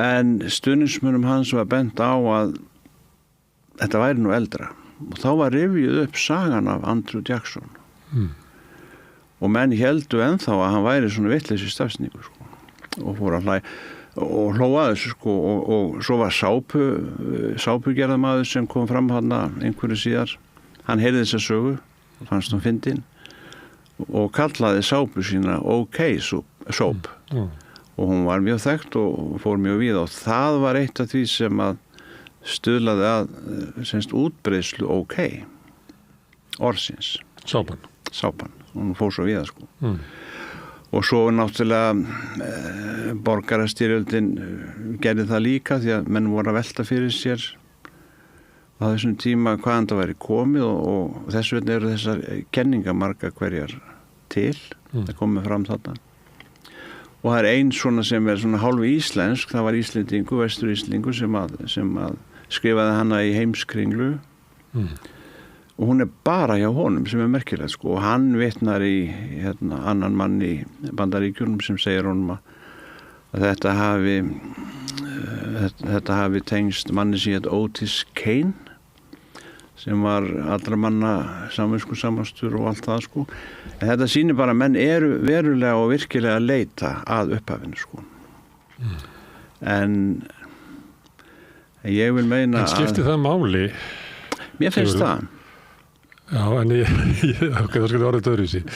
Skiptir það öllu máli? Ég veit að stundum er það þannig að við trúum því að við eigum að spila barokk tónlist á upprunalegu hljóðfærin og þá finnum við einhvern veginn réttu tónlist. En svo er líka annað að svo þróast tónlisti bara áfram og flyst og breytist þannig að sko túlkunarsaga aldanna skiptir máli líka. Og túlkunarsaga aldanna það hvaða merkingu OK hefur er kannski alveg ótengt þessum upprunasögum sko. OK hefur orðið eitthvað án tillitslega skörtu þar upp af við. Já, það er alveg rétt sko. Það hefur sko fengið sjálfstætt. En ert þú svona í upprunadeildinni af OK sérfræðingum? Aðalega til þess að sko fá bara frið í sálina sko. Hvaðan er þetta komið? Af því að sko það er að verða 50 ár síðan að þetta barst í tali í enskutíma í MA 49 ár upp á nákvæmlega og þá einmitt var enskukennan okkar að spyrja vitiði hvernig þetta var til og þá fekk ég bakteríuna sko í mig og langaði að lesa meira þetta en hann var með aðra skýringu sem var svo viðurkenda á þeim tíma og hún var svo að þetta ætti rætur að rekja til Boston í Massachusetts og hefði verið angi af svona skammstöfunar áráttu eða maníu blaðamanna þar og í nágrenni þeir brennt svo að dýr já, þeir tóku ýmis orð og skammstöfu bara og mörg voru bara út úr korti sko en það var alltaf skýring fyrir aftan sem sagt hvað þeir voru að skammstafa þetta var eitthvað grín sko og þarna 23. mars 1839 kemur OK fyrir í fyrsta sinn og brenti sem skammstöfun með lágstöfun og skýringi fyrir aftan, all correct og þá eru farin að nálgast svolítið sem sagt merkinguna í nútíma þó svo að þetta hefur þróast enn frekar eftir því sem orðið hefur komist lengra sko. Já, hefur það ekki ólíka merkingu eftir því hvert það ferðast? Tekur það ekki eins og margar hugmyndir eða ég held að vikist bara út sko, það heldur þessari merkingu sem allt í lagi og svo er þetta sem sagt alþjóðlega táknmál sko, OK það er miklu svona flottara heldur en OK er svona núna svona allt í lagi en þetta er sko fullkomið sko, með það ekki þetta OK Þannig að það... Er þetta ok? Já, þetta er þetta alþjóðlega táknmál sem sagt. Ok. Og notaði í táknmáli... Nei, ég held ekki, ég held að þetta sé bara svona eitthvað alþjóðlega. Svipað á þetta og... Já, svipað á þetta, já. Já, og ýmislegt dónalega. Já. Þannig að bara svo gaman að sjá hvernig þetta orð lifnar við og bara fær svona einhvern veginn sjálfstætt líf eftir því sem að kemur lengra og víðar. Þannig að þín kenning er kannski svipað og að það var ekki, mannkynið vissi ekki af núllinu fyrir en að hafa fundið eitthvað starf í Arabaheiminum. Að mannkynið hafði bara, þú nú prestur, bara frá aldingarðinum, ferðast heiminn og ekki haft hugmynd að eitthvað væri ok fyrir en að tilvonandi forseti Bandaríkjanna hittir þannig Indíánana. Þá fyrst verður til hugmyndinum að það er eitthvað hérna í heiminum, Sigurður minn, sem er bara ok. Sem er bara ok. Áður vissum en þetta ekki. Já, en svo er annað í þessu sko, sem er mjög spennandi. Að það er talið að þessir Indíánar sem ég nefndi, þessir Choctaw, hafi átt sér systur þjóð sem voru, ég man aldrei hvað þeir heita, þeir búa þarna, ég byggu sem sagt norðan við Choctaw menn í Mississippi. Þetta var fyrir mína tíð, ég menn að ég segi það mannst það ekki. Chickasaw, Indíánar. Það talið að þeir hafi sem sagt komið saman úr vestri, svona rétt fyrir 1500. Eða áður, en það verður einhver skipting, þeir klofnaði 1500 og en það talið að þeir sem sagt, þetta tungumál sem að báðir tala séu bara tvær máli sömu tungu. Einhvern veginn vegna er ok bara hjá Choctaw-mennum. Þannig að þú getur staðsett að það verður þessi hugmynd, verður til eitthvað staðar í kringum 1500 til 1800. Já, þeir fáið þetta inn í málið þar og þá er spurningin hvaðan. Og þá kemur tvennt aðalega til. Það er sem sagt að þeir fengið þetta með þrælum frá Vestur-Afríku af því að þeir heldu þræla. Það er alveg vitað. Vandinni sá að aðrar Indíánaþjóðir heldu líka þræla.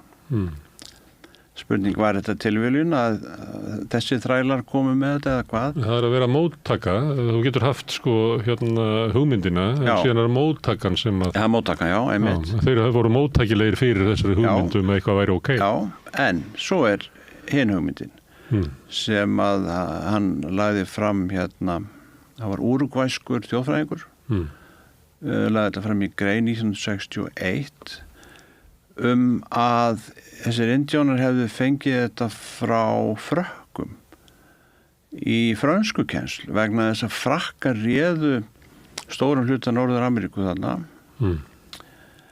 alveg frá Louisiana og upp eftir allri mið Norður-Ameríku að Kanada og myndu ráða enn ef að Napóleon hefði ekki gefið þetta frá sér vantað pening en þannig að í Frakklandi á þessum tíma sögðu menn í norður hlutanum oui, þeim er náttúrulega að segja já en í söður hlutanum sögðu menn ok, skrifað OC ok og spurningin er, fengu þeir þetta frá frökkum? Hins vegar eru í mörgum tungumálum Vestur-Afríku orð sem svipa mjög til ok og eru borið fram ok. Þannig að þetta er vandinn sko. En varðandi sögu ok, þá er það Andrew Jackson sem að, og þessi miskilningur í kringum hann, sem gerir það verkum að þetta fer áfram. Vegna þess að hann lendir svo í klemmu þegar hann er orðinn forseti. Þá fyrir Bandaríkjastjórn að ásalast lönd Indíána og hann sýnir sem að þeim fannst ekki ok hann sýnir þeim enga miskunn frekar en öðrum stingur það í baki þessa vini sína og gat í raun og veru ekki útskýrt þetta ok sögu þess, hann gat ekki sagt sko ég læri þetta hjá vinum mínum, þeir voru ekkit vinir hans og enn vittlisar að væri að segja ég læri þetta hjá óvinum mínum þannig að hann hefur sennilega bara hægt að nota þetta en sagan var samt komin á kreik af því hann notaði þetta fyrir áður en hann var forseti sko. Og það ljósti honum að þetta er skammstöfun Nei, OK er orð sem hann skrifar OK. Ekki sem skammstöfun. Nei, ekki skammstöfun. Þetta er OK bara, þetta orðið er bara OK. En fólk er mjög fljótt að draga þér ályktanir að þetta sé skammstöfun. Já, nákvæmlega. Þegar það sé hjá honum OK, þá hlýtur þetta að vera all correct. Þannig að það er þetta þegar fólk fer að geta í eyðurna, sko. Finna svarið, sko. Það er dálítið hættulegt. En svona hugmyndir, hvað hefur við kallið þetta? Þetta er svona tilvistarleg hugmynd, eitthvað sé OK. Ef við gerum okkur, við leikum okkur því að þetta hafi ekki verið til áður, að þessi hugmynd mannsins að eitthvað sé OK. Að því þú nefndir þarna þræla frá Vestur-Afríku, þá las ég fyrir einhverjum árum síðan merkaritgerð sem ég held í fram að það að vera cool ætti uppruna sinni í Vestur-Afríku. Og þar væri til þessi hugmynd að þú getur verið cool, heitir, ég notur einhver önnur orði yfir það, og það er það þannig að þú tilheyrir þorpinu þínu og sínum svona ættbálki getur við sagt að það er ekki alveg alltaf svona ættbálkur sem er þorpið. En í látbræðinu læturðu uppi að þér sé eiginlega sama álit annara. En þetta er samt ekki þannig að þú sett í uppreist gagnvart hópnum. Heldur læturðu bara að vita að þótt að sé einhver sveiflur og tilfinningasveiflur og einhver svona æsingur í þorpinu, að þá hefur það ekki áhrif á þitt tilfinningalíf. En það er samt ekki þannig að þú sett í uppreist gagnvart hópnum, að þú sett að bjóða upp okkur annan valkost, heldur þetta algjörlega enganlega afstæða. Það sem að þú þolir raunverulega að vera inn í hóp sem að sveiflast hingað og þangað. En það raskar ekki róð þinni og það er einmitt að vera cool. Það er að vera cool. Og síðan ferðaðist þetta til Karíbahafsins og upp til Bandaríkjanna og blómstrar þar náttúrulega þegar þetta kemur inn til hvítra manna í gegnum, Presley, James Dean og eitthvað fleira. Að það er eiginlega ekki fyrir en þá sem að það að vera cool verður svona valkostur fyrir unga menn eins og þig sem gengur í svörtum ból. Já, ákvæmlega. Sem er svolítið cool. Já, og líður aldrei betur enn í svarta bólnum. Já. Þannig að það getur verið og að sömuleyti finnst manni þegar það er sagt OK, að það er eitthvað samstofnað þessu. Eitthvað afríst. Já, en það er eitthvað svona hugmynd að þetta er bara OK. Ég ætla ekki að gera neitt í þessu. Ég er ekki að samþykja því sjálf þessu. En ég ætla ekki að, þú veist, með eitthvað cool við OK, sko. En það eru einmitt mörg orð komin frá Vestur-Afríku, sko, inn í ameríska ensku. Jazz og jive og allt þetta, sko. Og mikið svona stöðu mannsins í samfélaginu sem að vera öðruvísi heldur en kom með fólkinu frá Evrópu og Indíánunum. Sem að þannig ég er eiginlega hrifinn að þessari kenningu þarna svörtu þræla Indíánunum. Já, einmitt. Og þetta var dálítið stór prósent að þessi þrælaprósenta, sko, hún var dálítið stór hjá Choctawmönnum og kemur í ljós þegar að þeim er gert að frelsa þá, sko, og leysingjarnir eru taldir upp og ég man ekki, þetta er hátala, sko. Þannig að mér finnst einhvern veginn eins og það sé annarkvort Vestur-Afríka eða Frakkland, sko. Choctaw-fólkið, hver voru örlög þess í sögunni? Sko, þeir náttúrulega voru hraktir þarna til það sem síðan var Oklahoma eins og aðrir. Og þeir eru minnir á þremur stöðum, sko, sumir eru eftir á einhverjum skeka og þeir svona einhverjir í Oklahoma og einhverjir annar staðar. Þetta er merkilegasta þjóð og þegar að kartöflu bresturinn var þarna á Írlandi, hungursneyðin, var það ekki á 19. öld, þá tóku þessi saman Choctaw-menn og söfnuðu, ég man ekki hvort það voru $150 eða hvað sem voru mikli peningar þá og sendu til Írlands og Írar muna það og það var reistu minnisvarði þetta fyrir ekkert mörgum árum. Kindred Spirits heitir það, sko, óbúslega fallegt og mér langar svo að fara til Írlands og sjá þetta. Þannig að það er rétt hjá Cork, minnum ég. En svona samkennd fólks langt yfir tímabelti. Já. Má ég segja eiginlega sögu sem tekið þessu? Já. Það var þegar Eyjafjallajökull gaus, þá þurfti ég að fara til Vestur-Afríku og við höfum skipulagt ferðina og það var svona eitthvað svona smá röskun en allt í lagi, þú veist, fórum bara með lest frá Bretlandi til Parísar og flugu svo og með okkur í þessari ferð var maður sem hafði fæðst í Tógó og farið var mjög ungur maður til Evrópu til náms og bjó á Íslandi og hann var þetta var svona ferð þar sem hann var eiginlega að leita að fansmanni, því að við fylgdum hann svolítið, svona leita að fjölskyldu sinni og uppruna og það var mjög magnað að horfa á Tógó með hans augum vegna þess hversu hratt allt breytist. Það er eiginlega það Tógó sem hann ólst upp í og yfirgaf kannski bara fyrir 20 árum var eiginlega bara horfið. Það er svo rosalega hröð breyting í þessu öfugt við það sem að margir halda hann að sé eitthvað svona stöðnun og eitthvað slíkt. En í þessari ferð okkar þá fórum við í gegnum mörg þorp og þau voru mjög ólík. Sum voru svona bara eins og Búðardalur en önnur voru svona eitthvað sem manni fannst vera svona miðaldarlegt en sum voru bara eins og manni fannst að vera eins og maður verið komin aftur á steinöld. Kom maður að þorpinu og það voru bara einhver reisi úr stráum okkur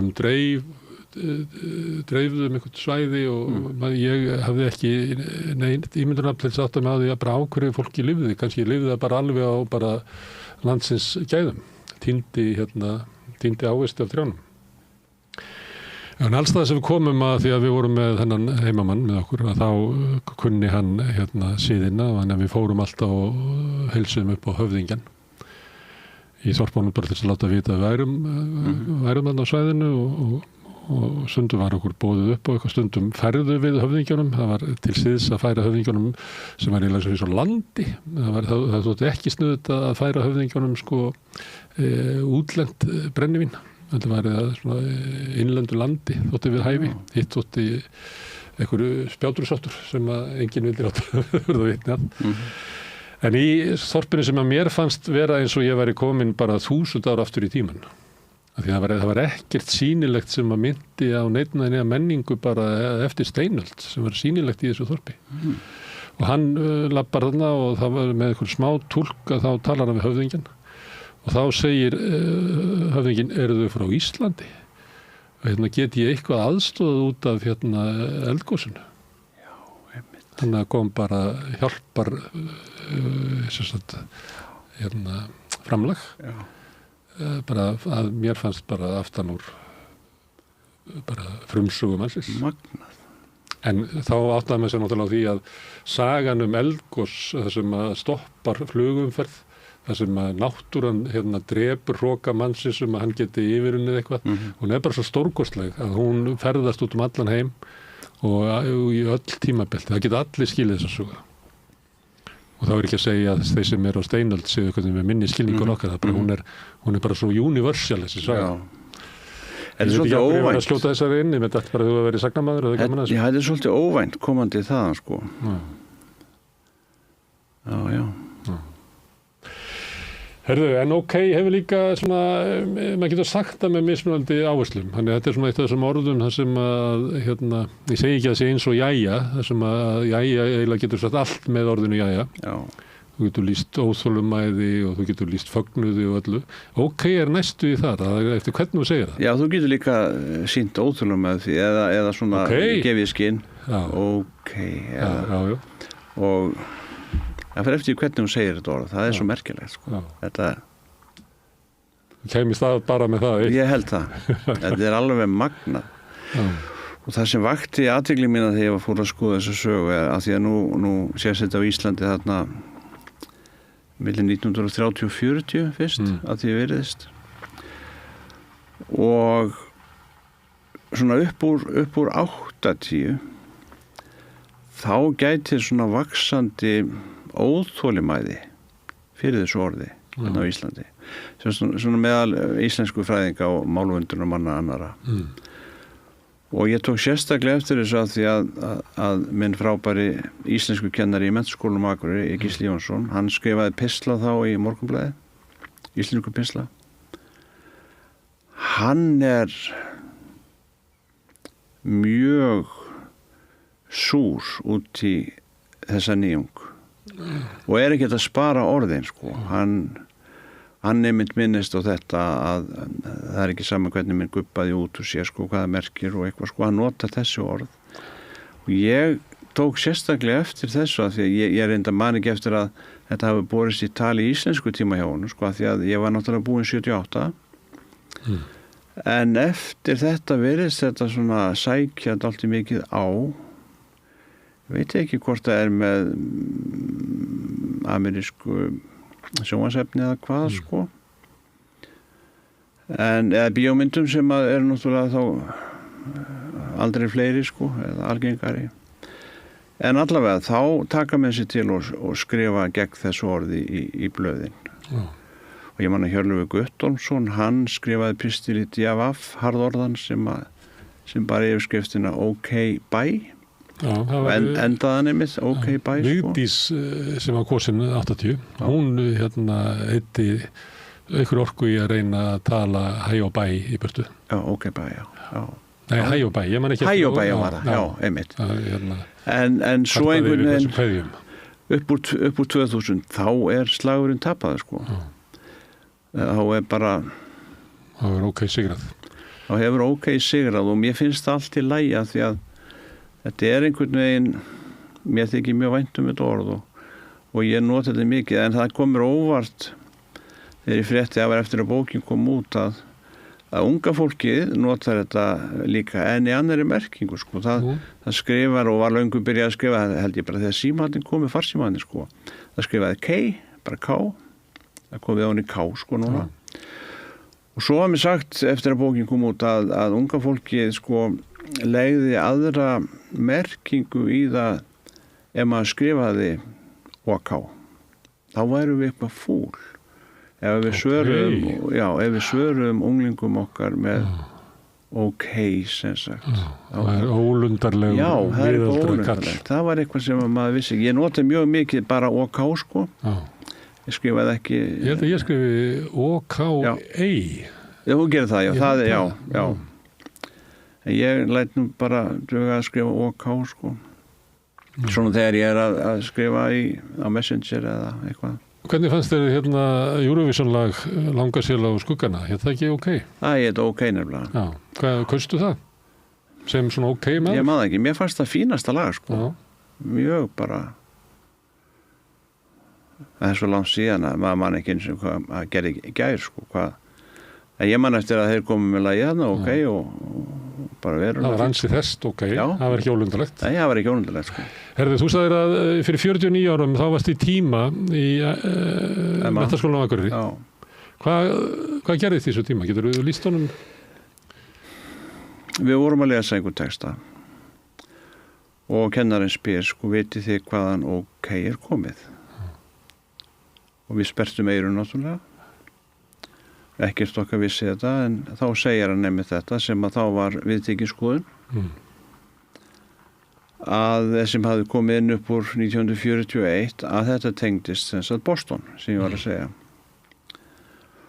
Og svo hefði þetta fengið eða komist á flug ári síðar þegar Martin van Buren leitaði endurkjörs. Þetta var það sem var í orðabókum og uppfletti ritum þá.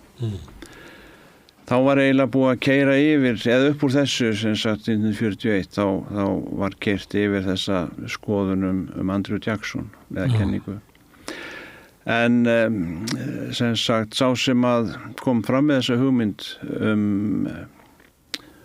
Boston, það var ekki fyrir 1962. Áður hafði hann komið fram sami maður með kenningu Old Kinderhook. En var 1941 og var það bent á að hún væri bara ekki rétt, sko. Það væru til eldri dæmi OK. Það var notað á Wall Street áður en Martin Buren fór að nota það, sko. Þá fór þessi fræðumaður að kafa dýpra og kom fram með Boston-kenninguna, sko.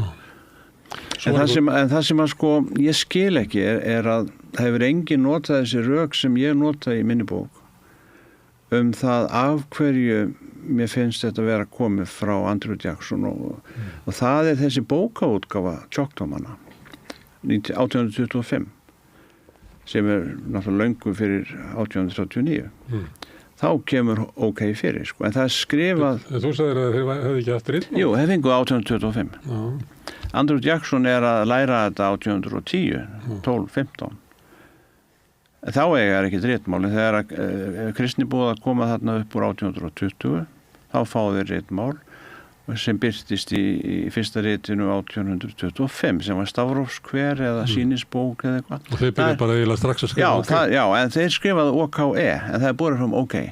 Þeir skrifaði líka með H undan, HK í raun og veru, en borið fram OK.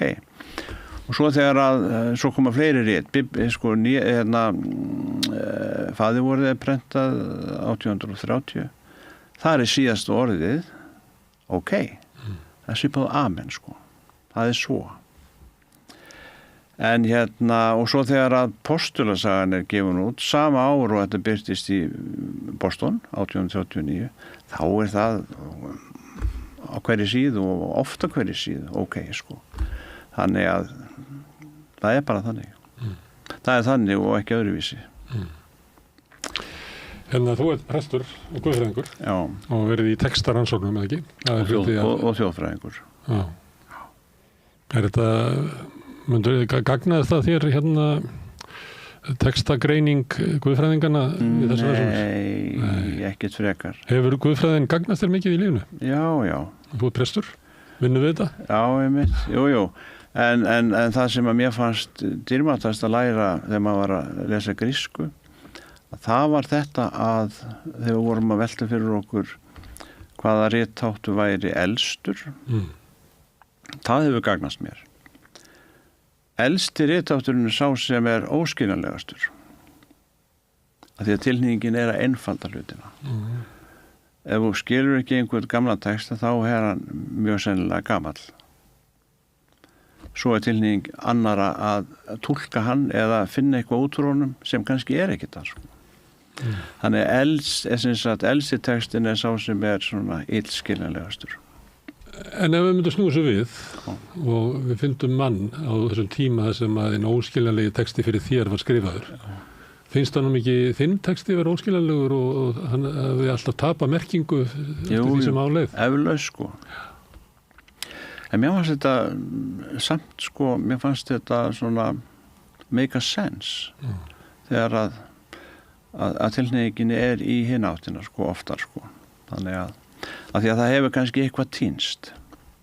Eins og var með OK hjá Andrew Jackson. Það sem týndist var það að hann var ekkert að skrifa all correct. Men vissi ekki sko, þess vegna fór þetta á stað.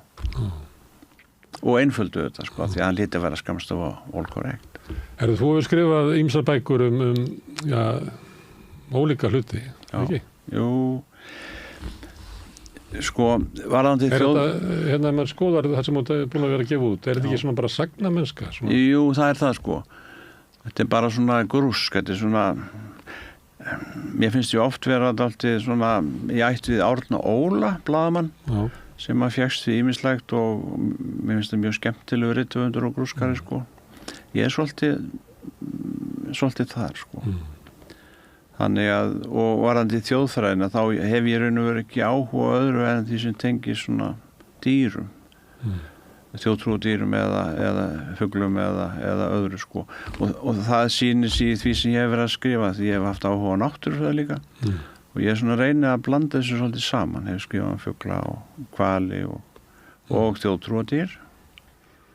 Þú nefnir Árna Óla sem að sömuleyti tilheyrir svona hefð þjóðlegs fróðleiks sem að manni finnst stundum vera svona hinn íslenska aðferð að vera að segja frá ykkur sem satt en segja það með ykkur sagnamennsku þannig að hafi einhvern anda í sér að sko sannleikurinn, staðreyndirnar einar og sér ekki nóg heldur, við lifum inn í sögu og búa til út úr ykkur sem satt að því að við þurfum í sjálfum sér ekkert að skálda neitt.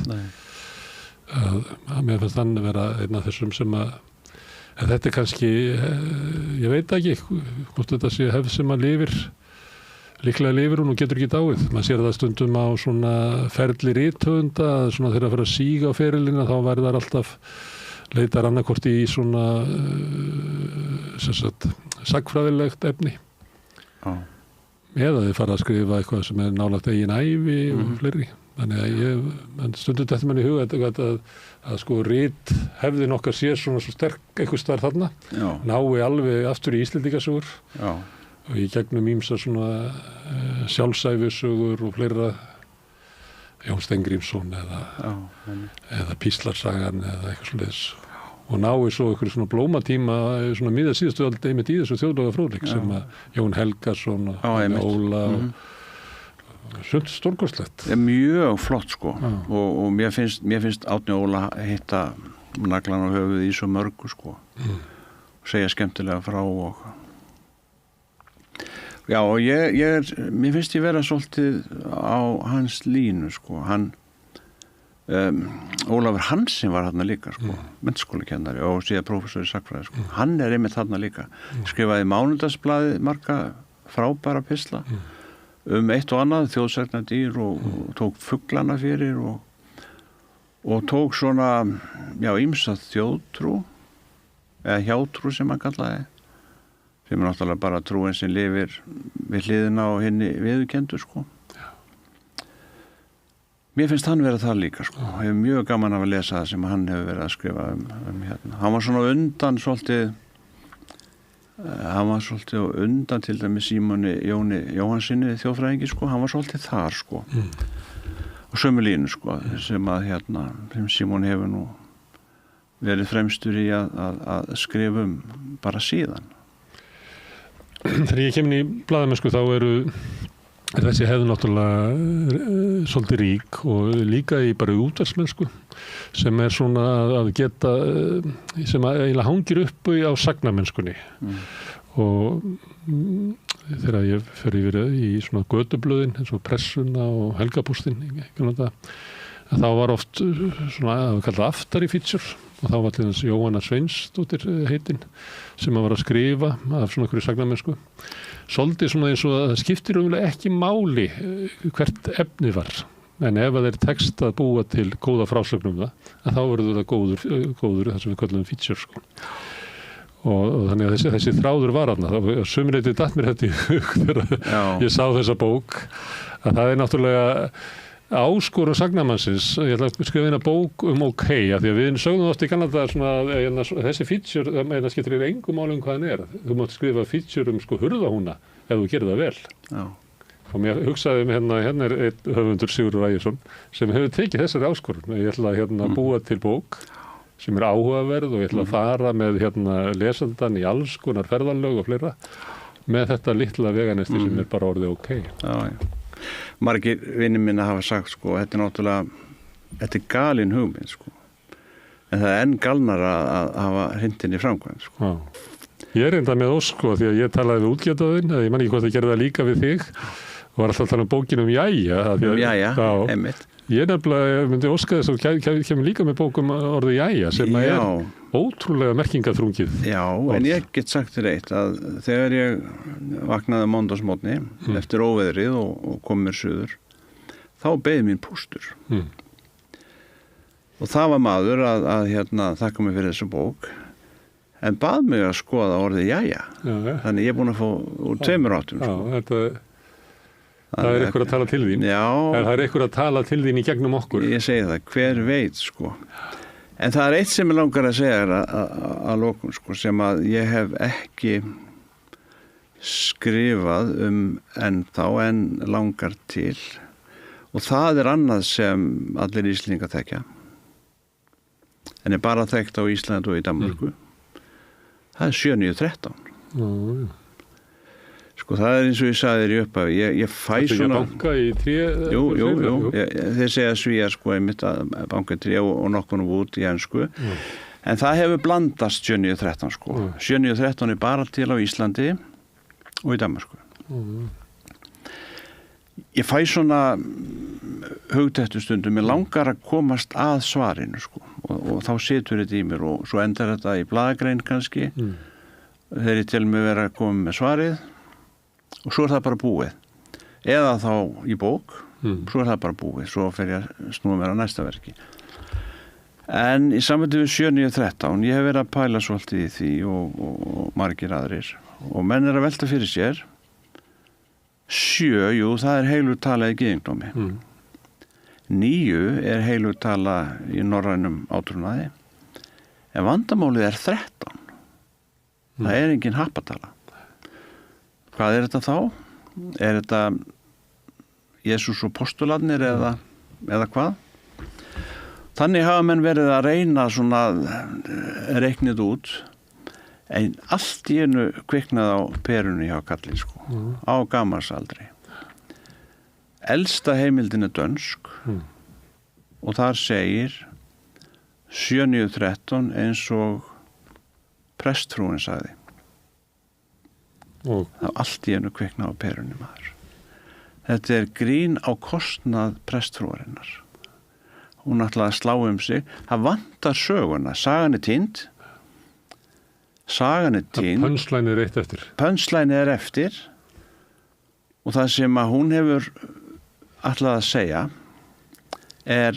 6.9.13 sem faðir vorið í Mattheusarguðspjalli hún hefur ætlað að slá sig með því að sína hún kynni biblíuna sko 6.9.13 sagði 7.9.13 og síðan hlegið henni sko en svo dettur þetta út þetta svipað með hérna en heldur áfram 7.9.13 heldur áfram fær nýja merkingu en, já, fær nýja merkingu sagan uppalega týnd það byggðust dómkirkjur ofan á þessu misskilningi prestfrúarinnar já svipað með í Bljúgri bæn að það einn höfundur sagður fyrir textanum en þeir voru 2 uppalega sá hétt Magnús Björnsson og prestur hvort að hann setti bara stafina sína eða fyrir aftan hitt nafnið man ég ekki hann sagði mér þetta reyndar fyrir mörgum árum en þetta endaði einhvern veginn sko sem Pétur Þórarinsson plus M svo vissu engir hvað þetta plus M var og það var tekið í burtu og síðan bara einn höfundur að textanum í Bljúgri bæn svona gerist þetta en mér fannst að þú varst að segja frá 7.9.13 það fannst mér allt í einu vera svona mikil speki í þessu að það væri annars verið komið með lukku út úr sko kristnidóminum og líka lukku úr heiðnum síða því að við erum nú hérna reyndum að halda báða síðina einhvern veginn en síðan í lífinu líka svona ólukka sem að maður þarf að eiga við sem 13 þannig að ég held að sko 7.9.13 nái svolítið vel utanum hvernig lífið eflaust Er það gaman að fá þig, Sigurður Ægisson, að spjalla við nú svolítið að leika okkur að því að láta spjalli vera stefnulaust en snúast samt eitthvað svona hlut sem þessi bók. Til hamingju með hana, hún þetta mjög fallegu gripur. Hver gefur þetta út hefur? Hólar. Útgáfur Hólar. Það eru margar myndir hér og skemmtileg sagnamennska. Takk. Kæra þakkir, Sigurður. Takk. Já, þetta eru lokin á rauðaborðinu í kvöld. Ég þakka öllum gestum sem hafa hingað komið og þeim sem hafa verið hér með viðtöl. María Lilja, Oddný Eir og Björn Þorláks. Þakka Laufeyju Ólafs og Pétri Fjellsteð fyrir að taka upp og senda út. En mest þakka ykkur sem hafi staldrað hérna við og hlustað og hort og breytt þessu samtali okkar í fjölmiðla. Ég bendi á það oft hérna í lokin að þið hafi byggt upp dreifikerfi samstöðurinnar bara með því að benda vinum og vandamönnum á efni sem eitthvað líkar hérna og þá finnur fólk efnið okkar á Facebook, á YouTube, í öllum hlaðarsveitum, bæði undir nafni samstöðurinnar og einstakra þátta. Við erum í útvarpinu á FM 89,1 á stór höfuðborgarsvæðinu. Það útvarpssendingar nást alveg upp á Snæfellsnes sunnanvert og upp eftir öllum Borgarfirði, upp að litlu kaffistofu út á Reykjanes þá. En það má líka sækja að það eru útvarpssendingar á spilaran. Spilarinn á netinu, spilar.is, og svo spilar líka app sem að má hlaða niður í síman og hlusta á samstöðuna á allar íslenskar útvarpsstöðvar hvað sem í heiminu, það sem net á annað borð, og við erum komin í sjónvarpið inn í stofu til fólks. Já, þeirra sem eru svo heppin að skipta við fjarskiptafyrirtækið Síman, þar erum við númer 5 á fjarstýringunni, kannski ég veit ekki. Munu önnur fjarskiptafyrirtæki bjóða sínu viðskiptum líka upp á efni frá samstöðunni sem er 24 tíma sólarhring, 7 daga í vikunnar, allan ársins hring, samfélagsumræði við þetta rauða borð og í öðru þáttum samstöðunar. Það sem knýr samstöðuna áfram er sá hluti áhorfenda og áhorfenda sem hafa gert áskrifendur. Þeir borga 2.500 krónur sem er grunngjaldið. Sumir borga meira, þú mátt gera það þú vilt, og með þessu að safna saman framlagi frá mörgum, að þá hefur okkur tekist að byggja upp þennan umræðu vettvang og fjölmiðl sem að samstöðin er. Ef þú vilt slást í þennan hóp, þá getur þú farið inn á samstöðin.is, það er nappur sem ástendur áskrift, þar getur þú skráð þig fyrir 2.500 krónum eða meira. En það ætti að skýrast þegar þú ferð þar inn. En þetta er komið nóg í bili, ítrekka þakkir til áskrifenda sem að allt sem við sjáum hér og heyrið er í boði þeirra, en ég ætla að segja góða nótt og svo sjáumst við aftur á morgun klukkan 8, þá heldur Rauða borðið áfram með sína samfélagsumræðu. Segðu það á samstöðinni. Samstöðin er í eigu hlustenda, áhorfenda og lesenda. Sláist í hópinn og gerist áskrifendur.